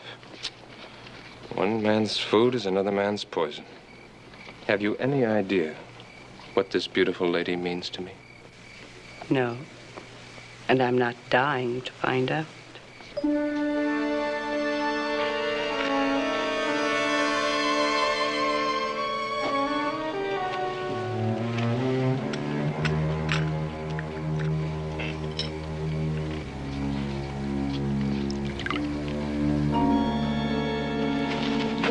Salem witch. Very well put. You have the whole picture of Martha's society. You can say anything as long as you don't quite tell the truth and wear a smile. Poor Victor, how I must suffer. Now, wait. That Salem witch rides a gold broom. That shiny dust that she sprinkles on him kills a lot of the pain. Why don't you leave me alone?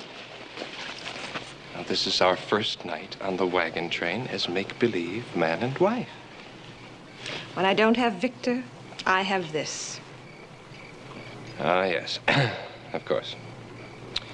Now, tell me, when you were a little girl, didn't your mummy and daddy ever tell you what happens to little girls that play with fire? And don't go stumbling over things and wake me up when you come in. The poker game probably be over early, dear. If it's late, I'll make a bedroll under the wagon. Yes, well, that's a good idea, sweetheart. I know you're just thinking of me, and you don't want anything to happen to Mommy, do you? That's right, Martha. Take your medicine and sleep tight.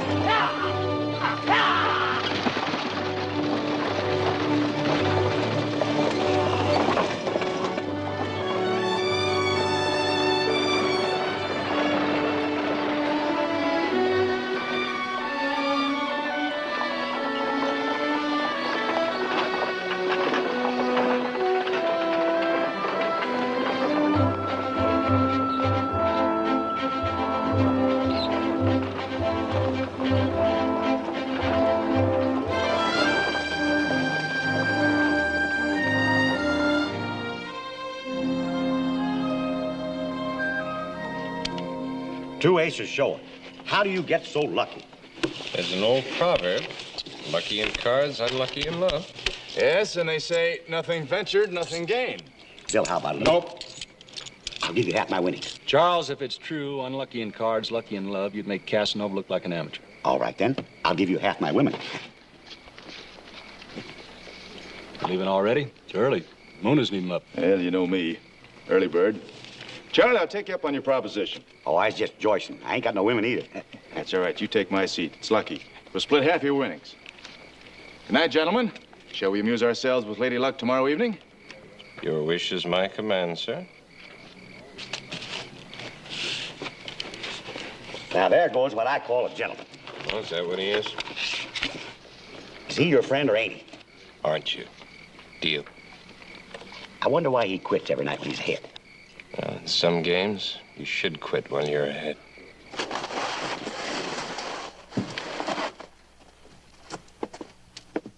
Kitty.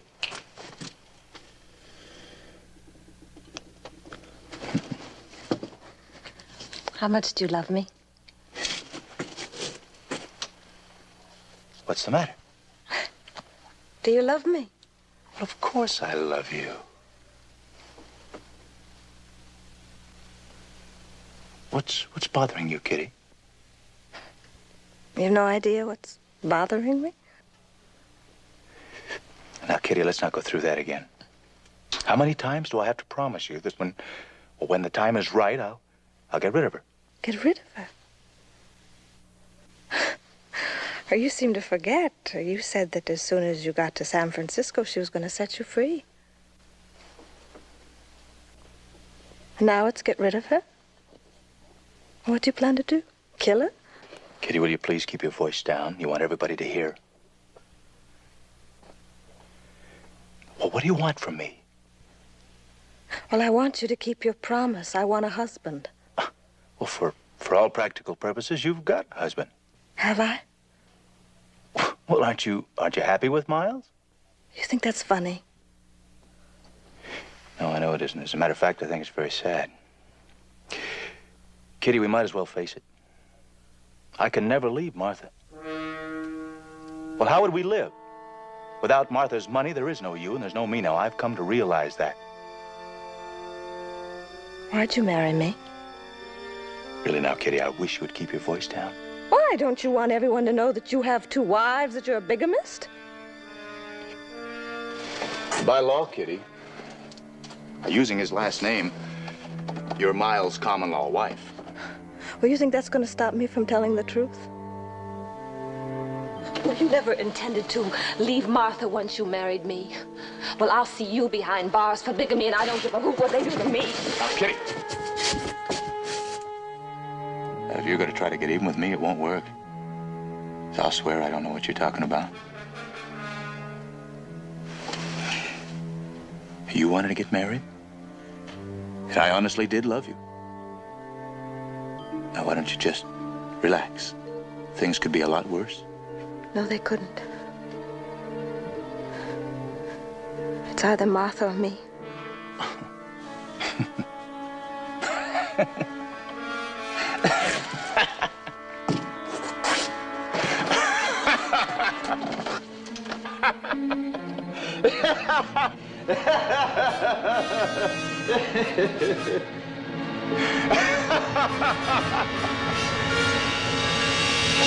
I don't like to gloat, gentlemen, but this is my 3rd straight pot. Well, I'd rather lose my money to the pretty gentleman.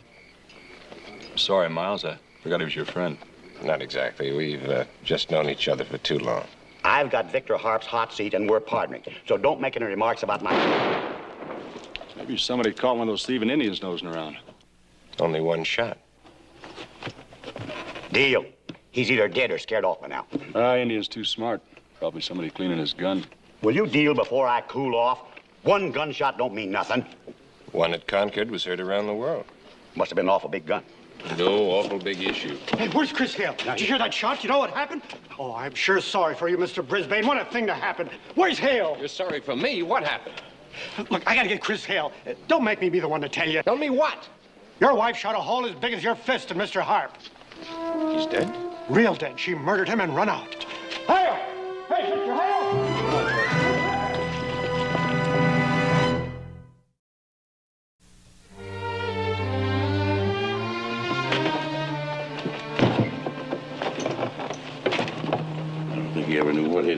was facing whoever pulled the trigger. You don't believe Sanders? Well, so he heard a shot and saw her run out. Does that prove she murdered him?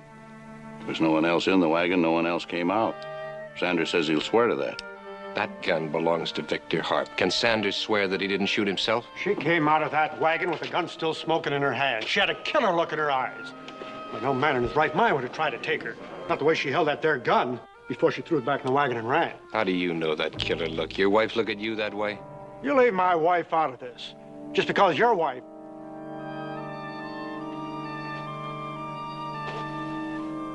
Well, she was trying to protect her honor. Maybe she had to kill him. What was he doing in your wagon anyway, with you off playing poker? That's enough, Sanders. You'll have a chance to speak your piece later. This is what you disturb me for, a public meeting? Well, it seems to me you could make up your silly rules or whatever it is you do in crowds without me, but you had to bring me. Yes, ma'am. Where's my husband? Mrs. Harp. Well, Mr. Hale? Mrs. Harp, there's been an unfortunate accident. My husband? Well, where is he? What's happened to him? There's nothing any of us can do.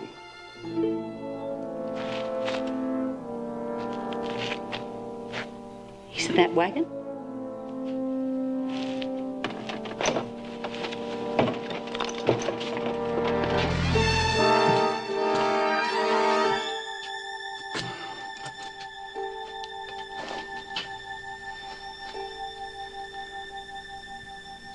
Who shot him? Well, this is Miles Brisbane's wagon. He caught my husband with his wife? No, Miles was in a poker game when it happened. Who then? She did? She murdered him, didn't she? Kitty was seen leaving the wagon right after the shot was heard. Where is she? Nobody knows. She ran off, probably hiding, scared from this experience, whatever it was. A woman's gonna get what she deserves. Oh, no, let's not jump to conclusions, Mrs. Harp. That won't do your husband any good now. Let's wait until we hear Kitty's side of the story. I don't want to hear her side of the story. She murdered him. There's no excuse, no reason. She enticed him in here and she shot him in cold blood. Hanging's gonna be too good for her. Now, I know how you must feel, Miss Harp.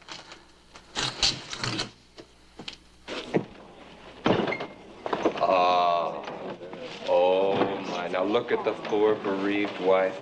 Her life ruined by a wanton woman who tempted her husband and then killed him because he would not yield to her wiles. Why don't you shut up?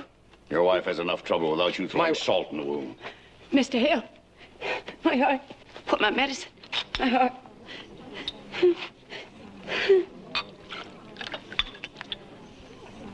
Perfume gin. Society's medicine. You open your mouth once more, Miles, and I'm not going to be responsible for what that crowd does. What are you trying to do, get them to lynch you and forget about her? Well, what are you all standing around for? What are you all standing around for? A human being's been killed, murdered. Now, if a man did it, you'd go after him. You wouldn't let a mad dog just run around free. You'd hunt him down and you'd shoot him on sight. Well, just because she's a woman is no reason for you to just... Mrs. Harp. I'm sorry. I'm sorry, but my husband who loved me just as much as I loved him lies dead in there. Well, you just gonna let this murder get away? There's nothing we can do tonight. Kitty Brisbane will answer to the law. If she doesn't come back on her own, we'll go out tomorrow at daylight and bring her in. She can't go far. So get back to your wagons and try to get a little sleep. This wagon train's rolling out tomorrow as usual. I promise you law and order. Don't make this crime worse than it is. Worse than it is? What's worse than killing or murdering? Nothing, except murdering in the name of justice. Well, that woman's not gonna get away. I offer $5,000 to anyone who will bring that woman in. alive. But I want her alive.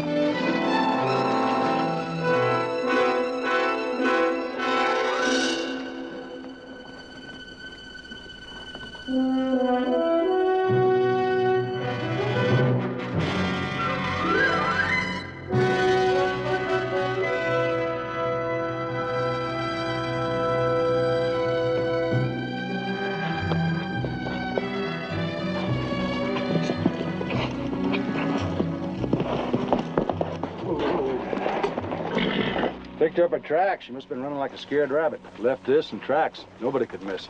You were right, Chris. Miles went after her, circled the train till he found her route. Well, he said that 5,000 reward was his. Claimed the murdered man owed it to him. And he wasn't sharing it. Said he'd bring her in alive alone. Was to go out and bring them both in? Waste time talking about it's gonna be hard to find. A lot of wide open space out there. I'll let him bring her in. You don't believe him, do you? He was pulling your leg. He's got some sort of sick humor. Yeah, we played poker with him most every night. He says one thing and means another. He's a character is what he is. Well, he meant it when he said that bounty was his. He'll bring her in. Bounty hunt his own wife? He wouldn't do that. Well, I say he will. So let's get this wagon train rolling. We're running late.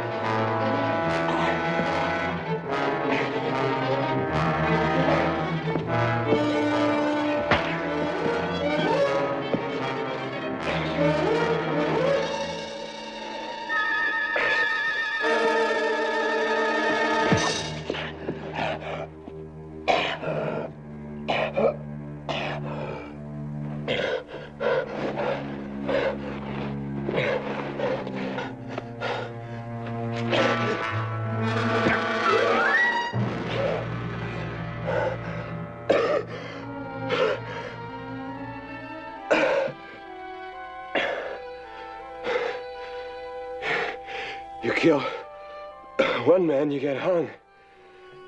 Another, you get a medal.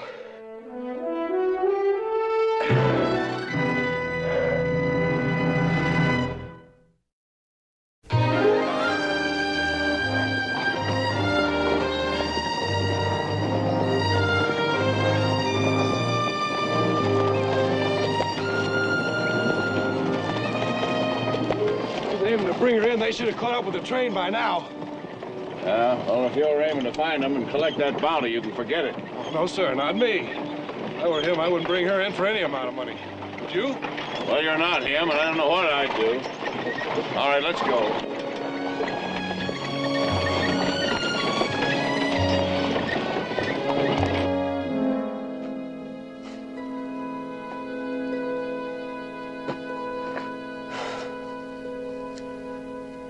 Maybe now the buzzards won't show we're here. Miles, I'm sorry I treated you the way I did. I was so sure you despised me. Well, Kitty, No, let me finish. You see, no matter what you are or what you've done with your life, coming after me to help me, I wanted to die. I deliberately killed a man. Why? Love turns to hate after what he did to me. Somebody would have come out here to find you and bring you back. His wife offered $5,000 to have you brought in alive.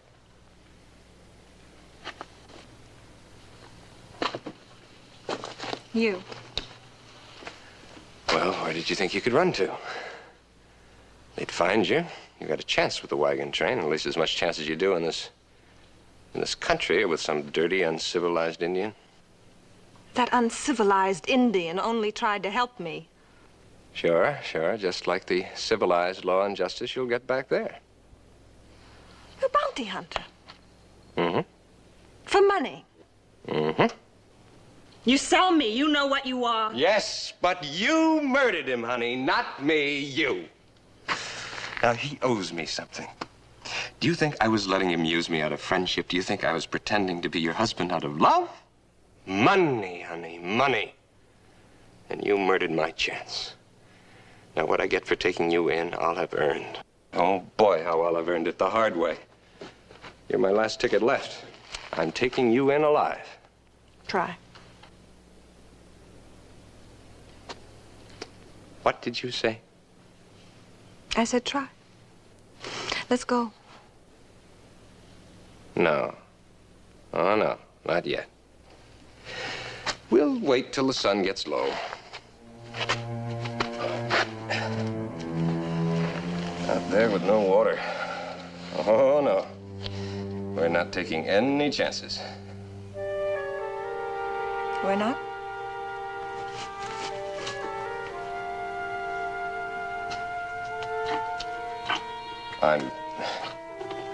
I'm sorry. Be sorry for yourself.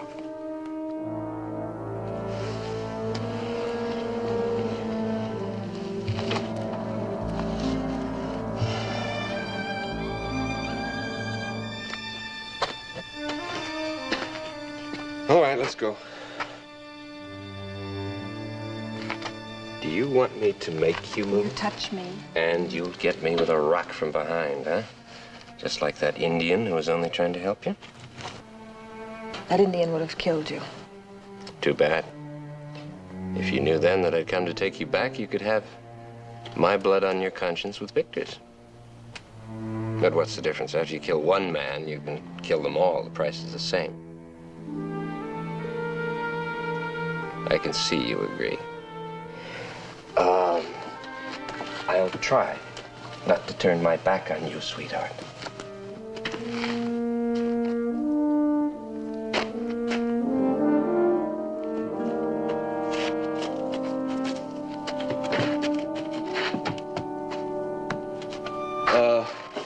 Marie Antoinette, the civilized horse is yours.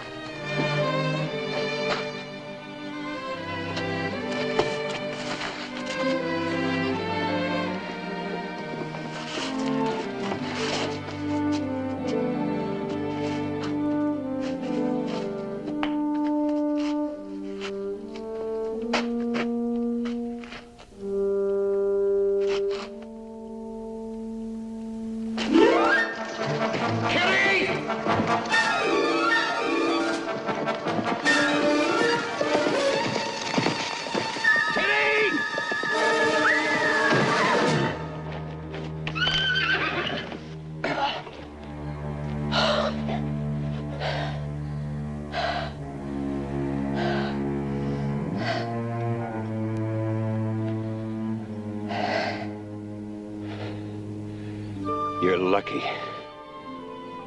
Am I? You must be out of... I'll tie you if I have to. You're not getting another chance to try anything like this. I'm no good to you, Dad? No. Now get up.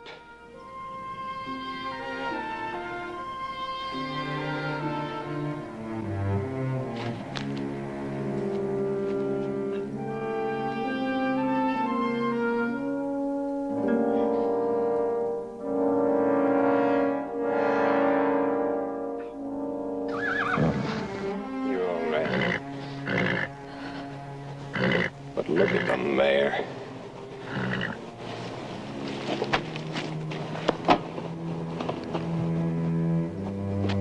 She's broken a leg.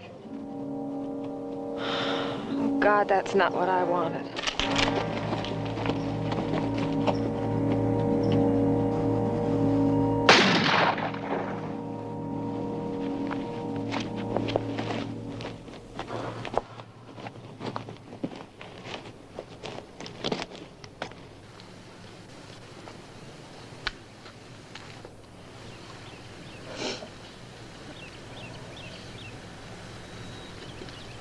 There's no other way, Kitty. I'm taking you back. Don't you understand? You have no right to destroy yourself. There's nowhere to run to. That's the way things are now. Your only chance is in their hands back there.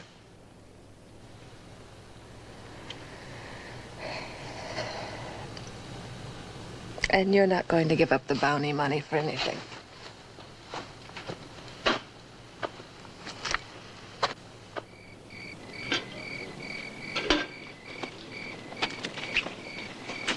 Let me get some wood. Mr. Hale, it's obvious to everyone on this wagon train that you intended to let that murderess and her husband get away. It is?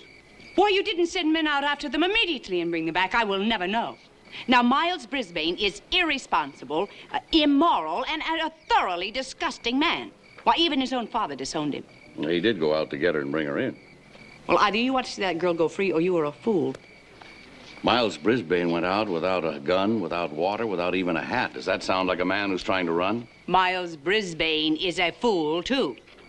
Mrs. Harp, you have my sympathy over the loss of your husband. But even if I did make a mistake in judgment, there's nothing you can do about it. Isn't there? Well, now, Mr. Hale, I'm sure there are any number of men on this wagon train who will do anything for money. Now, I intend to see that that woman gets exactly what she deserves. if it costs me every dollar I have. And you've decided what she deserves? Oh, no, Mr. Hill. The law is very specific. You murder and you hang. And that's too good for her.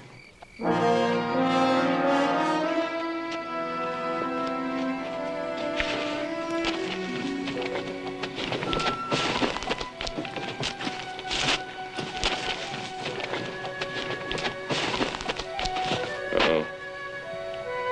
How soon will we be there? You in a hurry? I'd just soon get it over with. You don't expect any consideration, do you? Of course. I'll tell him how much Victor and I loved each other. How we planned to see each other even though I knew he had a wife. How he bought you, bought me, a poor, naive little... Kitty, you tell them the truth and there isn't anything that anyone can do for you. If I don't, you will. I'm just going to collect the money due me and go on my way. I know better than to get involved with their law. It's very manly of you. Well, what do you want me to do? You want me to tell them that you're not my wife? That I was doing a friend a favor? Might as well be putting the rope around your neck with my own hands. Is that what you want me to do? Well, I'm not going to.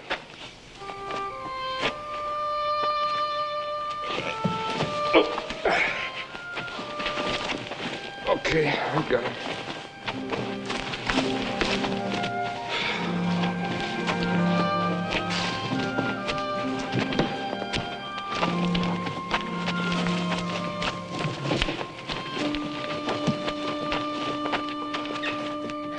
Miles, you are a human being. You think so?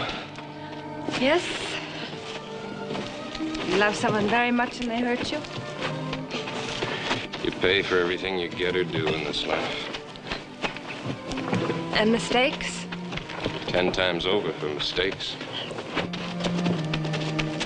Nothing off for admitting that you're wrong? Nothing. For being sorry? Nothing. Nothing.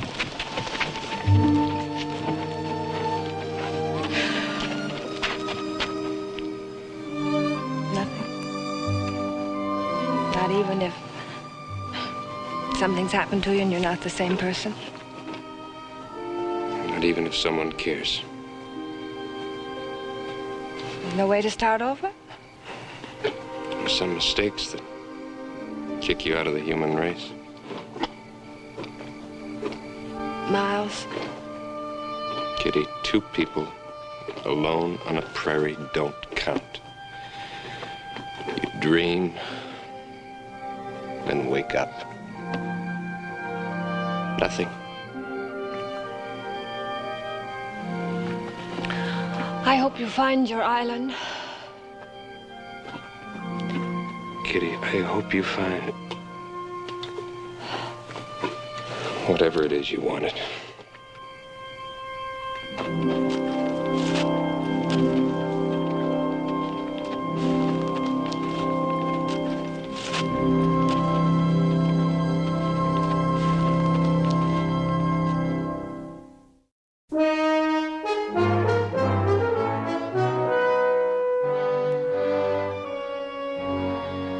$4,800, $4,900, $5,000. Well, that's it. Well, pick it up. I'm not going to hand it to you. I don't know why you don't approve of me, Mr. Hale. Can't hate a man for wanting to see justice triumph. You despise this blue-blooded woman who only offered the reward out of the milk of human kindness? Despise me? Why, you've got your nerve. Now, Martha, remember, the quality of mercy is not strained. It droppeth as the gentle rain from heaven upon the place beneath. And that's exactly where you can go. And I'll never forget, you, Martha, gave me my ticket. Why don't you take your blood money and get out of here? There's a Chinese proverb. Going to law is losing a cow for the sake of a cat. I know how he feels. Giving up a cow for a cat ain't easy, you know. Must you waste time on a trial? Well, I think it'd be kind of nice, out of courtesy, don't you? Curtis? To that kind of woman, just like it was nothing. You heard her say to everybody, yes, I shot him. He promised me things, and he refused to keep his word, so I killed him. Well, Mr. Hale, you have her signed confession with her real name, Kitty Pryor. She's not even legally married to Miles. No, she does not deserve courtesy. A woman like that, no. Maybe not, but she deserves a trial for her life, if you don't mind. Like you say, the law is very specific. Can't hang a murderer without one. I think it's a ridiculous waste of time. And she will only suffer every minute through it. Probably won't take long. Well, on second thought, maybe it'll do my heart good to see her suffer.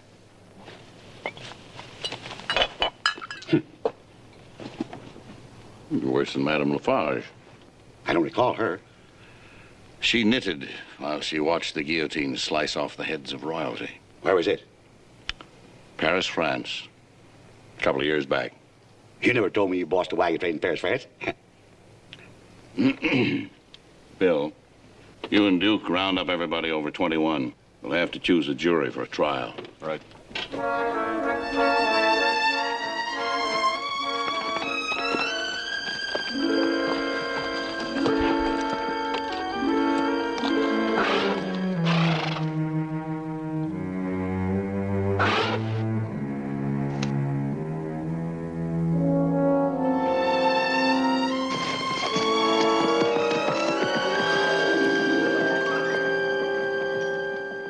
Kitty Pryor, unless you are now willing to say something in your own defense, I'm going to bring this trial to an end. Ask this jury to retire and bring in a verdict.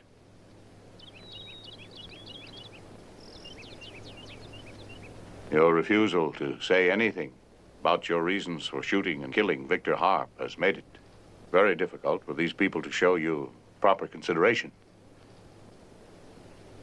But you have been given a fair and open trial in accordance with the laws of the land.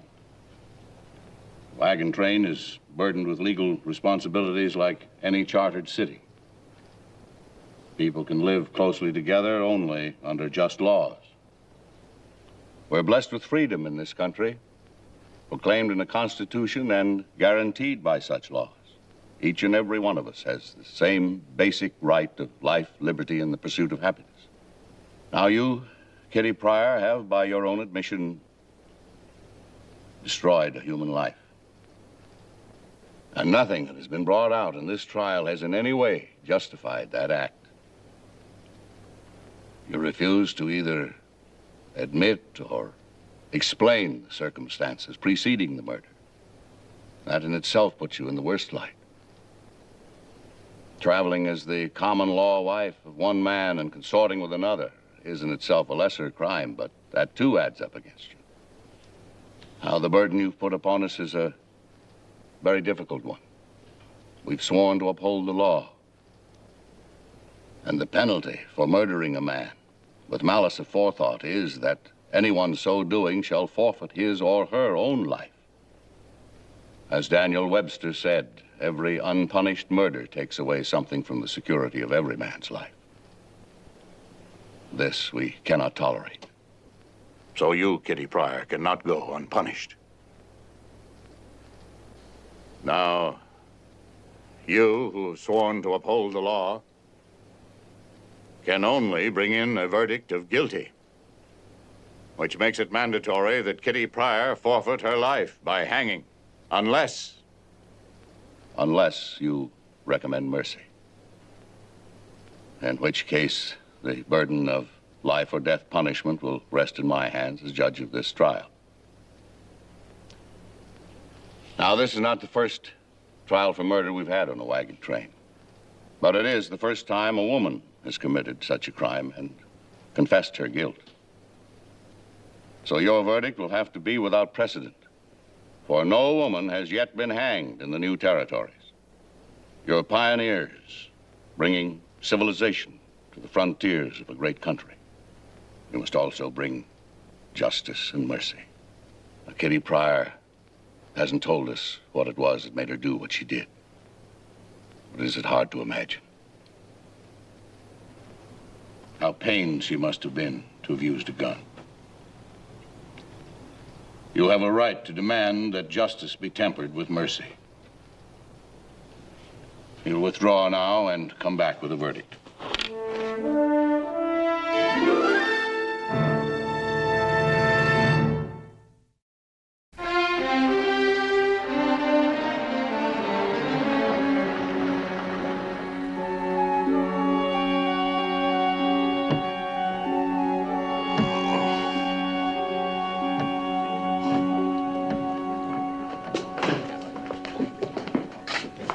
Short beer, bartender. It's gonna be, Sheriff. It's on Chris Hale. Any of your age whiskey, Mike, can't insult Chris Hale, huh? No, we can't. Say, when's he bringing this here killer into town to be hanged? Tonight, wagon train will be a few miles east of town. He wants to get in and out without losing any traveling time. Guess I better send a couple of my deputies out to help bring this killer in, don't you think? Well, that won't be necessary, Sheriff. This one won't throw any last-ditch ruckus. Oh, yeah? You know, a man facing the gallows can't be figured. He's liable to do anything. Well, this isn't a he, it's a she. You're hanging a woman? Mike, fill her up. Not exactly, Sheriff. We're turning her over to you with an official court order to carry out the law. You gotta hang her. No, you didn't. Miles. You didn't. What did you do that for? Let her go, Sheriff. Guess we'll have to try it again, Alex. We'll dump about 20 pounds of sand. Yeah. We got to find out how much he weighs. Well, I've buried a lot of women in my day. I'd say they average about 5'5", 130. This one ain't average. It's a man killer. Hang her? Is that what he said? Hang her. Duke. Oh.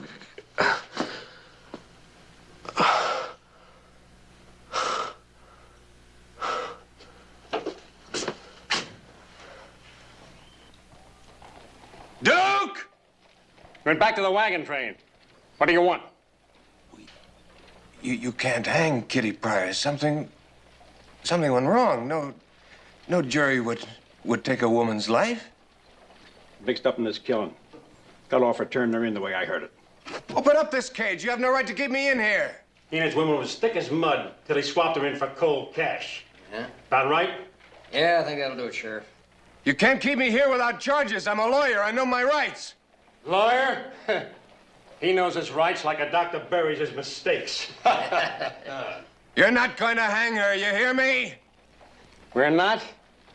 But tomorrow morning, you get up at the crack of dawn and look out that window. You got yourself a reserved seat, lawyer.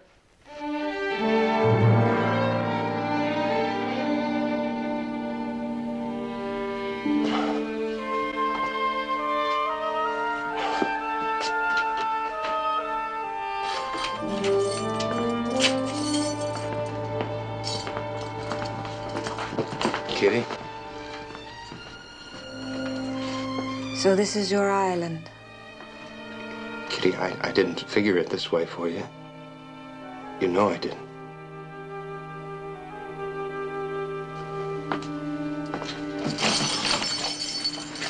Well, Mr. Hale, how about this? You and your law. This is their God-given right, huh? You're a fine one to talk. You certainly helped her. There are laws for what you did, too. Oh, you and nobody else have the right to judge Kitty and me. If you think that I left her for my own sake, that's all right. It doesn't matter. But you let him put a rope around her neck. You don't know what you're talking about. Oh, you couldn't make him understand, could you? Well, tell me, how did they explain that it was his gun, or what was he doing in my wagon anyway? Didn't they listen to her at all? Kitty wouldn't say one word in her own defense. Oh, no. What's wrong with people? Just because she did something in a moment of terror, they don't have the right to take her life. How can they take what isn't theirs? I mean, who do they think they are? They're just people. They're no better or cleaner than Kitty or me or even you. Do they become gods because you put 12 minds together? I did whatever I could legally, Miles. I pled with my own heart, too. They think she's dirt to be swept away just because she had the God-given capacity to love a man too deeply. Well, she's nothing that you stomp on and forget. Kitty? I'm sorry. If I thought there was any chance they'd do this to you, I'd never let them take you back. You know that. I'm sorry, kid.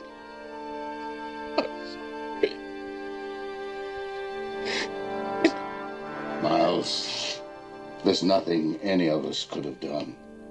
It was their own wish, the people. That was their verdict. My hands are tied. Well, they haven't tied mine. So you go back and tell them that. Because I swear, if there's a God in heaven, they haven't tied mine. Look, mister, ain't you got no respect? Hey, you shut that big mouth of yours or I'll shut it for you. She ain't got much time, but you ain't gonna ruin what's left. What's between these two anyway? The story, the way I heard it was, he turned her in for the reward. The way he's carrying on, you'd swear he was in love with her or something. What's he in here for? Well, I wasn't taking any chances. If I heard about these two being mixed up with each other, well, you know what I mean. Kitty, would you like to be alone? No. They'll grant any reasonable last request. Would they let Miles in here with me? Is that what you'd like? Will it help? I don't want to be alone. Would you rather have... No. You know, it's funny. I thought I loved a man, and I thought I hated Miles. Put him in with her. Well, are you sure? Is it legal? Don't seem right somehow. Well, hanging a woman doesn't seem right to me somehow. Let him be alone. I'll be responsible. You're a prisoner.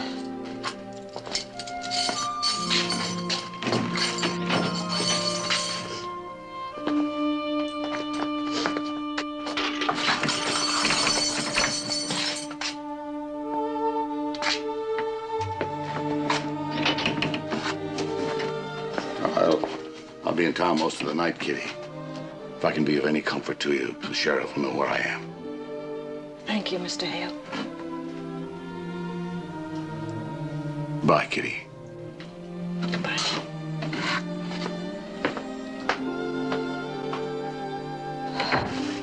Talk to me, Miles. Talk to me the way you did out there in the desert. You tell me the things you told me then about time and space, about the miracle of life being what one person can feel for another, and about the blessing of death, so that we can all become one together forever.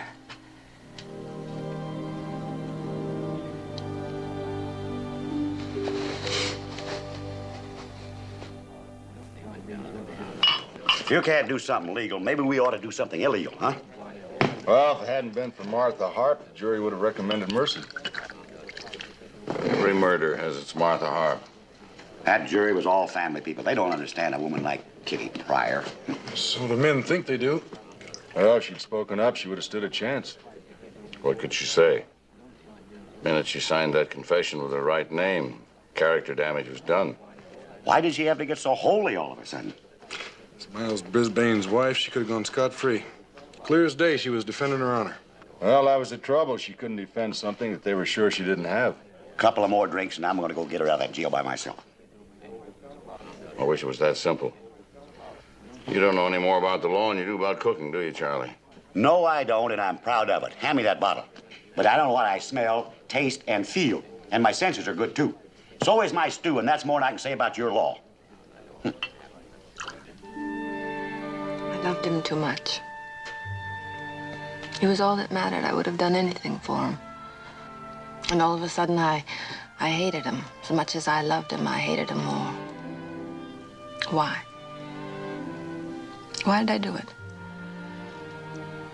The sun fills your world with light. You bathe in its warmth. And then suddenly a cloud comes between you. What was light is suddenly black. What gave you life now gives off the chill of death. You had to fight for the sun again. You tried to destroy the cloud. If only he hadn't laughed. That was the cloud. He laughed when I told him that I was going to have a baby. Kitty, what did you say? After I told him I was going to have his baby, he laughed even harder. He said that would make you very happy. They wouldn't. Well, he was so right. And so I am. Sheriff! Sheriff, get me out of here! Not as though it hadn't been tested by time. They had people's government and law in Greece thousands of years ago. We got our law from the English got it from the Romans. Well, I say give it back to them. If a cake flops, you chuck it out and start again, don't you? Hey, come on, hurry up. You gotta stop them. They can't hang Kitty. How'd you get out? Well, it cost me a few $1,000s, but that's not important. They can't hang Kitty. What happened? She's going to have a baby. A baby? They can do nothing that might jeopardize the innocent party. That's the law. Certainly is. Boy, that was close, huh? Mike, that calls for a big celebration. Break out the cigars. Kitty having a baby. I couldn't be happier if it was mine. What am I saying? That law is really something, ain't it? Imagine them Greeks or Romans where they are, thinking of every little thing.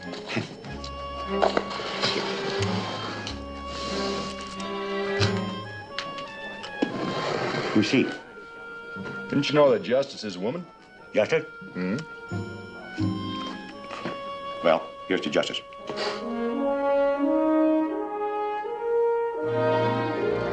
When all the circumstances were known, Kitty Pryor was given a pardon, and Miles Brisbane was reborn. I know it's hard to believe, but black clouds do sometimes have silver linings.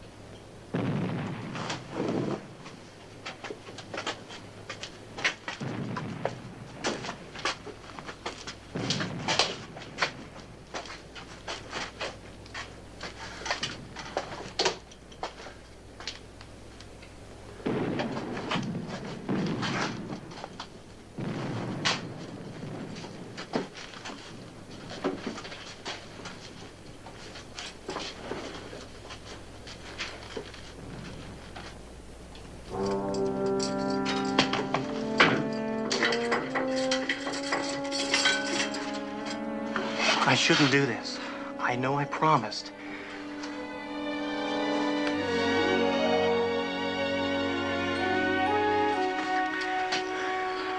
I never knew a woman like you before. Don't you think we'd better hurry?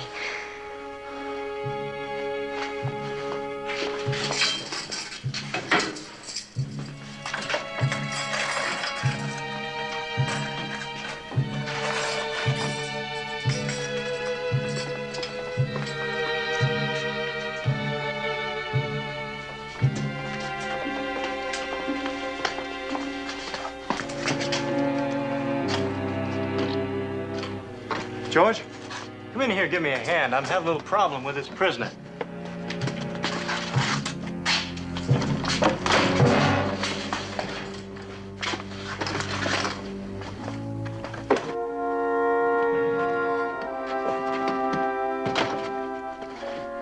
There's only 2 sentries at the gate. But you'll have to take care of them yourself. I can't go any farther. Well, Jefferson, I hope this doesn't mean trouble for you. Honest, I do. Just tell him I had a gun. Forced you to call him in. Sandy, wait. I want... Keep your hands off her. Stop it, Luke. Goodbye, Jefferson.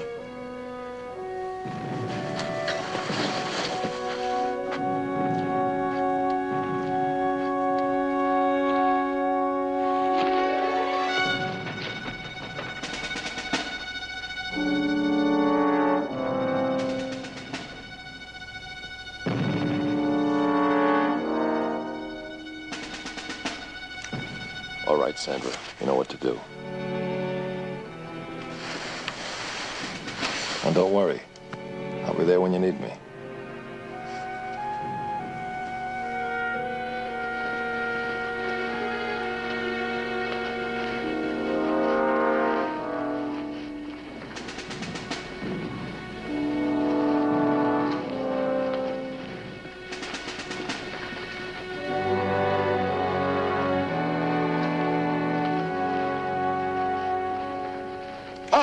Who goes there?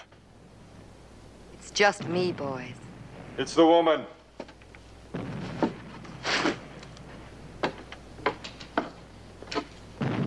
What are you doing here? Haven't you heard? I live here. I mean out here. How'd you get out of your cell? Do I have to stand here and shout? Aren't you supposed to say advance and be recognized? You just stand right where you are. My goodness, but you boys look ferocious. You know, those guns really aren't necessary. I'm alone. How'd you get loose? Didn't you know?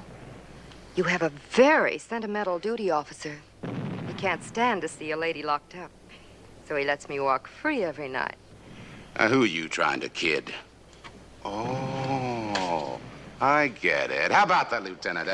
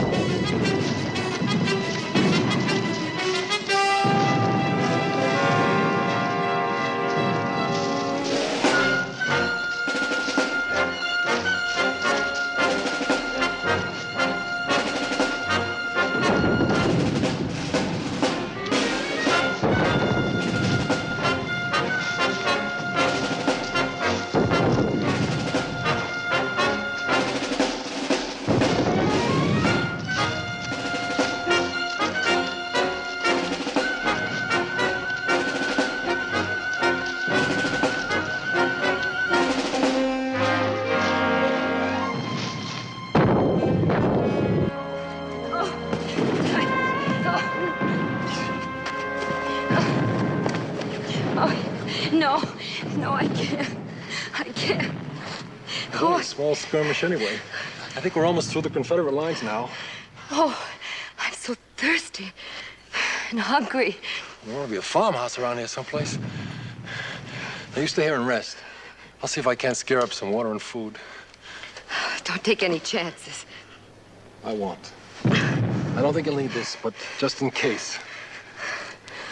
I won't be long.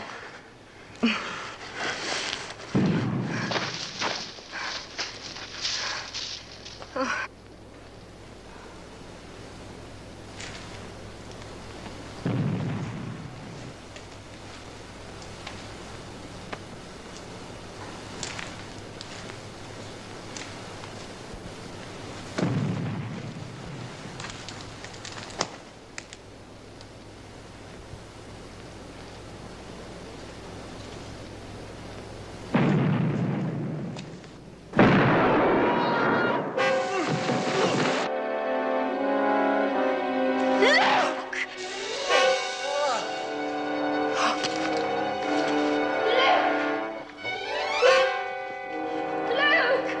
Oh, Luke! Luke! Oh, Sandra. Oh. Don't leave me. Don't ever leave me. Oh. I won't leave you, Luke. I promise I won't leave you. I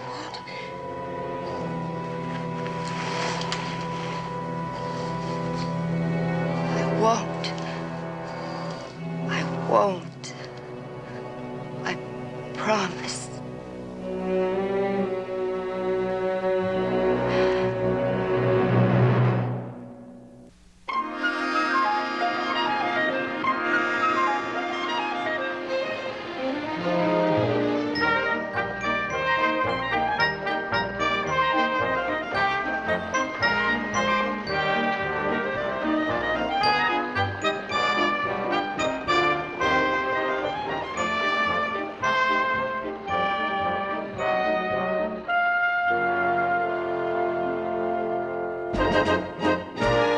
Waltzing hath charms, you must agree. Waltzing hath charms, come dance with me. Here in your arms, where I would be. I'll dance and dance, but only with thee. Waltzing, waltzing, 1, 2, 3, 1. Dancing, dancing can be such fun when you're waltzing with the right one. You hope the music will never be done. Let's keep dancing forever. Keep on dancing forever. Let's keep waltzing the rest of our lives in a whirl, a whirl, a whirl. Let's keep dancing forever. Keep romancing forever. When you've found the right girl, keep her a whirl, keep her a whirl. Life and love and laughter, happy ever after. You and your loved one, no, life is a waltz.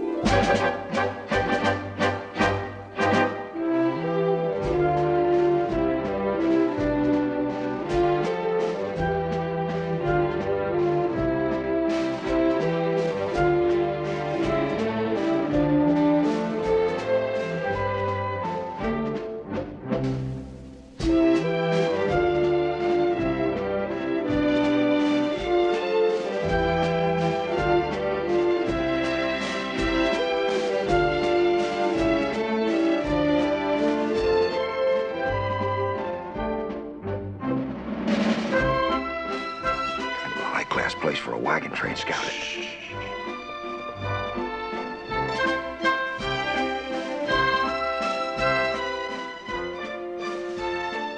Oh, Michael. Talk to you in a minute.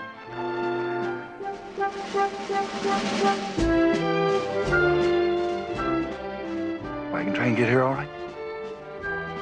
Nope. That's good. It's not coming this way. Fine, fine. Fact is, it turned around. It's going back east. Swell. Charlie got tired of taking orders. He took over as the new wagon master. Good, good. And Chris and Bill quit. Oh, fine, fine. First thing Charlie did was fire you and me. Oh, that's good. Fine.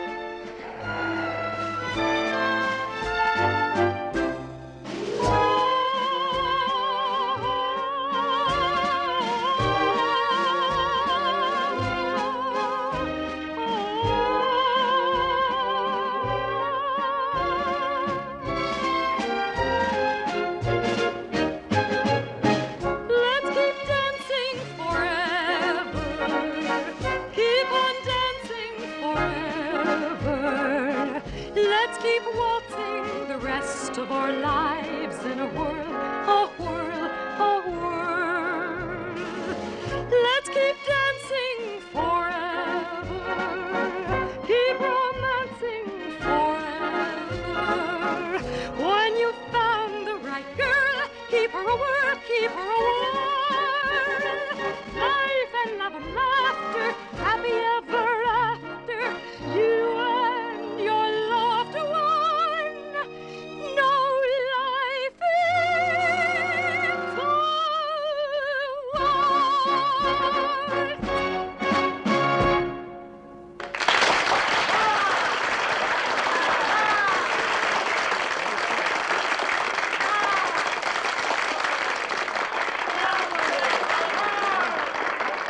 Well, what do you think of her, Coop? I think I'd like to meet her. Oh, you're going to? I've been waiting here for 3 days. Got acquainted with the whole troop. They've been talking to me about traveling to Greenville with the train. That's where they make their next appearance. Good. By the way, you did say the train was here, didn't you? Huh? The wagon train, it's here, isn't it? Yeah.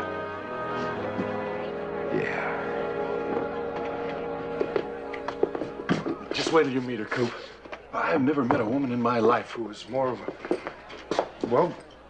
a woman than Sandra. She could charm the rattles right off a diamondback. She can, huh? Well, I told you I met the whole troop, saw the show 3 times. Sure do love to hear her sing. And her daughter, Paula's quite a charmer, too. Well, which one's yours? Neither. You're not trying to convince me that you're just a music lover, are you? Oh, it's you, Duke. Come on in. Thank you. Sandy, I'd like you to meet my friend, Cooper Smith. He's with the wagon train, too. It's nice to meet you, Mr. Smith. It's nice to meet you, too. I just rode in tonight. I'm glad I got to hear you sing. Listening to pretty music sure beats pounding a trail of horseback. You're very kind. Well, I'd like you to meet my daughter, Paula. Miss Paula? How do you do, Mr. Smith? Oh, and this is my accompanist, Jonathan Lott. Howdy. How do you do? And Luke Moss. Howdy. Shake hands with Mr. Smith, Luke. Oh, dear. I was so hoping we could relax without interruption for a few minutes. Excuse me, gentlemen. Hello. Yes? My name's Arthur Fowler. I've come calling on Miss Paula. Oh, I'm terribly sorry, but Paula isn't seeing anyone tonight. Yes, ma'am. She said you'd object, but I just had to see her before she left. I'm sorry, but she's very tired. Well, ma'am, I can see her standing right there, and she don't look all into me. Just run along, young man. Mother, please. Paula. I don't think you're being very fair, ma'am. It's plain to see Miss Paula doesn't object to me. Now, you don't have any right to keep her from making friends. Luke, see that the young man doesn't bother us anymore. Now, wait a minute.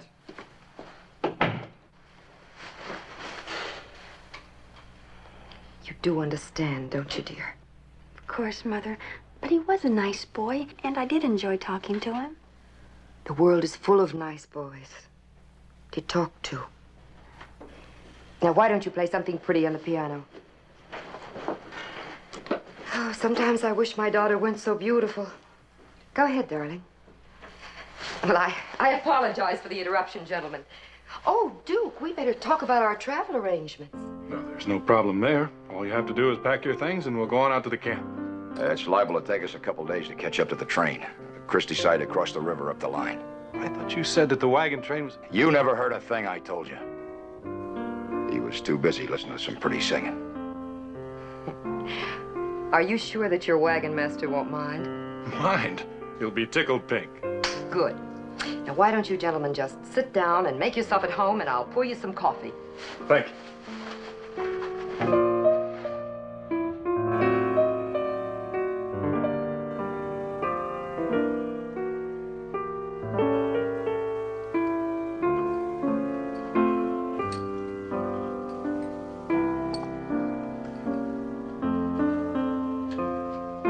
That's very nice.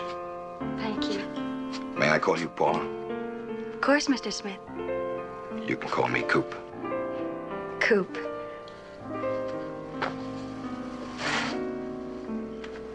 Have you always traveled with your mother?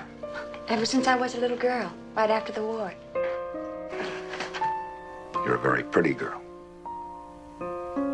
You're very flattering, I mean, Coop. Can I help you? Thank you. Are you trying to turn my daughter's head? I made him go home, Sandra. You didn't hurt him. Oh, no. He was too little to hurt. I just scared him. Luke, Paula's tired. Will you see that she gets to the hotel room? Come on, Paula. Mother, I'm really not that tired. Darling, morning comes early. Good night. Good night. Good night, Paula.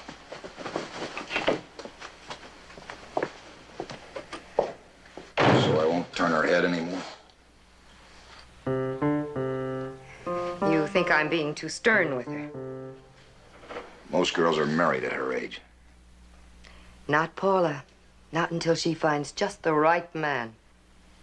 And how's she gonna do that if you won't let her look? I'll do the looking. For her? And how will you know? Are you interested in marriage, Mr. Smith? You can call me Coop. Paula does. Are you, Coop? Oh, I think it's all right. For parents and other people. Then you're just the man I want to keep away from Paula. You just might be the woman who could do it, Sandra. Can't always count on getting a piano in some of the smaller towns we visit, especially one that's in tune. So we always carry our own. But how much does a piano like that weigh? Yeah.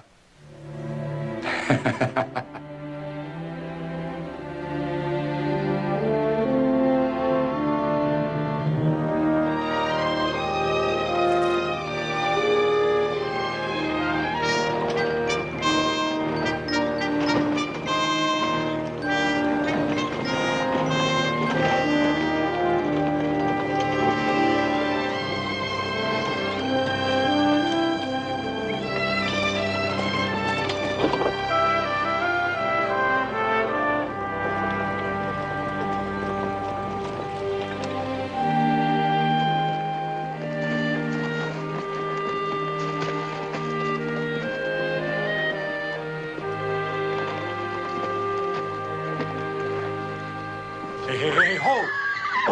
Okay, pretty easy, fella. Oh, boy. Must have got a sniff of something they didn't like. Yeah. I'll get him picketed and have a look around. Come on, boy. What would it be, a bear or something? Oh, more like a mountain lion in this part of the country. The wind's strong enough to carry a scent. Could be a long ways from here. Only it isn't. Don't move, Paula. Easy now.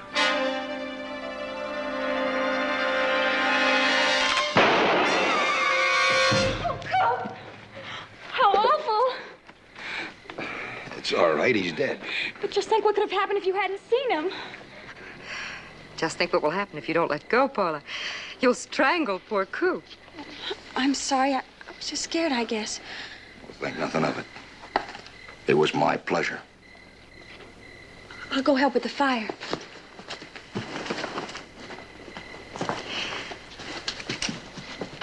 I'm afraid she finds you most attractive. Afraid? Please don't encourage her. Please. If you want to get rid of that cat, I'll give you a hand, Coop. Thanks, Jonathan. Coop. Please.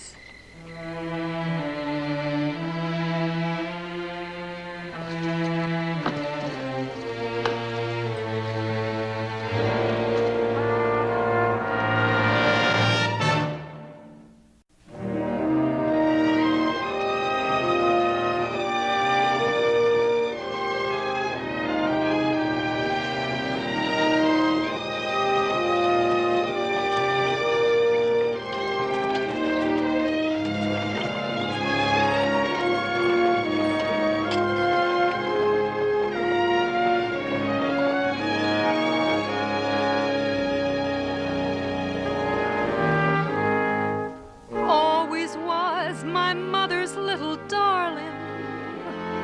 Always was my mama's precious girl. She kept me quite straight-laced. I lived a life so chaste. No wonder that I viewed it with a distaste.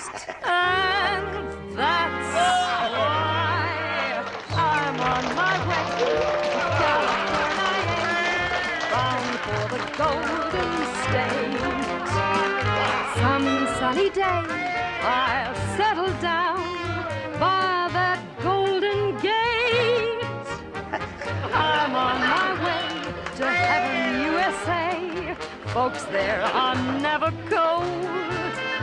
Those Western men men, they think they're tough. I'll beat them with my powder puff.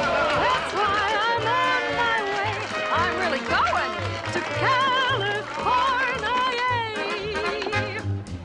Wagons started rolling westward, way back in St. Joe. 15 miles a day is what we go. Hostile Indians lie in wait for those who move too slow. But no matter what, it's westward ho! Everybody sing! Let's go! We're on our way to California, bound for the Golden State. Some sunny day, we'll settle down by that Golden Gate. We're on our way to heaven, USA. Folks there do not grow old. Those Western men, they think they're tough. I know just how to call their bluff.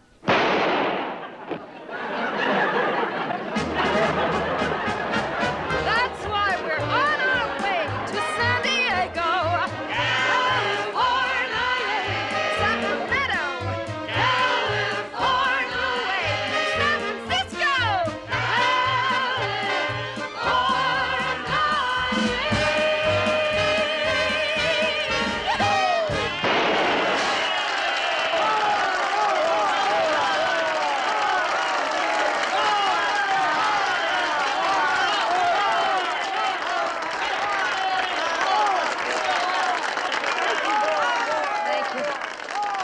that's all for tonight, folks. Oh, look, it's a long way to Greenfield. We don't want you to get tired of us before we get there. You're wonderful.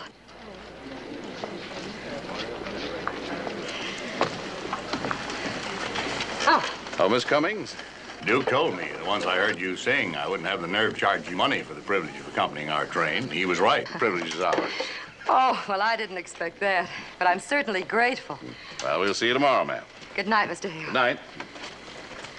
Oh, Charlie, have you seen Paula? Yes, ma'am. She was standing right there by your wagon talking to Coop. Well, I don't see them now. I guess they must have gone for a walk. I saw them strolling down that way. Thanks, Charlie. Yes, ma'am. Sandra, want me to walk along with you? Oh, no, thanks, Duke. Not now. All right.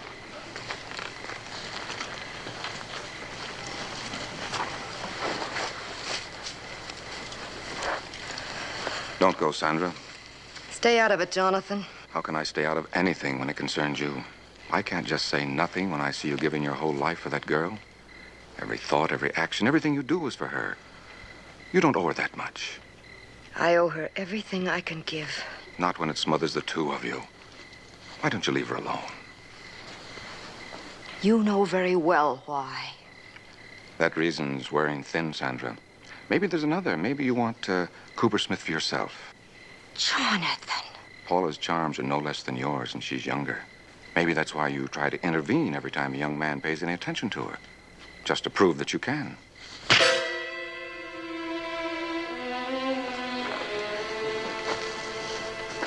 Sandra?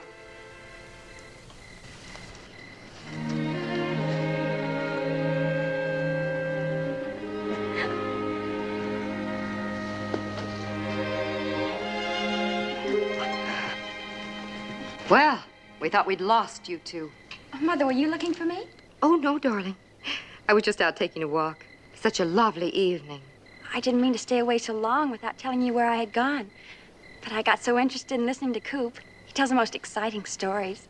I'll just bet he does. Oh, maybe you'd like to hear him sometime. We could make it a threesome. Mother, did you know that Coop fought in the war?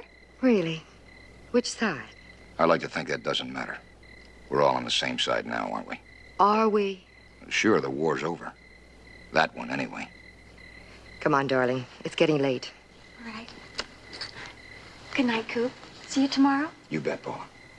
You went along, darling. I'll be there in a minute. Mother, can't you come now? Yes, darling, in a minute. Go ahead. Mother, please come now. Paula, what's wrong? I don't know.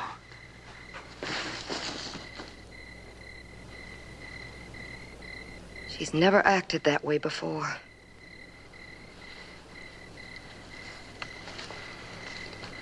Paula tells me you entertained the troops during the war. You know what's wrong with her, don't you? I'm surprised I never ran into you. Maybe we were on different sides then, too. I asked you to leave her alone. Why won't you? Maybe I don't like taking orders from you. It's my daughter you're leading on. Then talk to her. I intend to. I know your kind, Mr. Smith.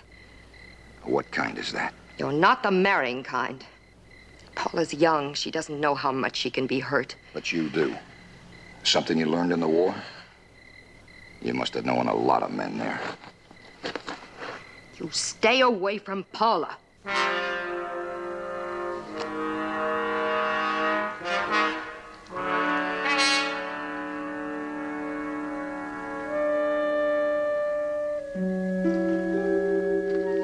It sure is a nice evening, isn't it? Thank you for walking me to my wagon, Duke, but I really must get to bed now. It's funny, I sort of had the idea you might want to talk to somebody. I don't know what you mean. You're falling in love with Coop, aren't you? I would like to talk about it to somebody, Duke. Yes, I think I do love him. That's what I was afraid of. You mean you think I shouldn't? How does he feel about you? Well, he pays a lot of attention to me, and he sees me every chance he gets. Has he said anything? No. No, but he will. I'm sure he will. Duke, you don't think that... I mean, you're his friend. He wouldn't just pretend with me, would he? Coop? Oh, of course not. He's not that kind of guy. Oh, I knew you'd say that. Oh, thank you, Duke.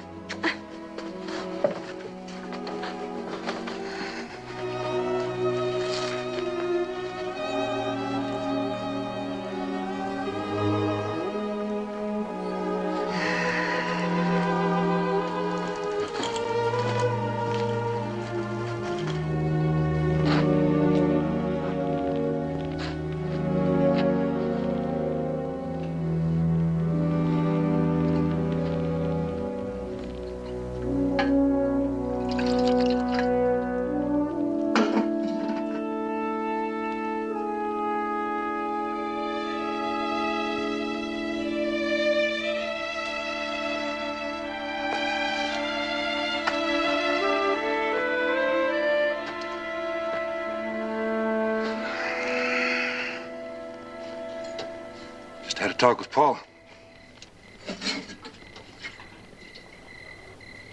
She sure is about the sweetest little gal I ever did see.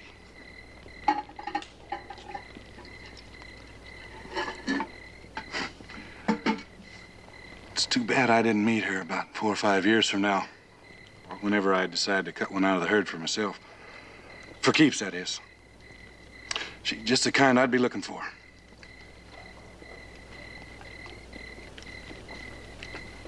Of course, by then, I imagine she'd probably be taken.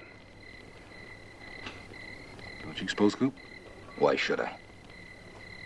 Oh, I thought you'd know sooner than anybody. Why? Why, you're courting her, aren't you? Is that what you've been trying to find out? Yeah, I guess it is. Then why don't you just come right out and ask? All right, I'm asking. If you're interested in her, don't let me slow you down. I'm not interested in her. For myself, I mean. Well, something's sure bothering you. Hey, buddy. What's wrong with you? You got something on your mind? No, but it's plain to see you do. Why don't you get it off? All right. I just told Paula that you're not the kind of guy to lead her on. Did I tell her the truth?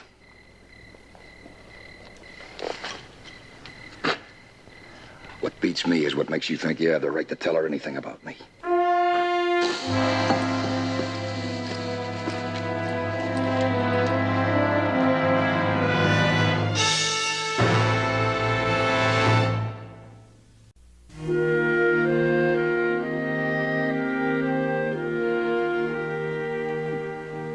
Easy, boys. Don't jar it.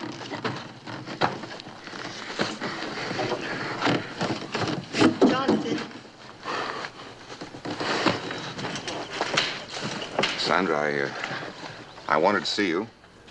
I didn't know if you'd talk to me after what happened last night. Will you forgive the things I said? Of course I will.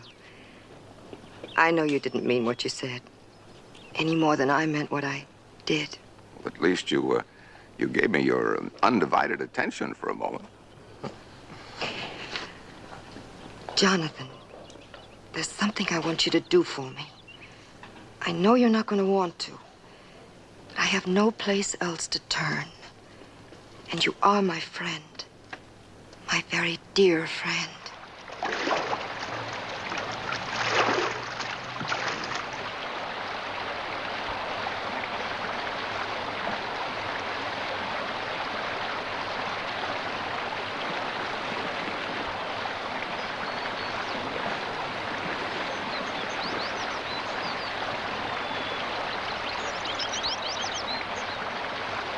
Well, go ahead. The water's free. What'll it take to make you leave Paula alone? I was hoping that talking would do it. I still do. But if it doesn't, I'm afraid I'll have to take other measures. Jonathan, try real hard not to get mixed up in this, will you? Paula's very dear to me. So is her mother. I'm the only man that Sandra could turn to. I admire your talent. I wouldn't want to see you hurt your hands. I've got a hard head. It's going to take a little softening up, one way or another. By you, Jonathan? I always had you pegged as a gentle man. I am, but Luke isn't, always. Paula and Sandra are very dear to him, too. He's very protective of them. When I told him that you were bothering Paula, and Sandra wanted him to hurt you, it's all I could do to hold him back. Do you want me to keep trying, Coop? Yes, I do, Jonathan. I want you to keep trying real hard not to get mixed up in this.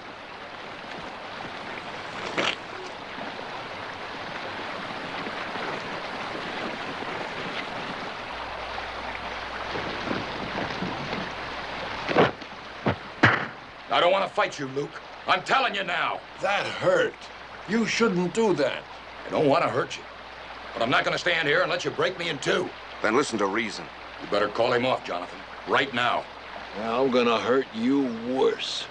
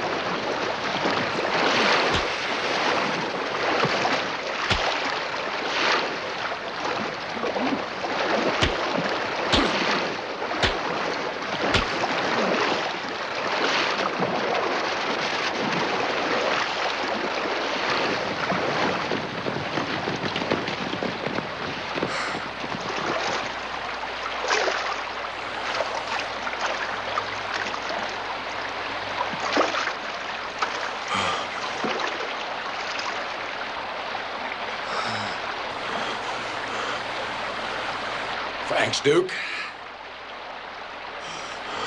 You want to tell me what this is all about? You got a pretty good idea, don't you?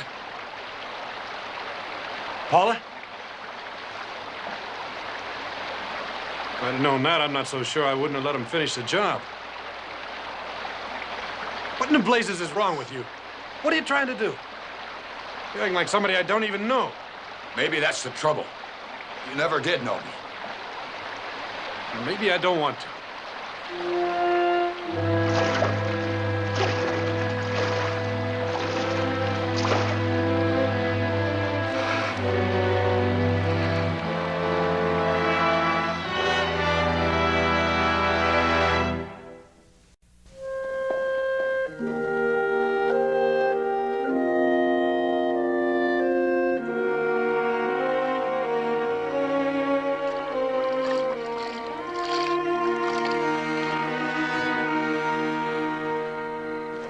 Well, I was a gladiator.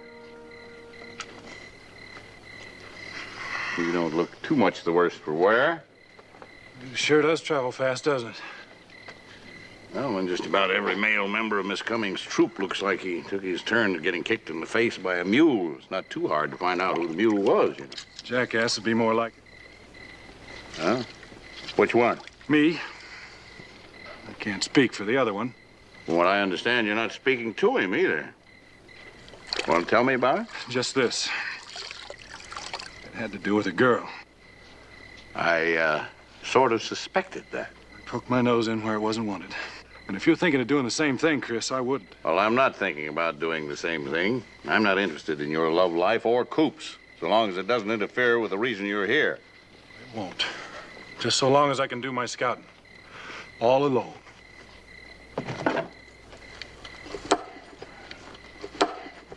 What's going on around here, Mr. Chris? Coop's been grumpy, not talking to me. What's ailing him anyway? Are you itching to get into a fight, Charlie? Fight me? I don't want to fight. Why? Seems the best way to accomplish that lately is to ask questions about Coop. Questions? Who's asking questions? I don't care what happens around here. I'm a culinary artist, not a fighter. Oh.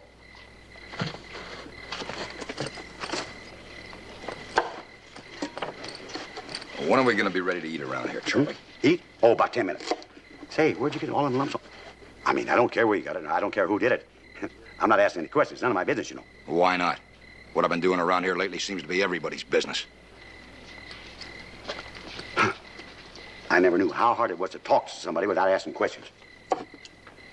I know it's a revolutionary thought, Charles.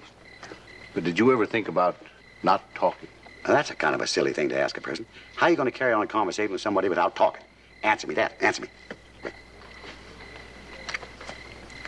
Forget all about it. Well, I should think so. Talk to somebody without talking. I never heard of such a thing. I wonder if it's me. All I asked Coop was, where'd he get that little lump on his head? And all this argument starts. I never heard a thing like it in my life. I can't be wrong all the time, or can I? You had no right. No right. He could have been killed. And do you know how wrong you were about him? Well, I'll tell you. I just saw him. Yes, Mother, even your beating didn't make him stop seeing me. Does that sound like a philanderer? You should have seen his face. It was all bruised. Oh, darling, don't you understand? I just can't let you get involved with a man who doesn't love you. How do you know he doesn't? Just what makes you such an expert. You're always telling me I should trust your judgment. You've had more experience. Well, I'm beginning to wonder just what kind of experience that was. Paula. Is that why you have so little faith in other people? Because you judge them by yourself? Stop that. Is that could be what really killed Daddy? A broken heart?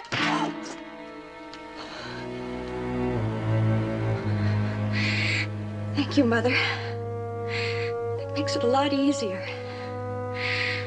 I'm meeting Coop tonight. And I want to marry him. And I'm praying that he'll ask me.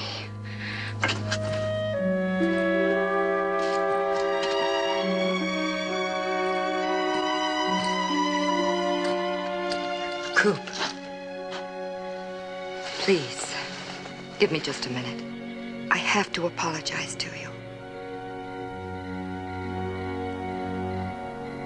Have to? I've done everything all wrong. I can't tell you how sorry I am about what happened to you. Did you apologize to your troops, too? I don't think they were very happy about it either. I know. I had no right to use my friends that way. nor to interfere with you.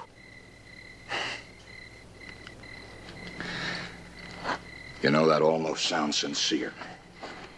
I mean it, Coop. I was wrong, and I'm sorry.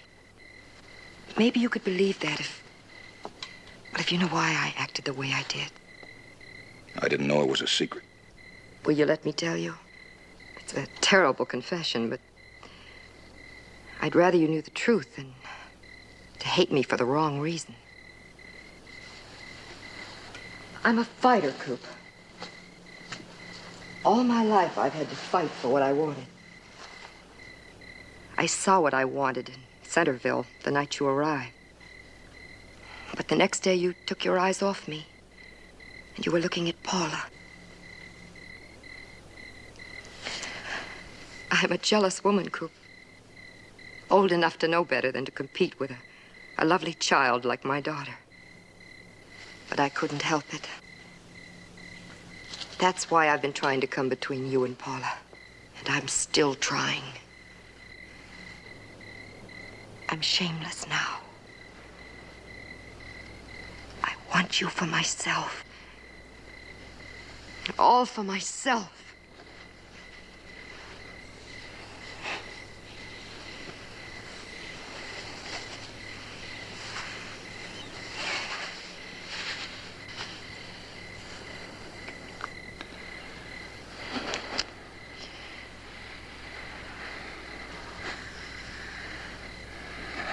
Not easy for a man to resist you, Sandra. Don't try. Especially a man who hasn't been around women for a long time. You haven't been isolated. No. I mean like a soldier in the war. Where no women have been where he was fighting. Imagine a guy like that suddenly being kissed by you. He wouldn't stand a chance. Oh, you talk too much. You'd be irresistible to a man like that. I just want to be irresistible to you. My brother met an irresistible woman once. He was a Confederate soldier.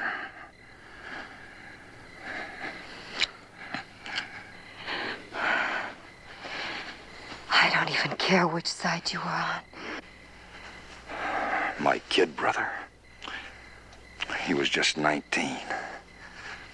The woman was a prisoner he was guarding. She kissed him. She was irresistible. He helped her escape, and they executed him.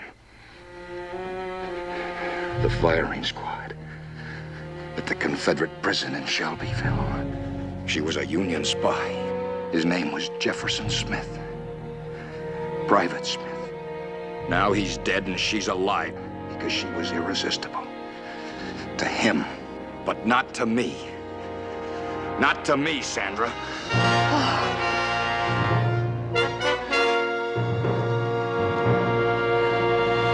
Vengeance.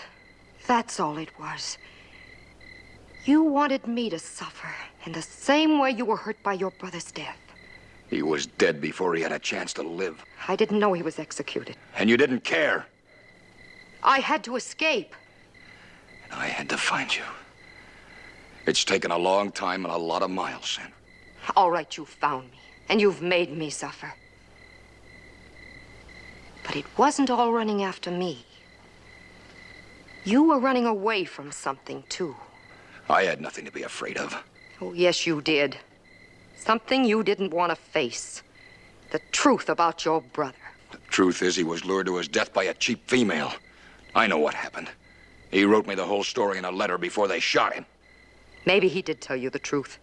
But maybe you were so blinded by bitterness that you didn't want to see it. I don't know what you're talking about. Did your brother tell you it was wartime? And in a war, many people are killed. Some in a mercifully quick manner. Others, knowing they were to die, had to count the days, one by one, hour by hour. Did he tell you that I was in that prison at Shelbyville awaiting my own execution? It was little consolation to know that I wouldn't die alone. Luke Moss had worked as a Union spy with me and had been captured at the same time. There's one thing about knowing we'll only see 2 more sunrises. I can say something to you I would never have dared say before. Working with you, knowing you, has been the most wonderful experience of my life, and the cruelest. The cruelest? To know there was no place in your heart for me, and yet to love you as I have never loved, was a torturous thing. Oh, look, I'm sorry. I didn't know. Oh, I'm not blaming you. The cruelty was self-inflicted. I never should have let it happen. But now I can say it. I love you more than the life they're taking from me. I wonder how many times those words have been spoken. I love you more than life itself. And I wonder how many times they were really meant. I guess only a man who was facing sure death would really know. I know. Oh, Luke. My dearest Luke. But I was not the only one, Sandra. I wonder if you know how many men looked at you in the same way. I wonder if you know that you are truly an irresistible woman.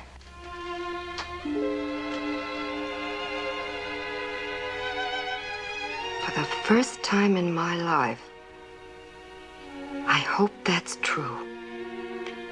What? I'm going to get out of here, Luke. But that's not possible. We've tried everything. Not everything. Not quite. I'm the only woman here. And every guard is a man. Sandra. I have no other choice, Luke. My Paula's a little girl. She has no one to care for, and her father's dead. I can't leave her like this. I won't.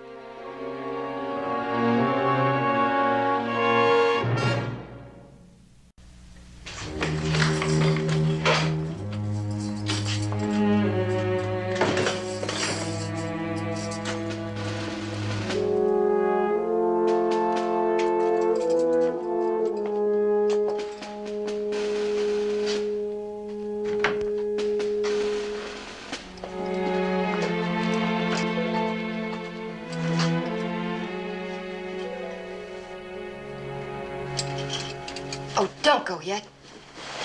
Please. Well, I gotta make my rounds, ma'am. Everybody's asleep.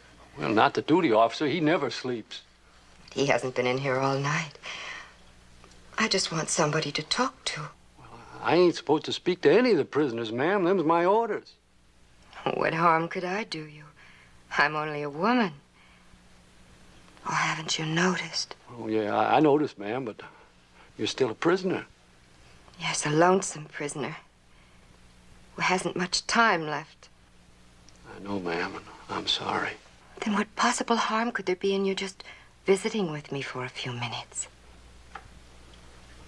Well, maybe just a minute. I'm frightened, soldier. Do you know what it is to be frightened? Yes, ma'am, I sure do. Hold my hand, soldier. Please, hold my hand. Tightly.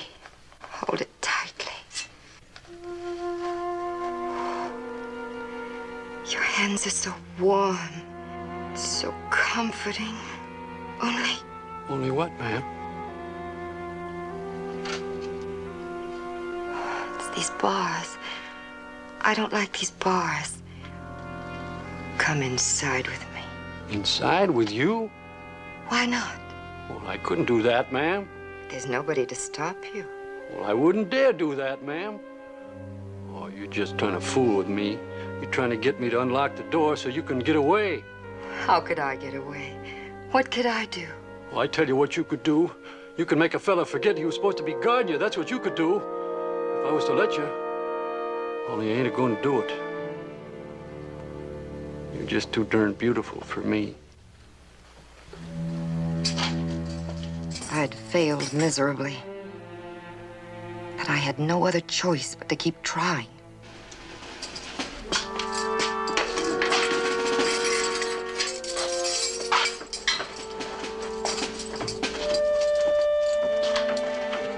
Well, won't you come in, Lieutenant? Didn't think you'd mind. Really? And what gave you that impression? Oh, the boy on duty. Told me all about you. He doesn't know all about me. You like to scare the wits out of him, you know that? You could have told me that from outside. You want to get out, don't you?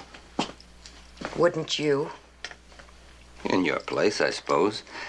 But I wouldn't have picked on an old corn pone like him. You sound like you have a better suggestion. Well, you do want to get out now, don't you? You'd lie to me and forget you'd ever been here. Well, the way I see it, you're not in a position to be choosy. All right, you get out of here. Before I make so much noise, you'll have a hard time explaining what you're doing in here. You know, you're right. I wouldn't have helped you get away. You're pretty smart for a female. A Yankee female at that.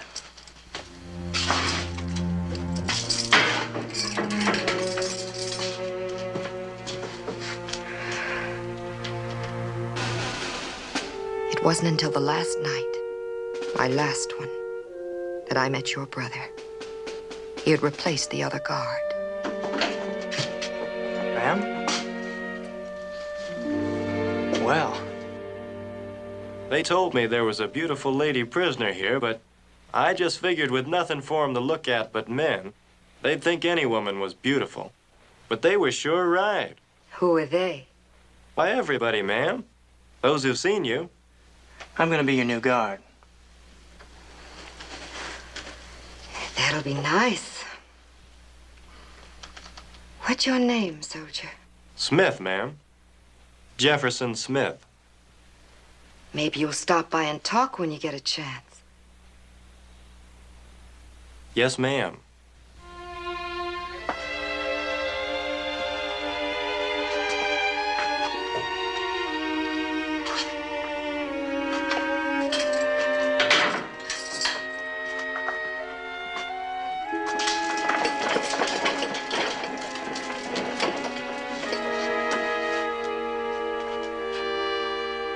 There was no doubt in my mind that Jefferson Smith was going to be the one to help me escape. Is that all? I thought you said you were going to tell me the truth about my brother. I have. I haven't heard anything he didn't write in his letter. You still don't want to hear it, do you? You'd rather keep on blaming me for his weakness. Jeff wasn't weak. You don't like it because it's on the records that he died a traitor. Well, I can't help you there because that's exactly what he was. That's enough! I didn't have much luck fooling anybody else in that prison. Only your brother. Jefferson Smith did set me free. Jefferson Smith did violate his orders. He was a traitor to the cause. Nobody else did those things. That's the truth you've been running from. So go ahead, punish me, and you won't ever have to face it. If I'm so irresistible, then why are you unaffected?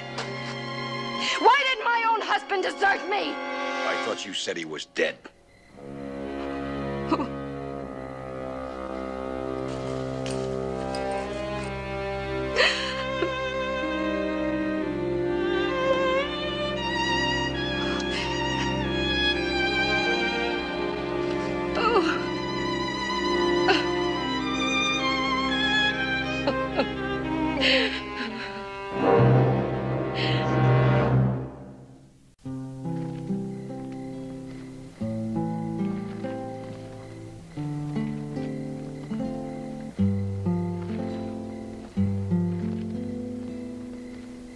Here am I, where is love? Clouded sky, where is love? Where, oh, where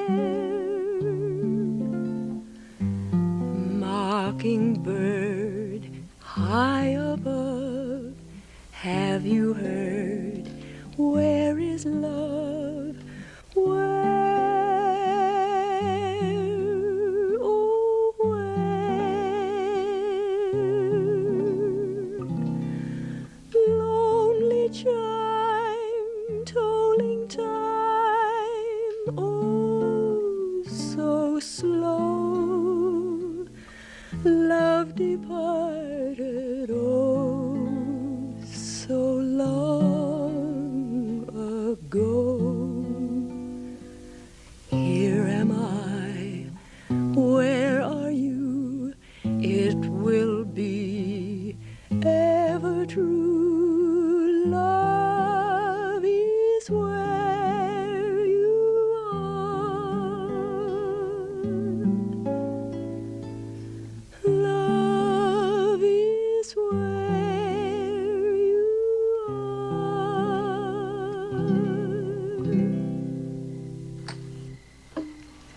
You're late. I know. That was a pretty song. You were listening? I had words with Mother tonight. About you. I told her she had no right to do what she did. Maybe she does, Paula. To try to keep us apart? To have you beaten? Being my mother doesn't make that right. I told her there was no way she could keep me from seeing you. I told her I was in love with you.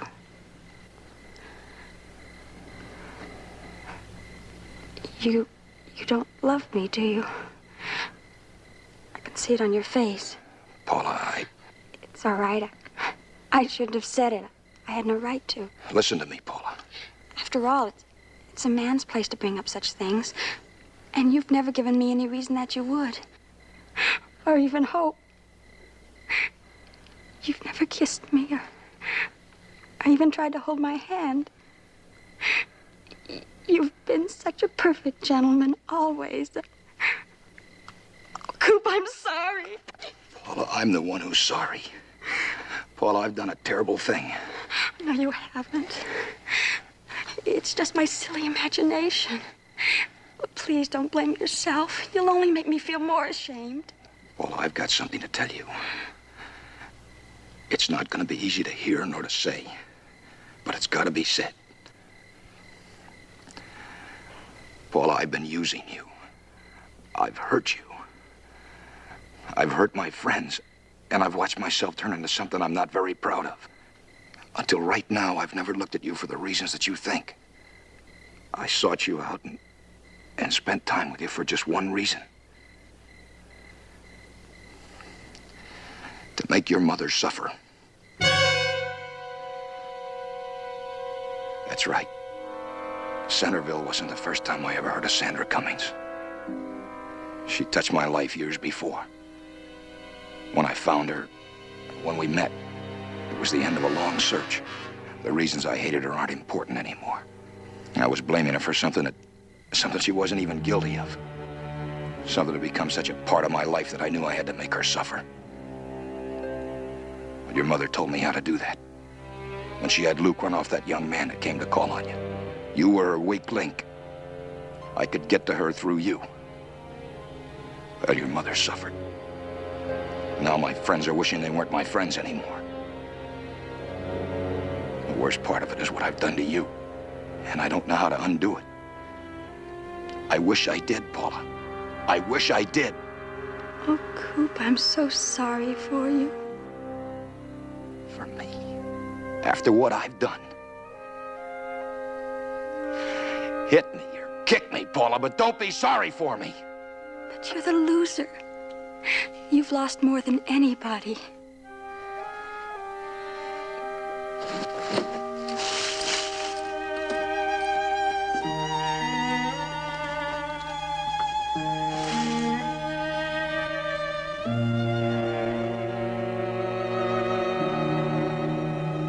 Jonathan, what am I going to do?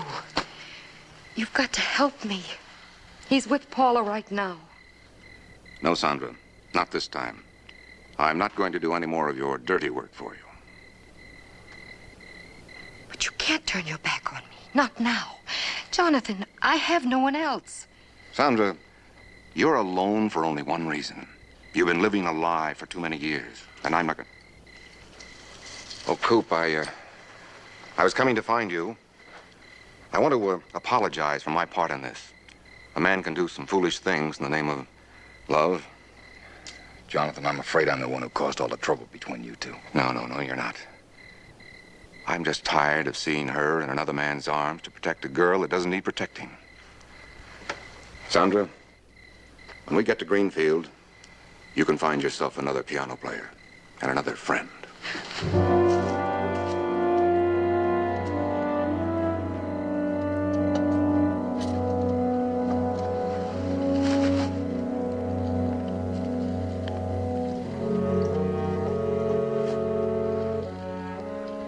He's right about one thing, Sandra.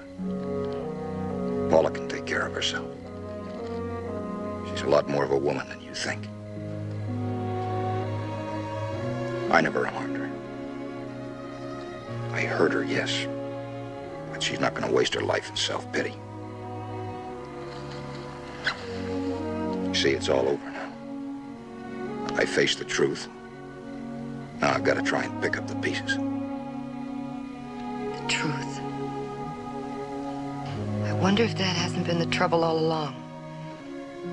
Not your vendetta at all, but my lie. My husband didn't die. He's probably still alive somewhere, surrounded by pretty girls. He always was, even after we were married.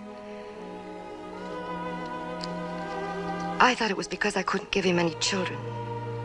So I gave him one. I convinced him I should go to an out-of-town hospital to await the birth. But what I didn't tell him was that I'd made an arrangement with an unwed mother-to-be, a saloon girl to take her child. A few months later, I returned with a baby, and I've never seen Paul so overjoyed. The next 7 years were the happiest I'd ever spent. And then Paula's real mother returned, demanding money or she would expose me. I could have paid her and continued to lie to Paul, but I chose to tell the truth. That was the last time I ever saw him. I sure stirred up a hornet's nest. No, I'm very glad you did it. It forced me out into the open. Paula! Paula! What's wrong? You've just seen Coop, haven't you? Where is he? With my mother! Your mother?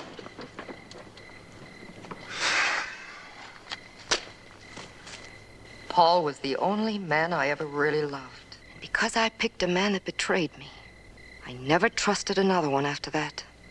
Neither for myself nor for Paula. All I could think of was to make all men pay for what happened to me. Paul was a Confederate, so I became a Union spy. I used men. And other men died because of my vengeance. Oh, yes, I know about vengeance, too, Coop. It's bitter and hateful and destructive. I know how you felt, because I've lived with it, too. Oh, I just hope I have your courage now. I hope it isn't too late to tell Paula the truth. It isn't. Like her mother, she's a lot of woman. You'll see. Thanks, Coop.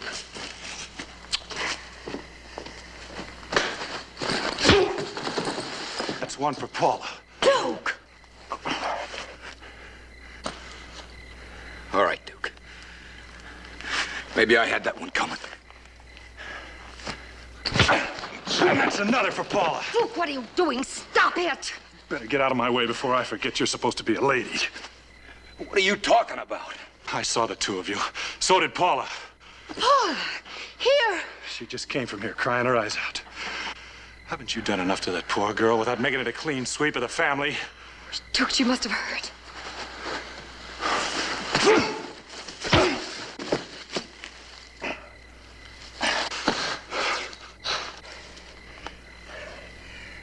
All right, maybe I deserve that first one. But this is getting ridiculous. I don't like it when I find out a friend of mine isn't what I thought he was. It makes me mad, fighting mad. Paula! Paula! Something's wrong. That's what I've been trying to get through that thick skull of yours. Hey, come back here. I'm not through with you yet. Paula! let me talk to you. She's gone. She's nowhere in camp. I saw her leave a few minutes ago. I thought she was going for a walk. No, Jonathan. She heard me telling Coop about her and her father. She knows.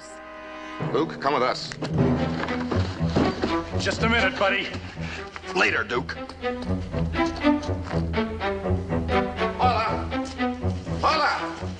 Luke, look over there. Paula! Paula! Paula!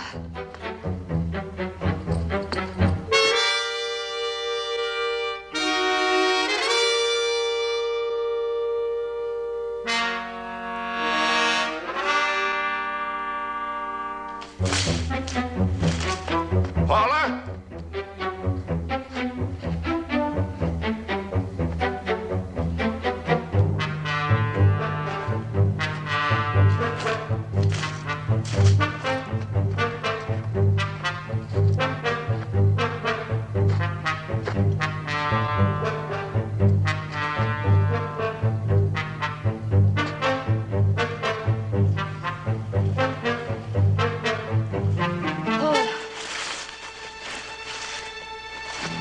Paula? Paula, answer me. Please, darling, answer me.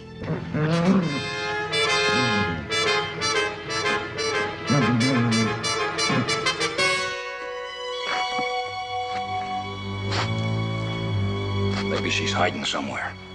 I sure hope she didn't wander this far from camp.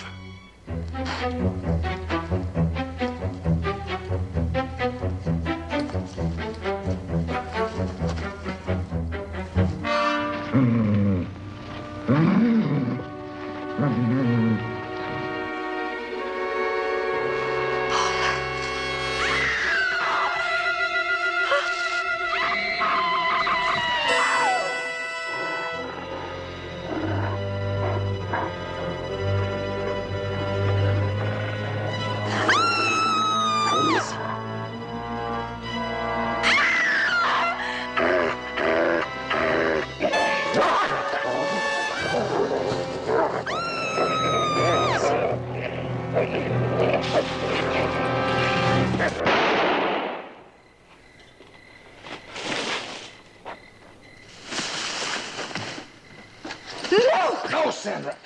Luke! You can't help him anymore. Oh, Luke. Help him. I've helped him too much already. I helped him to get hurt, and I helped him to die. Do you think you can afford any more of that kind of guilt? He loved Paula, Sandra. He gave his life for her. He couldn't have asked any more. Be grateful to him for it. And respectfully sad that he's gone, but that's all.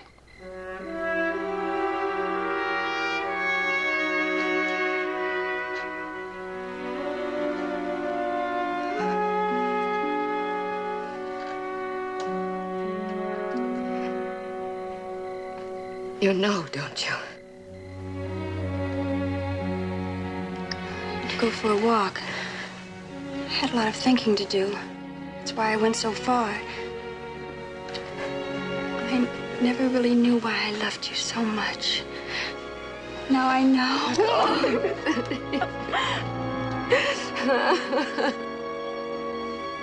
Oh, darling.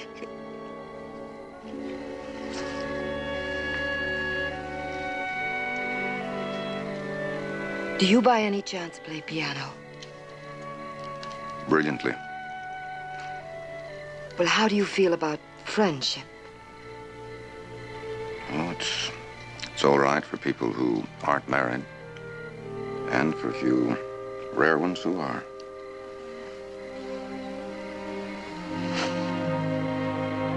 I need a friend.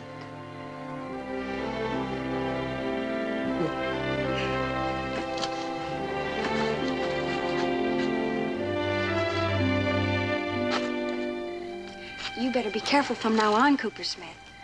I might get you yet.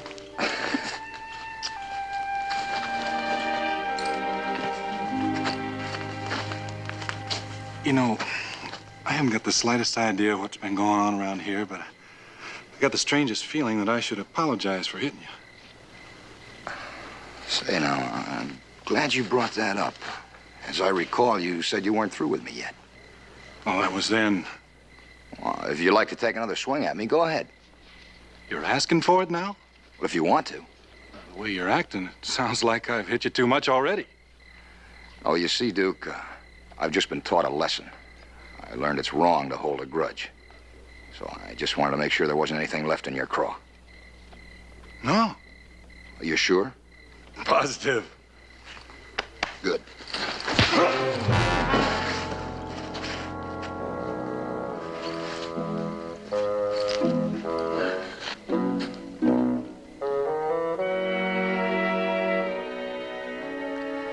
I just wanted to make sure there wasn't anything left in my craw either.